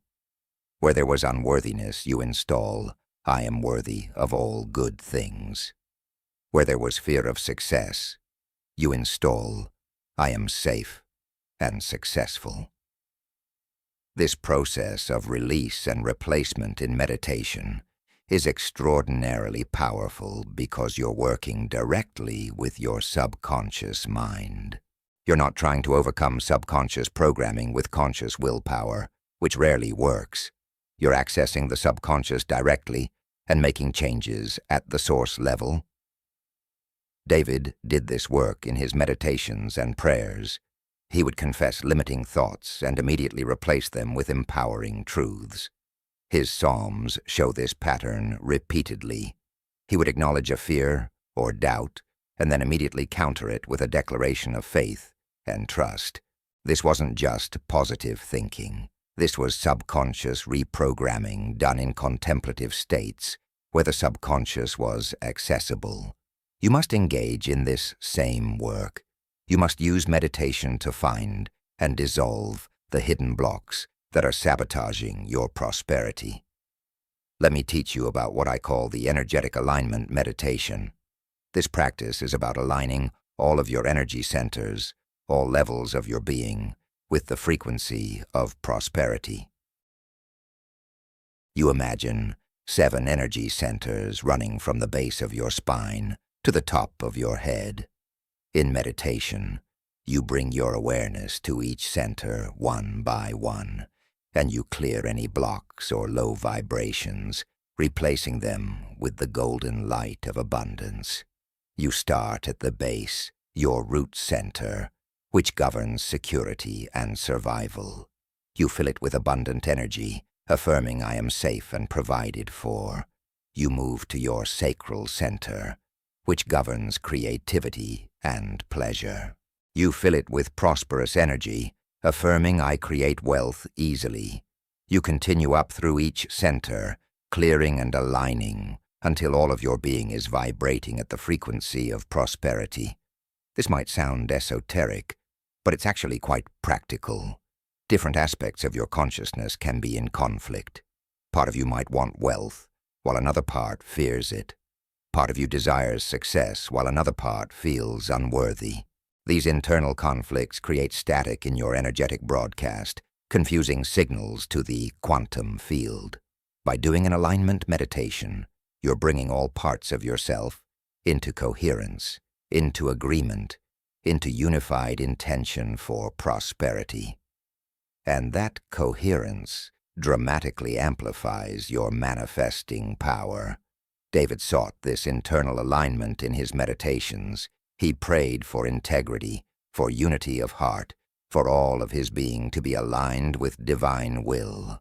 He understood that internal coherence creates external manifestation. Another powerful meditation practice is what I call the quantum field connection. In this meditation, you become aware of the infinite field of possibility that surrounds and permeates you. You imagine yourself as a point of consciousness in an ocean of potential. You feel yourself connected to everything, to everyone, to all possibility. You recognize that in this field, all versions of you exist simultaneously. The wealthy version, the successful version, the joyful version, the abundant version. And in meditation, you consciously choose which version you're going to collapse into physical reality. You reach into the field and select the prosperous version of yourself. You feel what that version feels. You think what that version thinks. You embody what that version embodies. And as you do this in meditation, you're actually shifting your probability, selecting your timeline, choosing your reality. David accessed this field through his understanding of God's omnipresence and omnipotence. He meditated on the reality that everything already exists in divine consciousness, and he aligned himself with the specific aspects of that consciousness he wanted to manifest. He chose to align with prosperity rather than poverty, with victory rather than defeat, with abundance rather than lack. And his meditation was the mechanism of that choice. You have the same access. You have the same choice. In meditation, you can reach into the quantum field and select the version of reality you want to experience. It's not magic. It's quantum mechanics. It's how consciousness creates reality. I want to teach you about the practice of compassionate manifestation meditation. This is where you meditate not just on your own prosperity, but on the prosperity of all. You imagine abundance flowing to you and through you to others. You see yourself as a conduit of blessing. You feel grateful for your wealth, and you imagine sharing it generously. You visualize communities thriving, people being blessed, problems being solved through your prosperity. This creates a very different energetic signature than selfish manifestation. It removes any guilt or unworthiness around receiving wealth, because you're receiving it not just for yourself, but for the greater good. It also aligns you with the universal flow of abundance, which is always circulation, never stagnation. David practiced this. His prayers and meditations often included blessing for his kingdom, provision for his people, prosperity for the nation. He saw himself as a steward of blessing, not just a recipient of it. And this consciousness actually increased his prosperity, because the universe trusts generous hearts with resources. When you demonstrate in meditation that you'll use wealth to bless others, you remove subconscious blocks around receiving. Your inner wisdom knows you won't hoard or misuse abundance, so it allows it to flow to you freely. Practice meditating on being a blessing, on using your prosperity for good, on sharing your abundance generously. This creates an energetic signature that's deeply attractive to wealth. Let me share one more meditation practice that's particularly powerful for prosperity. It's the identity shift meditation. In this practice, you use meditation to completely step into the identity of your prosperous self. You don't visualize being wealthy as if it's separate from you. You become wealthy in meditation. You don't imagine being successful. You are successful in meditation. You completely embody the identity of the person who already has everything you desire. How does that person think? How do they feel? How do they carry themselves? How do they make decisions? How do they speak? In meditation, you become that person fully.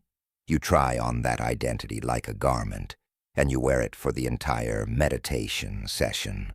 This identity shift in meditation has a profound effect.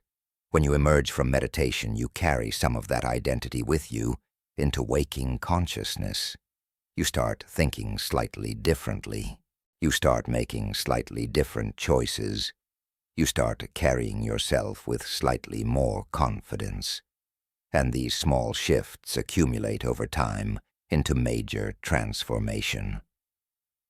David did this. In meditation and contemplation, he would step fully into king consciousness. He would think as a king, feel as a king, see the world as a king. And the more time he spent in that consciousness during meditation, the more it became his actual consciousness. Eventually, there was no separation between meditation identity and waking identity. He was king in consciousness, and the physical kingship simply confirmed what was already true internally. You must commit to regular meditation practice if you want to manifest prosperity. This isn't optional. This isn't something you do when you feel like it. This is foundational work. David meditated morning and evening, at minimum. He spent hours in contemplation. He made it a discipline, a practice, a priority. And his commitment to this inner work is what created his outer success. I recommend that you meditate for at least 20 minutes each morning before you start your day.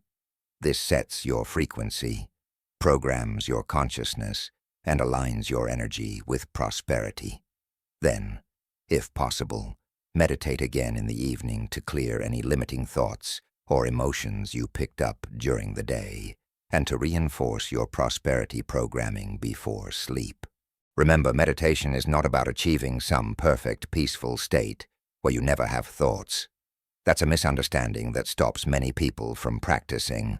Meditation is simply about regularly entering slower brainwave states where you can access your subconscious mind, where you can reprogram your beliefs, where you can visualize your desired reality, where you can generate elevated emotions, where you can connect with universal intelligence. Some meditation sessions will feel profound. Others will feel ordinary. That's normal. What matters is consistency.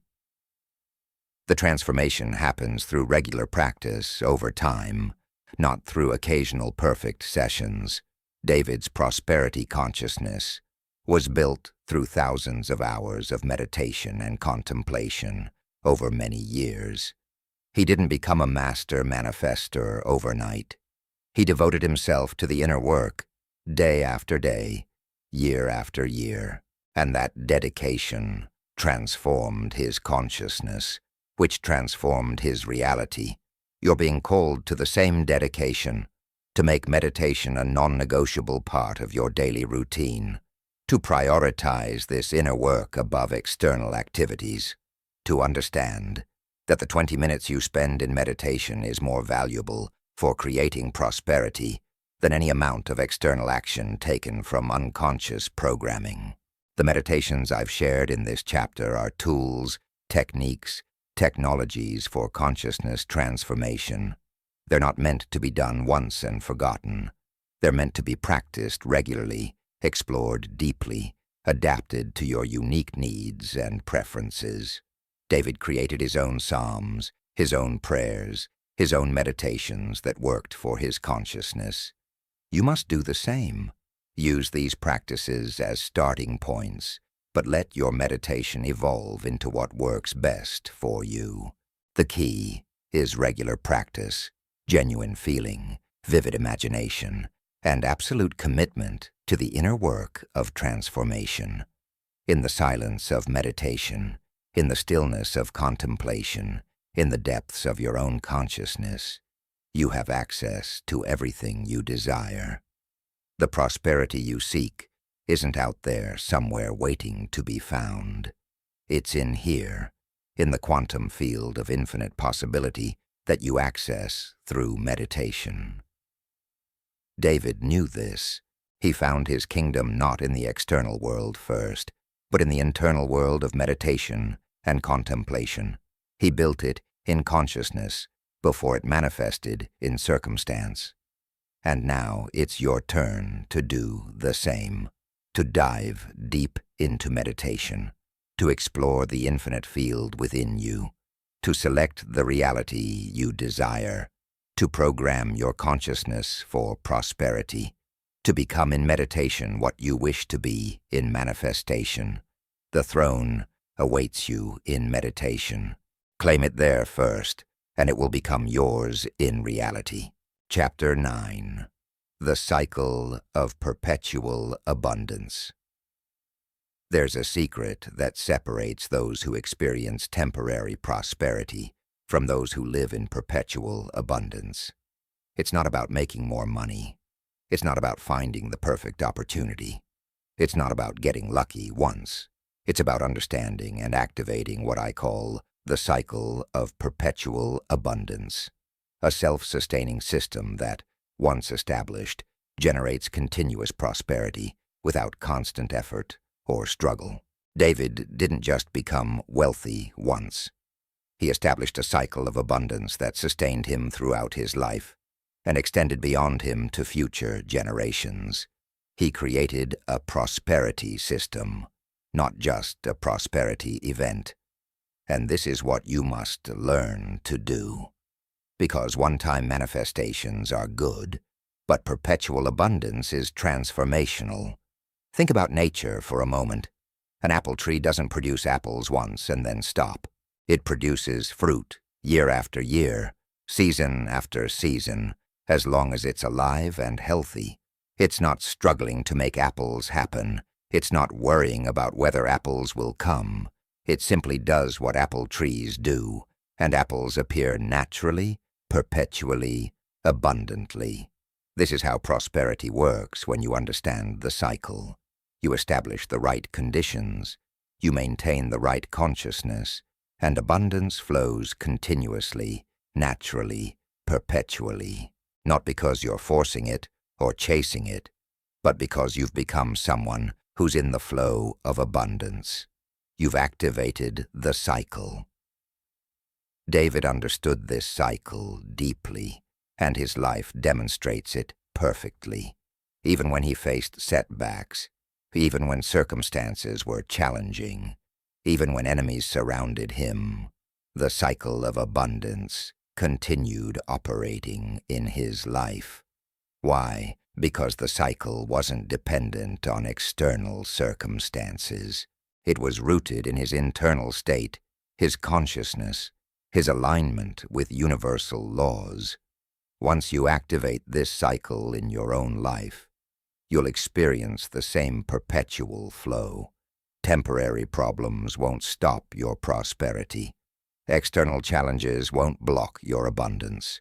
You'll be connected to a source that never runs dry, a flow that never stops, a system that generates wealth continuously. Let me explain the components of this cycle and how they work together to create perpetual abundance. The first component is identity stability. This means maintaining your prosperity consciousness regardless of external fluctuations. Most people's identity shifts with their circumstances. When they have money, they feel abundant. When money gets tight, they feel scarce. This identity instability breaks the cycle. The abundance stops and starts based on circumstances.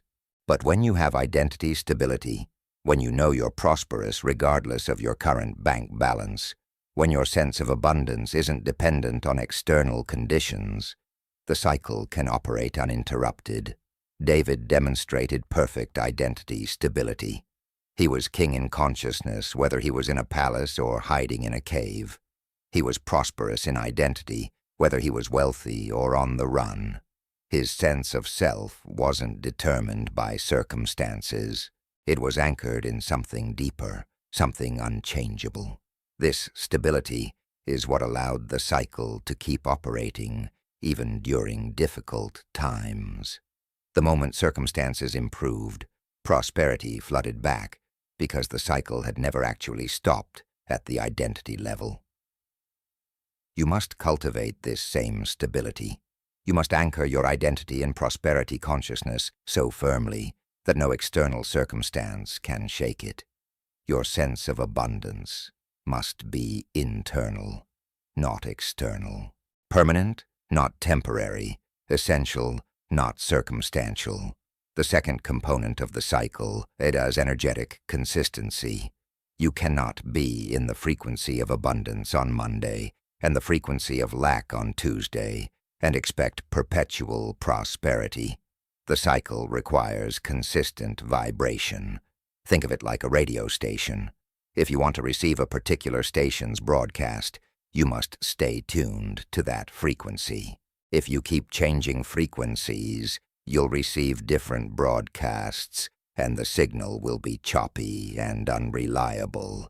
David maintained energetic consistency through his practices of praise, gratitude, and meditation. He didn't let temporary circumstances change his fundamental frequency. He stayed tuned to abundance, to faith, to blessing. And because his frequency was consistent, his results were consistent. You must develop the discipline of energetic consistency. This means monitoring your emotional state throughout the day and making corrections when you drift into lower frequencies. When you notice yourself feeling lack, you immediately shift to abundance. When you catch yourself in fear, you redirect to faith. When scarcity thinking arises, you counter with prosperity consciousness. This isn't about suppressing negative emotions or denying difficulties. It's about not letting temporary emotions or situations change your fundamental frequency. Your baseline vibration must be abundance. You can have momentary dips, but you always return to prosperity consciousness as your default state. This consistency is what keeps the cycle flowing. The third component is generous circulation. Remember, abundance is not about accumulation, it's about circulation. Money is currency, which means current, which means flow. When you hoard, you stop the flow. When you give, you accelerate it. The cycle of perpetual abundance requires that you give generously and regularly, not because giving depletes you, but because giving is what keeps the cycle moving. You must understand that you're not the source of your abundance. You're the channel, and the wider you open that channel through generosity, the more flows through. David gave tithes, offerings, gifts to the poor, resources for building projects. He gave consistently, generously, joyfully, and the more he gave, the more came to him. This wasn't cause and effect in a transactional sense. This was maintaining the cycle of circulation that perpetual abundance requires. You must build giving into your life as a regular practice, not something you do only when you have extra. Give first, not last. Give when it doesn't make logical sense. Give when your ego resists. Give because you understand that giving is what keeps the cycle flowing, what proves your abundance consciousness, what declares to the universe that you trust in continuous supply. Start with whatever percentage feels challenging but possible. 10% is traditional, but start where you can and increase as your consciousness expands. The specific amount matters less than the consistency. and the consciousness behind the giving. Give from abundance, not obligation. Give with joy, not resentment. Give as an expression of your prosperity consciousness, not as a transaction to get more. This energetic quality of your giving determines its effect on the cycle. The fourth component of perpetual abundance is receptivity practice. Most people are much better at asking than receiving. They pray for abundance, but when opportunities come, they don't recognize them. They desire prosperity. But when money flows to them, they feel uncomfortable or unworthy. Receptivity is the willingness and ability to actually receive the abundance that's trying to reach you.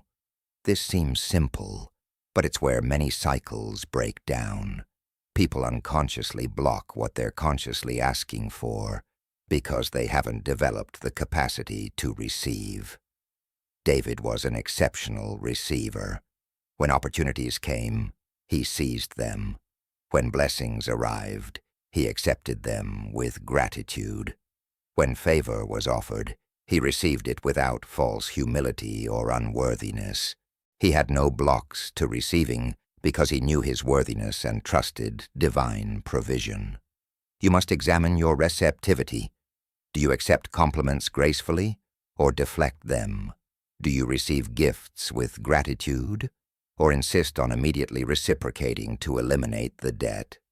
Do you allow yourself to be helped, or do you always insist on doing everything yourself? Do you feel comfortable when money comes to you, or do you feel guilty? These are all indicators of your receptivity level. If you have blocks to receiving, the cycle cannot complete. Abundance tries to flow to you, but you unconsciously push it away or limit how much you'll accept. Practice receiving. Practice saying thank you and nothing more. Practice accepting help. Practice feeling worthy of good things. Practice being comfortable with abundance flowing to you. This opens the channel and allows the cycle to complete. The fifth component is inspired action. Perpetual abundance doesn't mean you sit back and do nothing.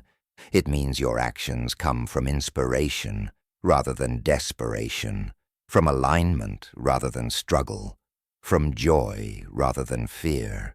David took massive action, but his actions were inspired. He didn't frantically chase opportunities. He recognized and acted on the ones that aligned with his vision. He didn't work from fear of lack. He worked from excitement about possibilities. There's a huge difference between action taken from scarcity consciousness and action taken from abundance consciousness. Scarcity-based action is exhausting and often ineffective. Abundance-based action is energizing and highly effective. The cycle of perpetual abundance requires that you take consistent action, but it must be inspired action that comes from your alignment, not desperate action that comes from your fear. How do you know if action is inspired? It feels good. It feels right. It excites you. It aligns with your values and vision. It comes with a sense of ease even if it's challenging. Inspired action often appears as opportunities that show up seemingly by coincidence, as ideas that come during meditation, as invitations from others, as doors that open unexpectedly. When you're in the flow of abundance, inspired action opportunities appear regularly. Your job is to recognize them and act on them. David was brilliant at this. He took action on what aligned. He said no to what didn't. He trusted his inner guidance about which opportunities to pursue and which to pass on, and his discernment kept him in the flow of perpetual abundance because he wasn't wasting energy on actions that wouldn't yield results. The sixth component of the cycle is gratitude momentum. We've talked about gratitude before, but in the context of perpetual abundance, gratitude becomes a momentum-building force. Every time you express genuine appreciation for current blessings, you generate emotional energy that attracts more blessings. Every time you give thanks for abundance, you reinforce your prosperity consciousness. Every time you acknowledge what's working, you amplify it. This creates momentum. The more you appreciate, the more appears to appreciate. The more you acknowledge, the more manifests. This is the gratitude momentum that keeps the cycle accelerating rather than just maintaining. David built this into his daily practice. He started and ended each day with thanksgiving. He interrupted his day with moments of praise.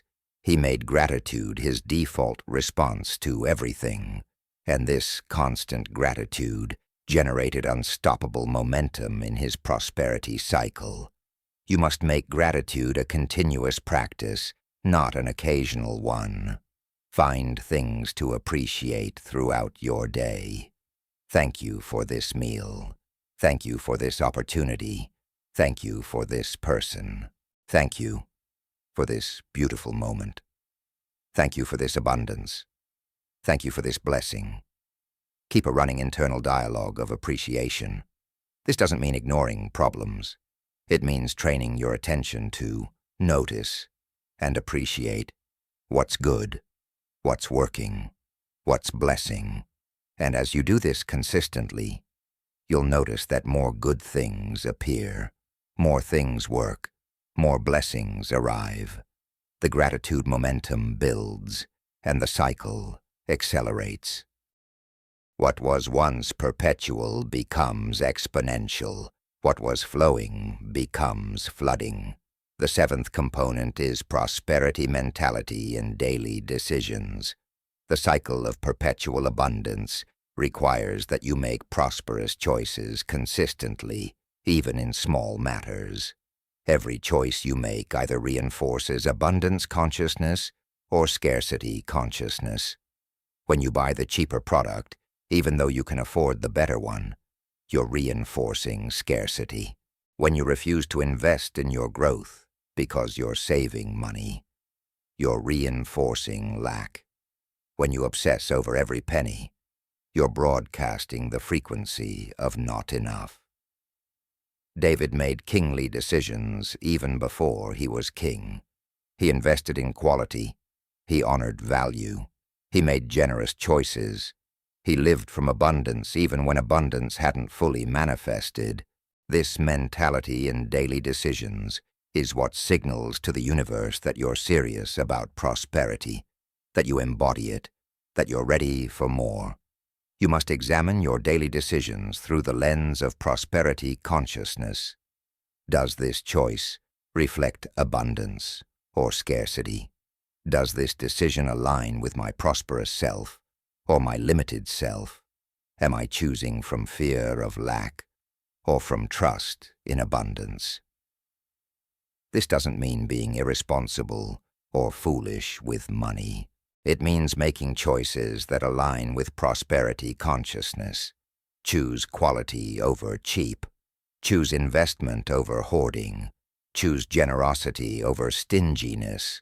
Choose abundance over lack in every decision. And watch how quickly the cycle accelerates. Your daily choices are programming your consciousness and broadcasting your frequency. Make sure they're programming prosperity and broadcasting abundance. The eighth component of the cycle is what I call problem to opportunity transmutation. This is the ability to see every challenge as a disguised blessing, every problem as an opportunity for growth or breakthrough.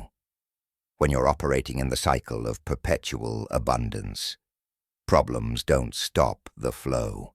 They redirect it, refine it, or amplify it. David faced enormous challenges throughout his life. Enemies, betrayals, wars, personal failures. But he had the remarkable ability to transmute these problems into opportunities. Every enemy that rose against him ultimately confirmed his authority. Every challenge he overcame increased his capability. Every problem he solved added to his wisdom. He understood that in an abundant universe, everything is working for your good when you're aligned with prosperity consciousness. You must develop this transmutation ability. When problems arise, instead of spiraling into, "Why is this happening to me?" shift to, "What's the opportunity here? What's this teaching me? How is this actually moving me forward? What good will come from this?" This isn't denial or toxic positivity. It's sophisticated consciousness that understands that the universe is always conspiring in your favor, even when it doesn't look that way. When you consistently transmute problems into opportunities, you remove one of the biggest barriers to perpetual abundance. The tendency to let challenges stop the flow. With transmutation ability, nothing stops your flow. Everything feeds it. Challenges become fuel rather than obstacles. Problems become catalysts rather than barriers. The ninth component is celebration amplification. The cycle of perpetual abundance accelerates when you celebrate wins, acknowledge progress, and honor milestones. Celebration is a form of gratitude, but it's also a declaration that you're receiving, that things are working, that abundance is flowing. When you achieve something and immediately move on to the next goal without celebration, you're teaching your subconscious that success doesn't bring satisfaction, which causes it to sabotage future success. But when you pause to celebrate, to acknowledge, to appreciate each win, you're reinforcing that success feels good, that achievement brings joy, that prosperity is satisfying. This makes your subconscious eager to create more success, more achievement, more prosperity. David celebrated everything: victories in battle, deliverances from danger, blessings received, wisdom gained. He wrote songs about it. He threw parties. He danced and rejoiced. He made celebration a regular practice. This wasn't ego or pride. This was amplification. He was amplifying the good through acknowledgement and appreciation. You must do the same. When money comes in, celebrate it. When opportunities appear, acknowledge them with joy. When goals are achieved, honor them with appreciation. When the cycle produces results, celebrate those results. This celebration energy feeds back into the cycle, amplifying its power, accelerating its momentum, expanding its flow. What you celebrate multiplies. So celebrate abundance, and abundance will multiply. The 10th component of perpetual abundance is vision consistency. You must maintain a clear, consistent vision of your desired prosperity. This vision serves as the organizing principle for the cycle. It gives the cycle direction, purpose, and shape. Without clear vision, the cycle can produce abundance, but it might not be the kind of abundance you actually want. David had crystal clear vision. He knew he was meant to be king. He knew he was called to build. He knew his purpose was to establish a kingdom that would endure. This clarity gave his prosperity cycle direction. Everything he attracted, every opportunity that appeared, every resource that came aligned with his vision. The cycle didn't just produce random abundance. It produced purposeful prosperity that served his destiny. You must develop and maintain this same vision consistency. What exactly do you want your prosperity to look like? What's the purpose of your abundance? What will you build with your resources? How will you use your wealth? Who will benefit from your prosperity?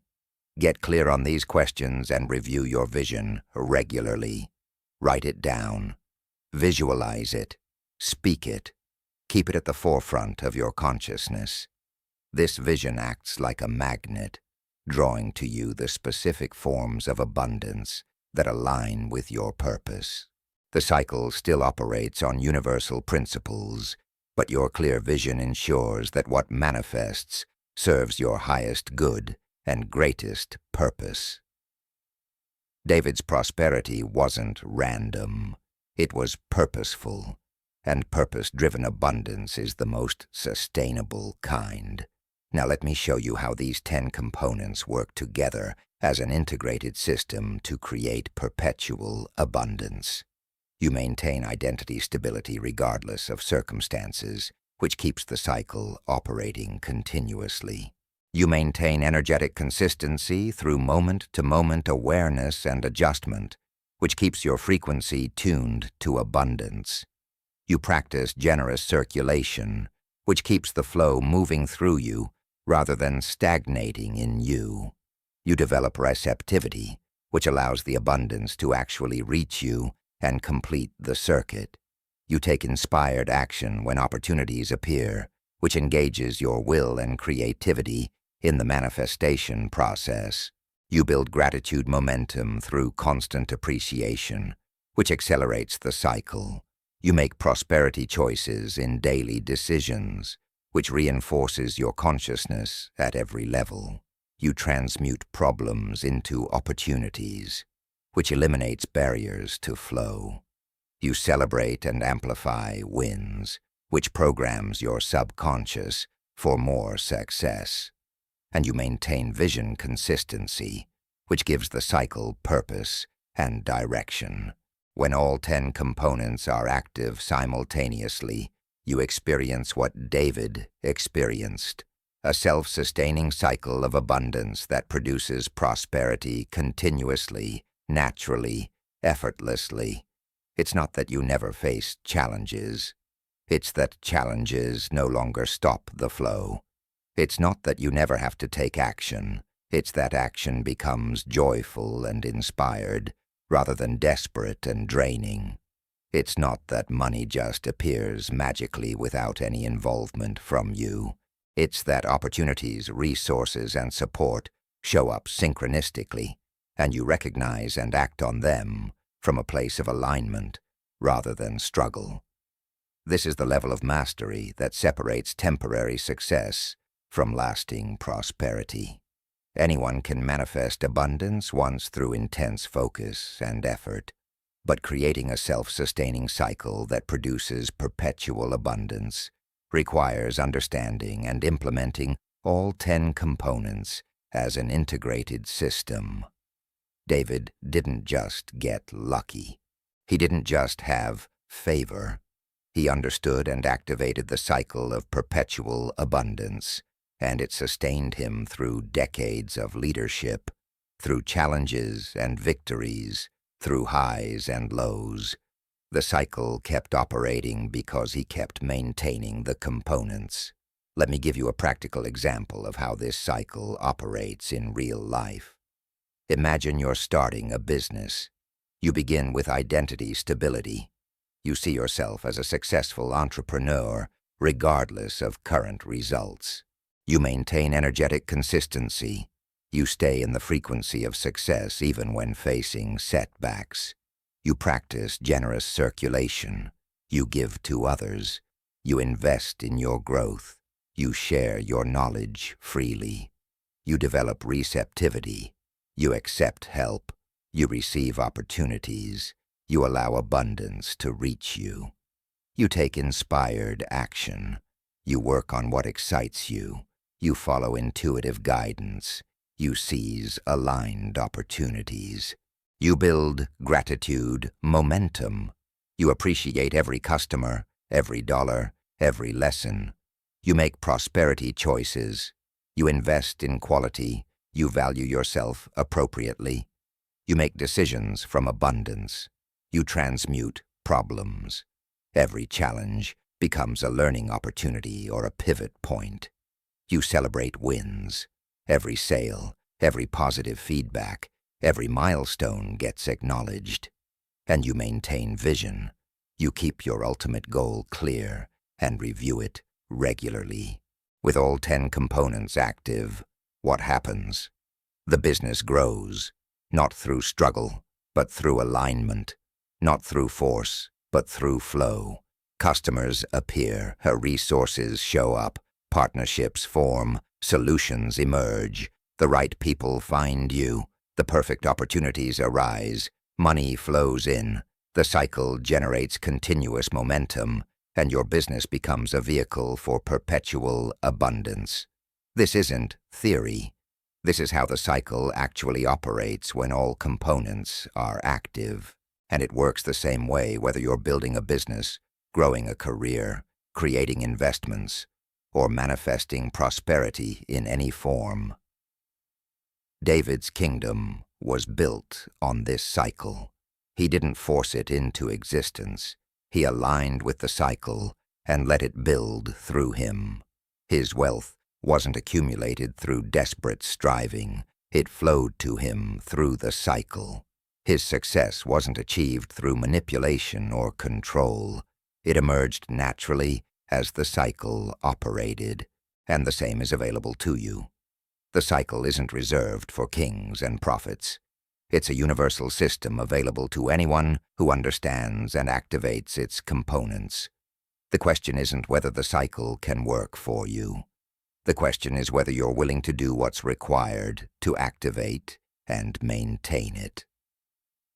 Here's what's required: consistent consciousness work, daily practices, vigilant awareness, disciplined implementation. You must work on all 10 components, not just the ones that feel easy or natural. You must maintain them even when you don't feel like it. You must trust the cycle even when you can't yet see results. You must persist through the initial period of establishing the cycle before it becomes self-sustaining. This is where most people fail. They start strong, but they don't maintain consistency long enough for the cycle to fully activate. They work on a few components but neglect others, which creates gaps in the cycle.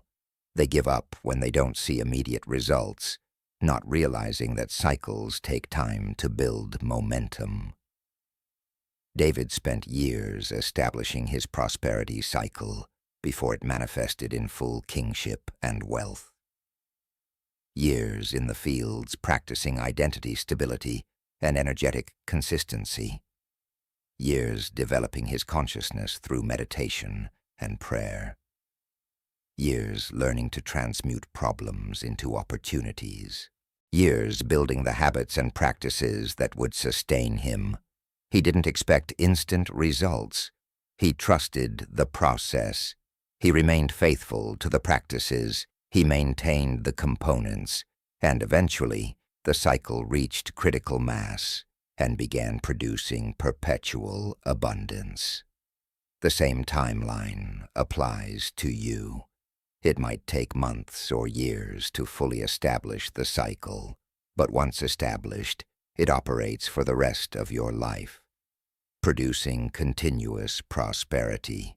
Let me address one more crucial aspect of the cycle. It's self-correcting. When you have all 10 components active, the cycle itself will guide you back to alignment if you drift. If you start slipping into scarcity consciousness, the cycle will create circumstances that remind you to shift back to abundance. If you stop giving, the cycle will slow down, signaling that you need to restore circulation. If you lose clarity on your vision, opportunities will dry up, prompting you to reconnect with purpose. The cycle provides feedback. It shows you where you're aligned and where you've drifted. This makes maintaining it easier over time because you develop sensitivity to when components need attention. David demonstrated this self-correcting awareness. When he noticed his prosperity diminishing, he would examine his consciousness and practices. When challenges increased, he would check his alignment. When favor decreased, he would return to his foundation practices. He used the external feedback of the cycle to guide his internal adjustments. You must develop this same awareness. Pay attention to what's happening in your manifestation. When abundance is flowing easily, notice what you're doing internally that's supporting it. When the flow slows, Check which components might need attention. The cycle will show you what needs adjustment, if you're paying attention. The ultimate goal is to make the cycle of perpetual abundance your default operating system, not something you have to think about or work at consciously, but something that runs automatically in the background of your life. This happens when you've practiced the components long enough that they become your natural way of being. Identity stability becomes who you are, not something you try to maintain. Energetic consistency becomes your default state, not something you have to monitor constantly. Generous circulation becomes your automatic response, not a discipline you force yourself to practice. This is mastery level, and it's what David achieved. The cycle became his nature. Prosperity consciousness became his identity. Abundance became his automatic experience. You're being called to this same mastery, to not just learn about the cycle, but to activate it. To not just understand the components, but to embody them. To not just want perpetual abundance, but to become someone who naturally experiences it. This is the work. This is the practice. This is the path. David walked it 3,000 years ago, and it led him to a level of prosperity that became legendary. The same path is before you now. The same cycle is available. The same components are waiting to be activated. All that's missing is your commitment, your consistency, your willingness to do what's required for as long as it takes. The cycle of perpetual abundance is ready to begin in your life. The question is, are you ready to activate it? Chapter 10. Becoming the King of Your Kingdom. You've reached the final chapter of this journey. But understand this: endings are also beginnings. The knowledge you've gained, the principles you've learned, the consciousness you've begun to shift, these are not conclusions, they're foundations. They're not the end of your transformation, they're the beginning of your reign. Because that's what this final chapter is about.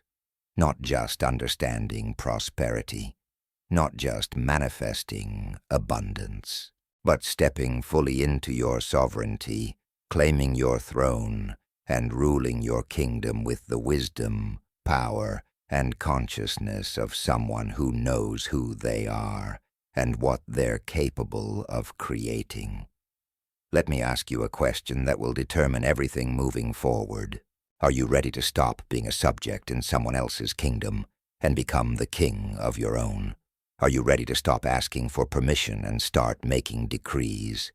Are you ready to stop hoping for change and start commanding it? Are you ready to stop waiting for opportunities and start creating them? Because that's what it means to become the king of your kingdom.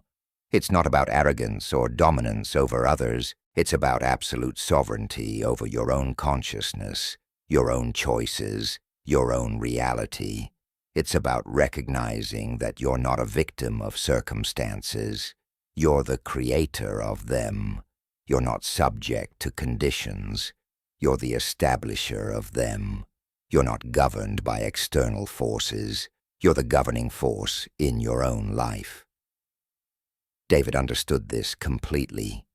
He didn't become king just because Samuel anointed him.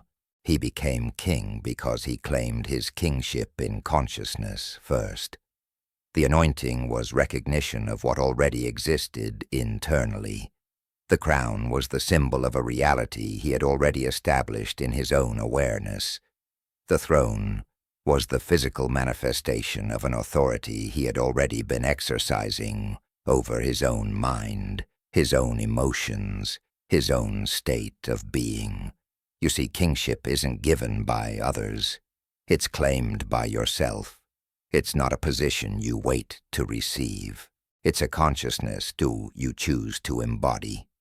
And the moment you truly embody it, the external world has no choice but to reflect it back to you. So what does it actually mean to be the king of your kingdom? Let's start with the most fundamental aspect: total responsibility. A king doesn't blame his advisors when things go wrong. He doesn't point fingers at external circumstances. He doesn't make excuses. He takes complete responsibility for everything in his kingdom because he recognizes that his consciousness created it. If there's lack in your kingdom, you created it. If there's struggle in your experience, you manifested it. If there's limitation in your reality, you established it. This isn't about guilt or shame. This is about power. Because if you created your current reality through your past consciousness, you can create a new reality through your present consciousness. But only if you stop giving your power away through blame, excuses, and victim mentality.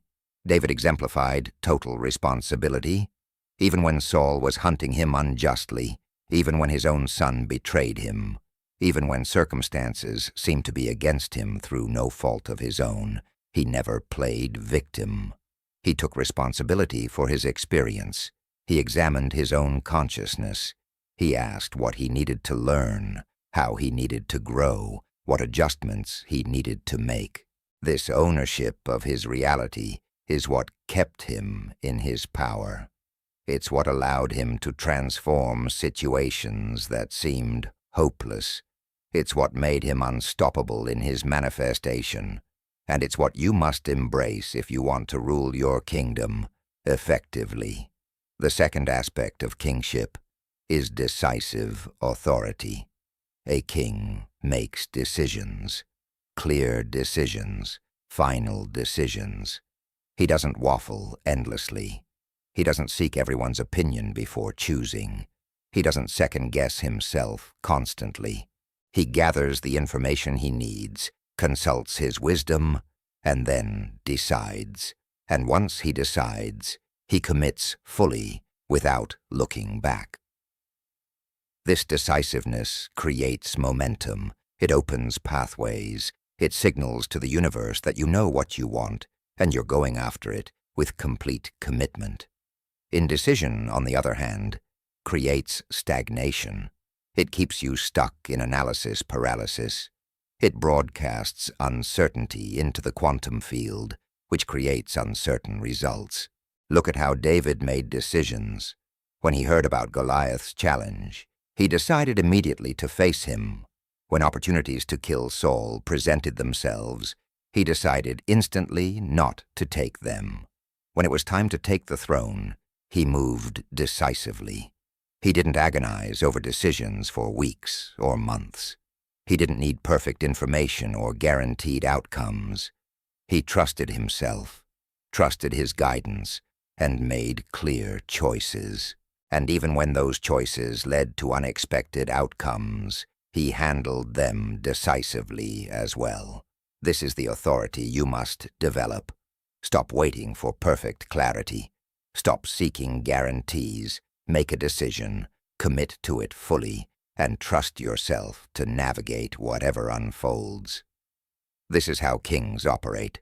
This is how you must operate in your kingdom. The third aspect of kingship is vision maintenance. A king always knows where he's taking his kingdom. He has a clear vision of the future he's creating. He can see it, feel it, describe it in detail, and he holds that vision steady regardless of current circumstances. He doesn't let temporary setbacks change his ultimate direction. He doesn't let critics discourage him from his purpose. He doesn't let fear cause him to abandon his vision. He maintains it with unwavering commitment because he knows that vision is what organizes reality, what attracts resources, what magnetizes opportunities, what inspires action. David's vision was crystal clear. He knew he was meant to be king. He knew he was called to establish a kingdom that would endure. He knew his purpose was to unite the tribes and build a legacy. And he held that vision through years of waiting, through periods of exile, through times when it seemed impossible. The vision sustained him. It guided his decisions. It gave him strength during difficulties. It attracted the right people and resources. It organized circumstances in his favor. This is the power of maintained vision. It's not just a nice idea. It's an organizing principle that structures reality. You must develop and maintain this same clarity. What's your vision? Where are you taking your kingdom? What are you building? Who are you becoming? Get clear on these questions and review your vision daily. Let it be the North Star that guides every decision and action. The fourth aspect of kingship is resource sovereignty. A king doesn't worry about resources. He knows that resources follow vision, consciousness, and authority. When you're clear about where you're going, and you're in the frequency of abundance, resources appear. Money shows up. People offer help. Opportunities emerge. Solutions present themselves. You don't have to figure out how everything will be funded or supported. You just have to maintain your vision and consciousness, and resources align accordingly. David never worried about having enough. Even when he was in the wilderness with his men, even when he was building his kingdom, even when he was funding massive projects, he operated from resource sovereignty. He knew that abundance was his birthright and that divine provision was unlimited. You must develop this same sovereignty around resources. Stop worrying about money. Stop stressing about how things will work out financially. Stop letting resource concerns limit your vision or dictate your decisions. This doesn't mean being irresponsible or foolish. It means trusting that as you align with prosperity consciousness and take inspired action toward your vision, resources will appear. They always do. The universe supports vision backed by consciousness and action, but it doesn't support worry, doubt, or lack mentality. When you operate as king of your kingdom, you know that resources are infinite and available. You make decisions based on vision and values, not on current bank balance. You invest in what matters, trusting that return will follow. This sovereignty around resources is what separates kings from subjects. The fifth aspect of kingship is emotional mastery. A king feels emotions fully, but isn't controlled by them. He experiences fear, but doesn't let fear make his decisions. He feels anger, but doesn't let anger drive his actions. He experiences disappointment, but doesn't let it determine his identity. He has the full range of human emotions, but he remains master of his state rather than servant to his feelings. David demonstrated this repeatedly. He felt grief when his son died, but he didn't stay in grief. He felt fear when facing enemies, but he didn't let fear paralyze him. He experienced betrayal when his advisor turned against him, but he didn't let bitterness consume him. He felt his feelings, processed them, learned from them, and then returned to his chosen state of faith, trust, and authority. You must develop this emotional mastery if you want to rule your kingdom effectively. Emotions are valuable information. They're signals, feedback, guidance. But they're not meant to run your life. You're not meant to be tossed about by every feeling that arises. You're meant to witness your emotions, honor them, learn from them, and then choose your state consciously. When fear arises, feel it, acknowledge it, and then choose courage. When doubt appears, notice it, examine it, and then choose certainty. When lack consciousness tries to dominate, recognize it, understand it, and then choose abundance. This is mastery. This is sovereignty. This is how you maintain your authority, regardless of what emotions or circumstances appear. The sixth aspect of kingship is generative contribution. A king doesn't just take from his kingdom. He gives to it. He contributes. He builds. He creates value. He leaves things better than he found them.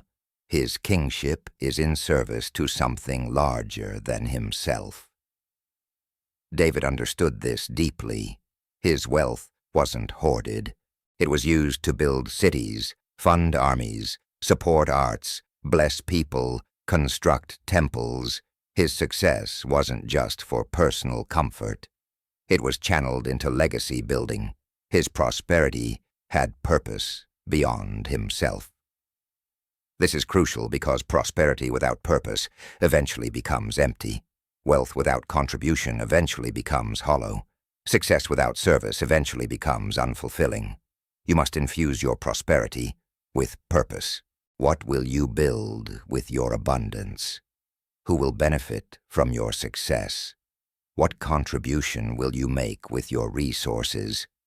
What legacy will you leave? When your prosperity has purpose, when your abundance serves something greater than personal gratification, several things happen.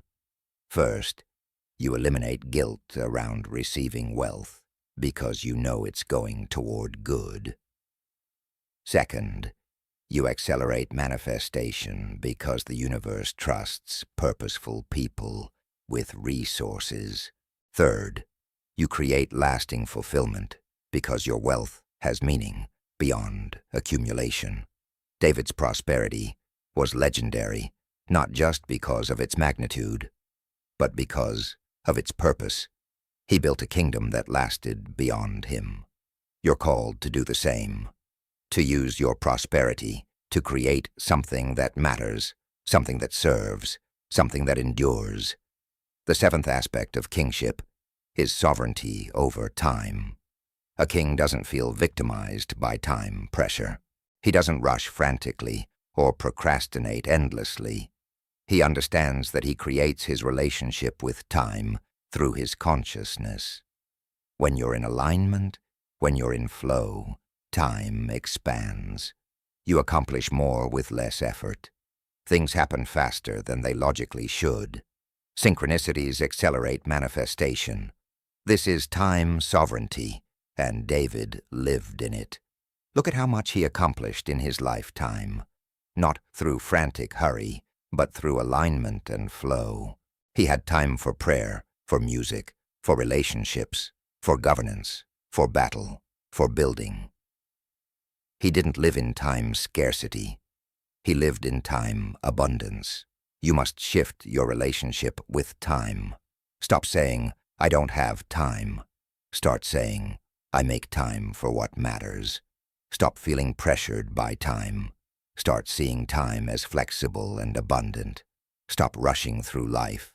Start moving with purposeful presence. When you align with prosperity consciousness, when you maintain your vision clearly, when you take inspired action consistently, time works with you rather than against you. Things happen faster. Obstacles dissolve more quickly. Solutions appear sooner. This isn't magic, it's alignment. And alignment creates efficiency that looks miraculous to those who live in struggle. As king of your kingdom, you determine your relationship with time. Choose sovereignty over scarcity. The eighth aspect of kingship is discernment in relationships. A king is selective about who has access to him. He surrounds himself with advisors who support his vision, warriors who fight alongside him, and friends who celebrate his success. He doesn't allow toxic people to drain his energy. He doesn't keep relationships out of obligation or guilt. He honors connection, but he also honors his own well-being and vision. David was masterful at this. He built a mighty team of supporters. He cultivated deep friendships. He honored loyal relationships, but he also knew when to distance himself from those who didn't serve his purpose or who compromised his vision. He wasn't cruel or cold. He was sovereign. You must develop this discernment. Look at the people in your life. Do they support your prosperity or sabotage it? Do they celebrate your success or diminish it? Do they align with your vision or discourage it? Do they operate from abundance or scarcity? Do they lift your energy or drain it? As king of your kingdom, you have the right and responsibility to be selective about relationships. This doesn't mean cutting off everyone who disagrees with you. It means being honest about which relationships serve your highest good and which don't. Some people need to be released. Some relationships need to be redefined. Some boundaries need to be established. This is not selfishness. This is sovereignty. Your consciousness is your most valuable asset. Guard it carefully. Surround yourself with people who support your reign, not undermine it. The ninth aspect of kingship is what I call noble self-interest. A king looks after his own well-being without guilt or apology. He knows that he cannot serve his kingdom effectively if he's depleted, exhausted, or resentful. He invests in his own health, growth, rest, and joy. He takes time for himself. He pursues his own interests. He honors his own needs. This isn't selfish. This is sustainable. You cannot give from emptiness. You cannot lead from depletion. You cannot create from exhaustion. David took time for music, for worship, for relationships, for rest. He didn't sacrifice himself endlessly for his kingdom. He maintained himself so he could serve his kingdom effectively.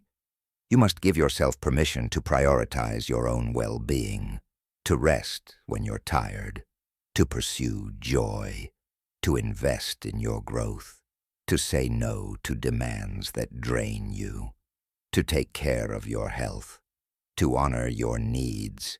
This isn't selfish. This is sovereign. You matter. Your well-being matters. Your fulfillment matters. Not just because it helps you serve others better, but because you matter inherently. Period. As king of your kingdom, you have the right to a life that feels good, that brings you joy, that fills you up. Stop sacrificing yourself on the altar of productivity or obligation. Start honoring yourself as the valuable, worthy being you are. This self-honoring creates a foundation of abundance that allows everything else to flourish. The 10th aspect of kingship is legacy consciousness. A king thinks beyond his own lifetime. He builds for generations he'll never meet. He plants trees whose shade he'll never enjoy. He creates systems that will outlast him. He makes decisions based not just on immediate benefit, but on long-term impact. David embodied this completely. He prepared materials for the temple, even though he knew he wouldn't build it. He established a kingdom that lasted for generations. He created psalms that have inspired millions for thousands of years. He thought in terms of legacy, not just personal gain. This consciousness completely transforms how you approach prosperity.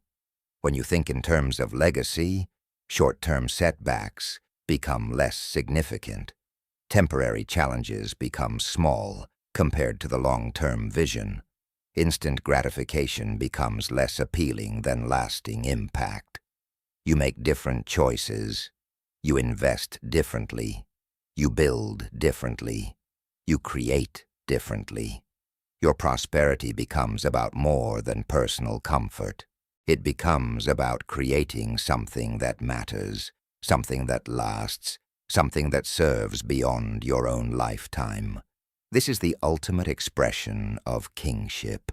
Not just ruling your kingdom, but building a kingdom that will endure, that will bless others, that will outlive you. What legacy are you creating with your prosperity? What will remain when you're gone? What impact will your life have made? These are the questions kings ask. These are the considerations that guide sovereign decisions.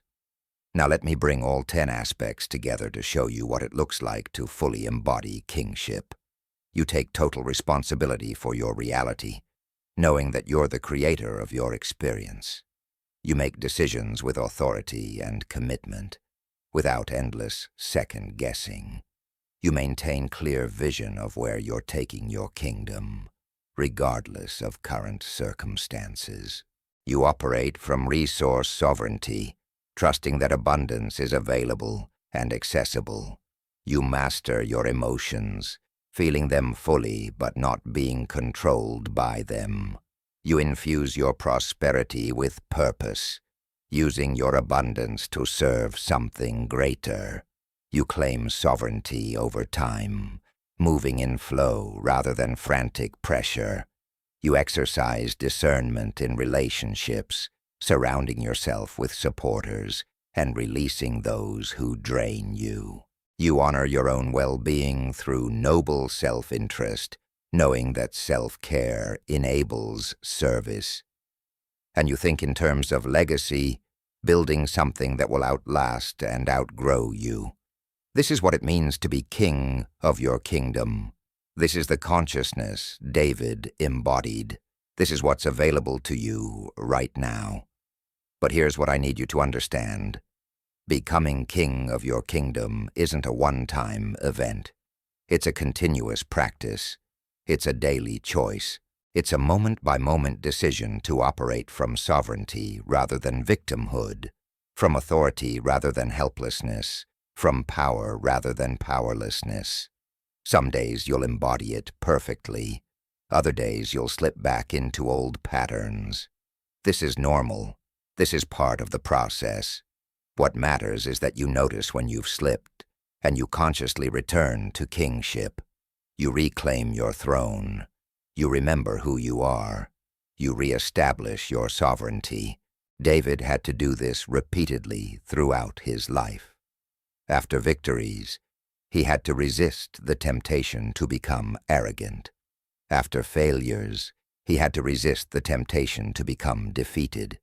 After blessings, he had to resist the temptation to become complacent. After challenges, he had to resist the temptation to become bitter. He had to continuously choose kingship, continuously reclaim his sovereignty, continuously remember his identity. And so will you. This is the work. This is the practice. This is the path. Not perfection, but persistent return to sovereignty. Not never falling, but always rising. Not never doubting, but always recommitting. Let me tell you what happens when you fully step into kingship. First, your entire energy changes. You carry yourself differently. You speak differently. You make decisions differently. People notice even if they can't articulate what's changed. You become magnetic in a new way. Opportunities that were invisible become obvious. Resources that seemed scarce become abundant. People who can help you suddenly appear. Doors that were closed swing open. This isn't magic, it's frequency. When you operate as king of your kingdom, you broadcast a different electromagnetic signature. You emit authority, certainty, abundance, and the quantum field responds by organizing circumstances to match that signature.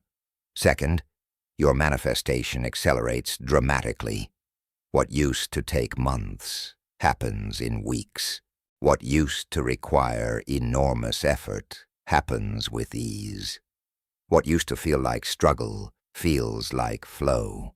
This is because you're no longer creating from lack consciousness or victim mentality.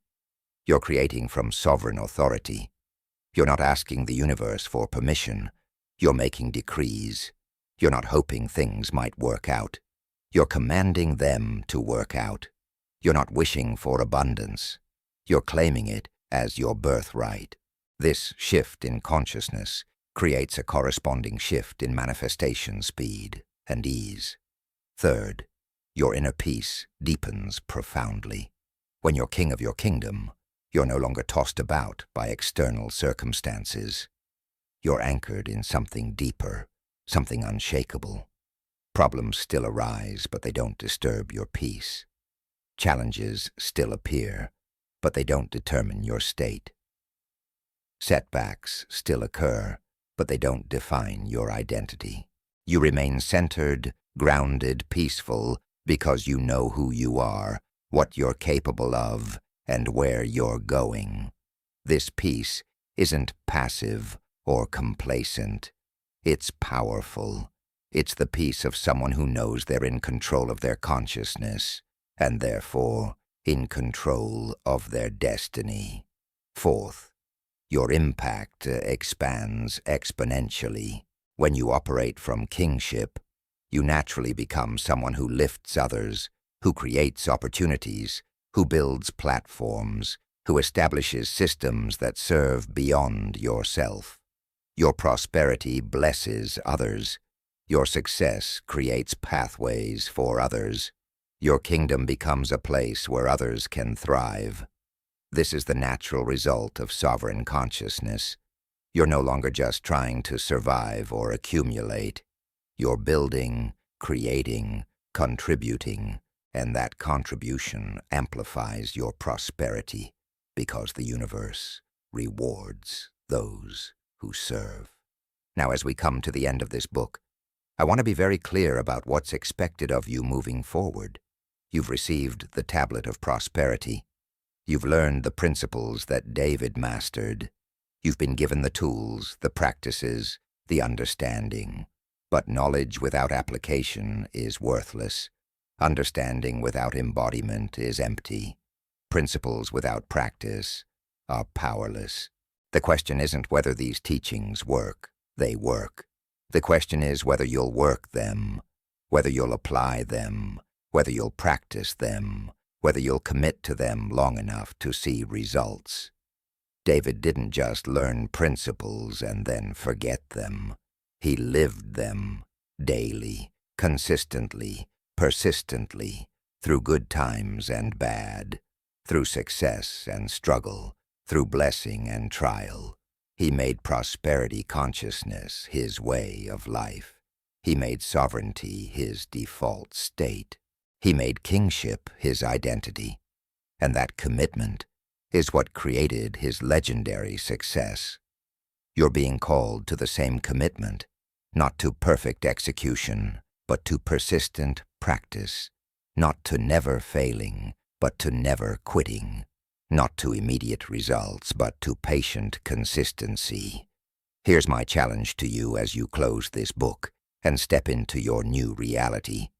For the next 90 days, commit to implementing everything you've learned. Every morning, declare your identity as king of your kingdom. Review your vision. Practice anticipated gratitude. Speak life over your circumstances. Take inspired action toward your goals. Give generously. Receive graciously. Maintain your frequency. Every evening, reflect on wins. Celebrate progress. Clear limiting beliefs and affirm your sovereignty. Do this consistently for 90 days without exception. No matter what happens, no matter how you feel, no matter what results you see or don't see. Why 90 days?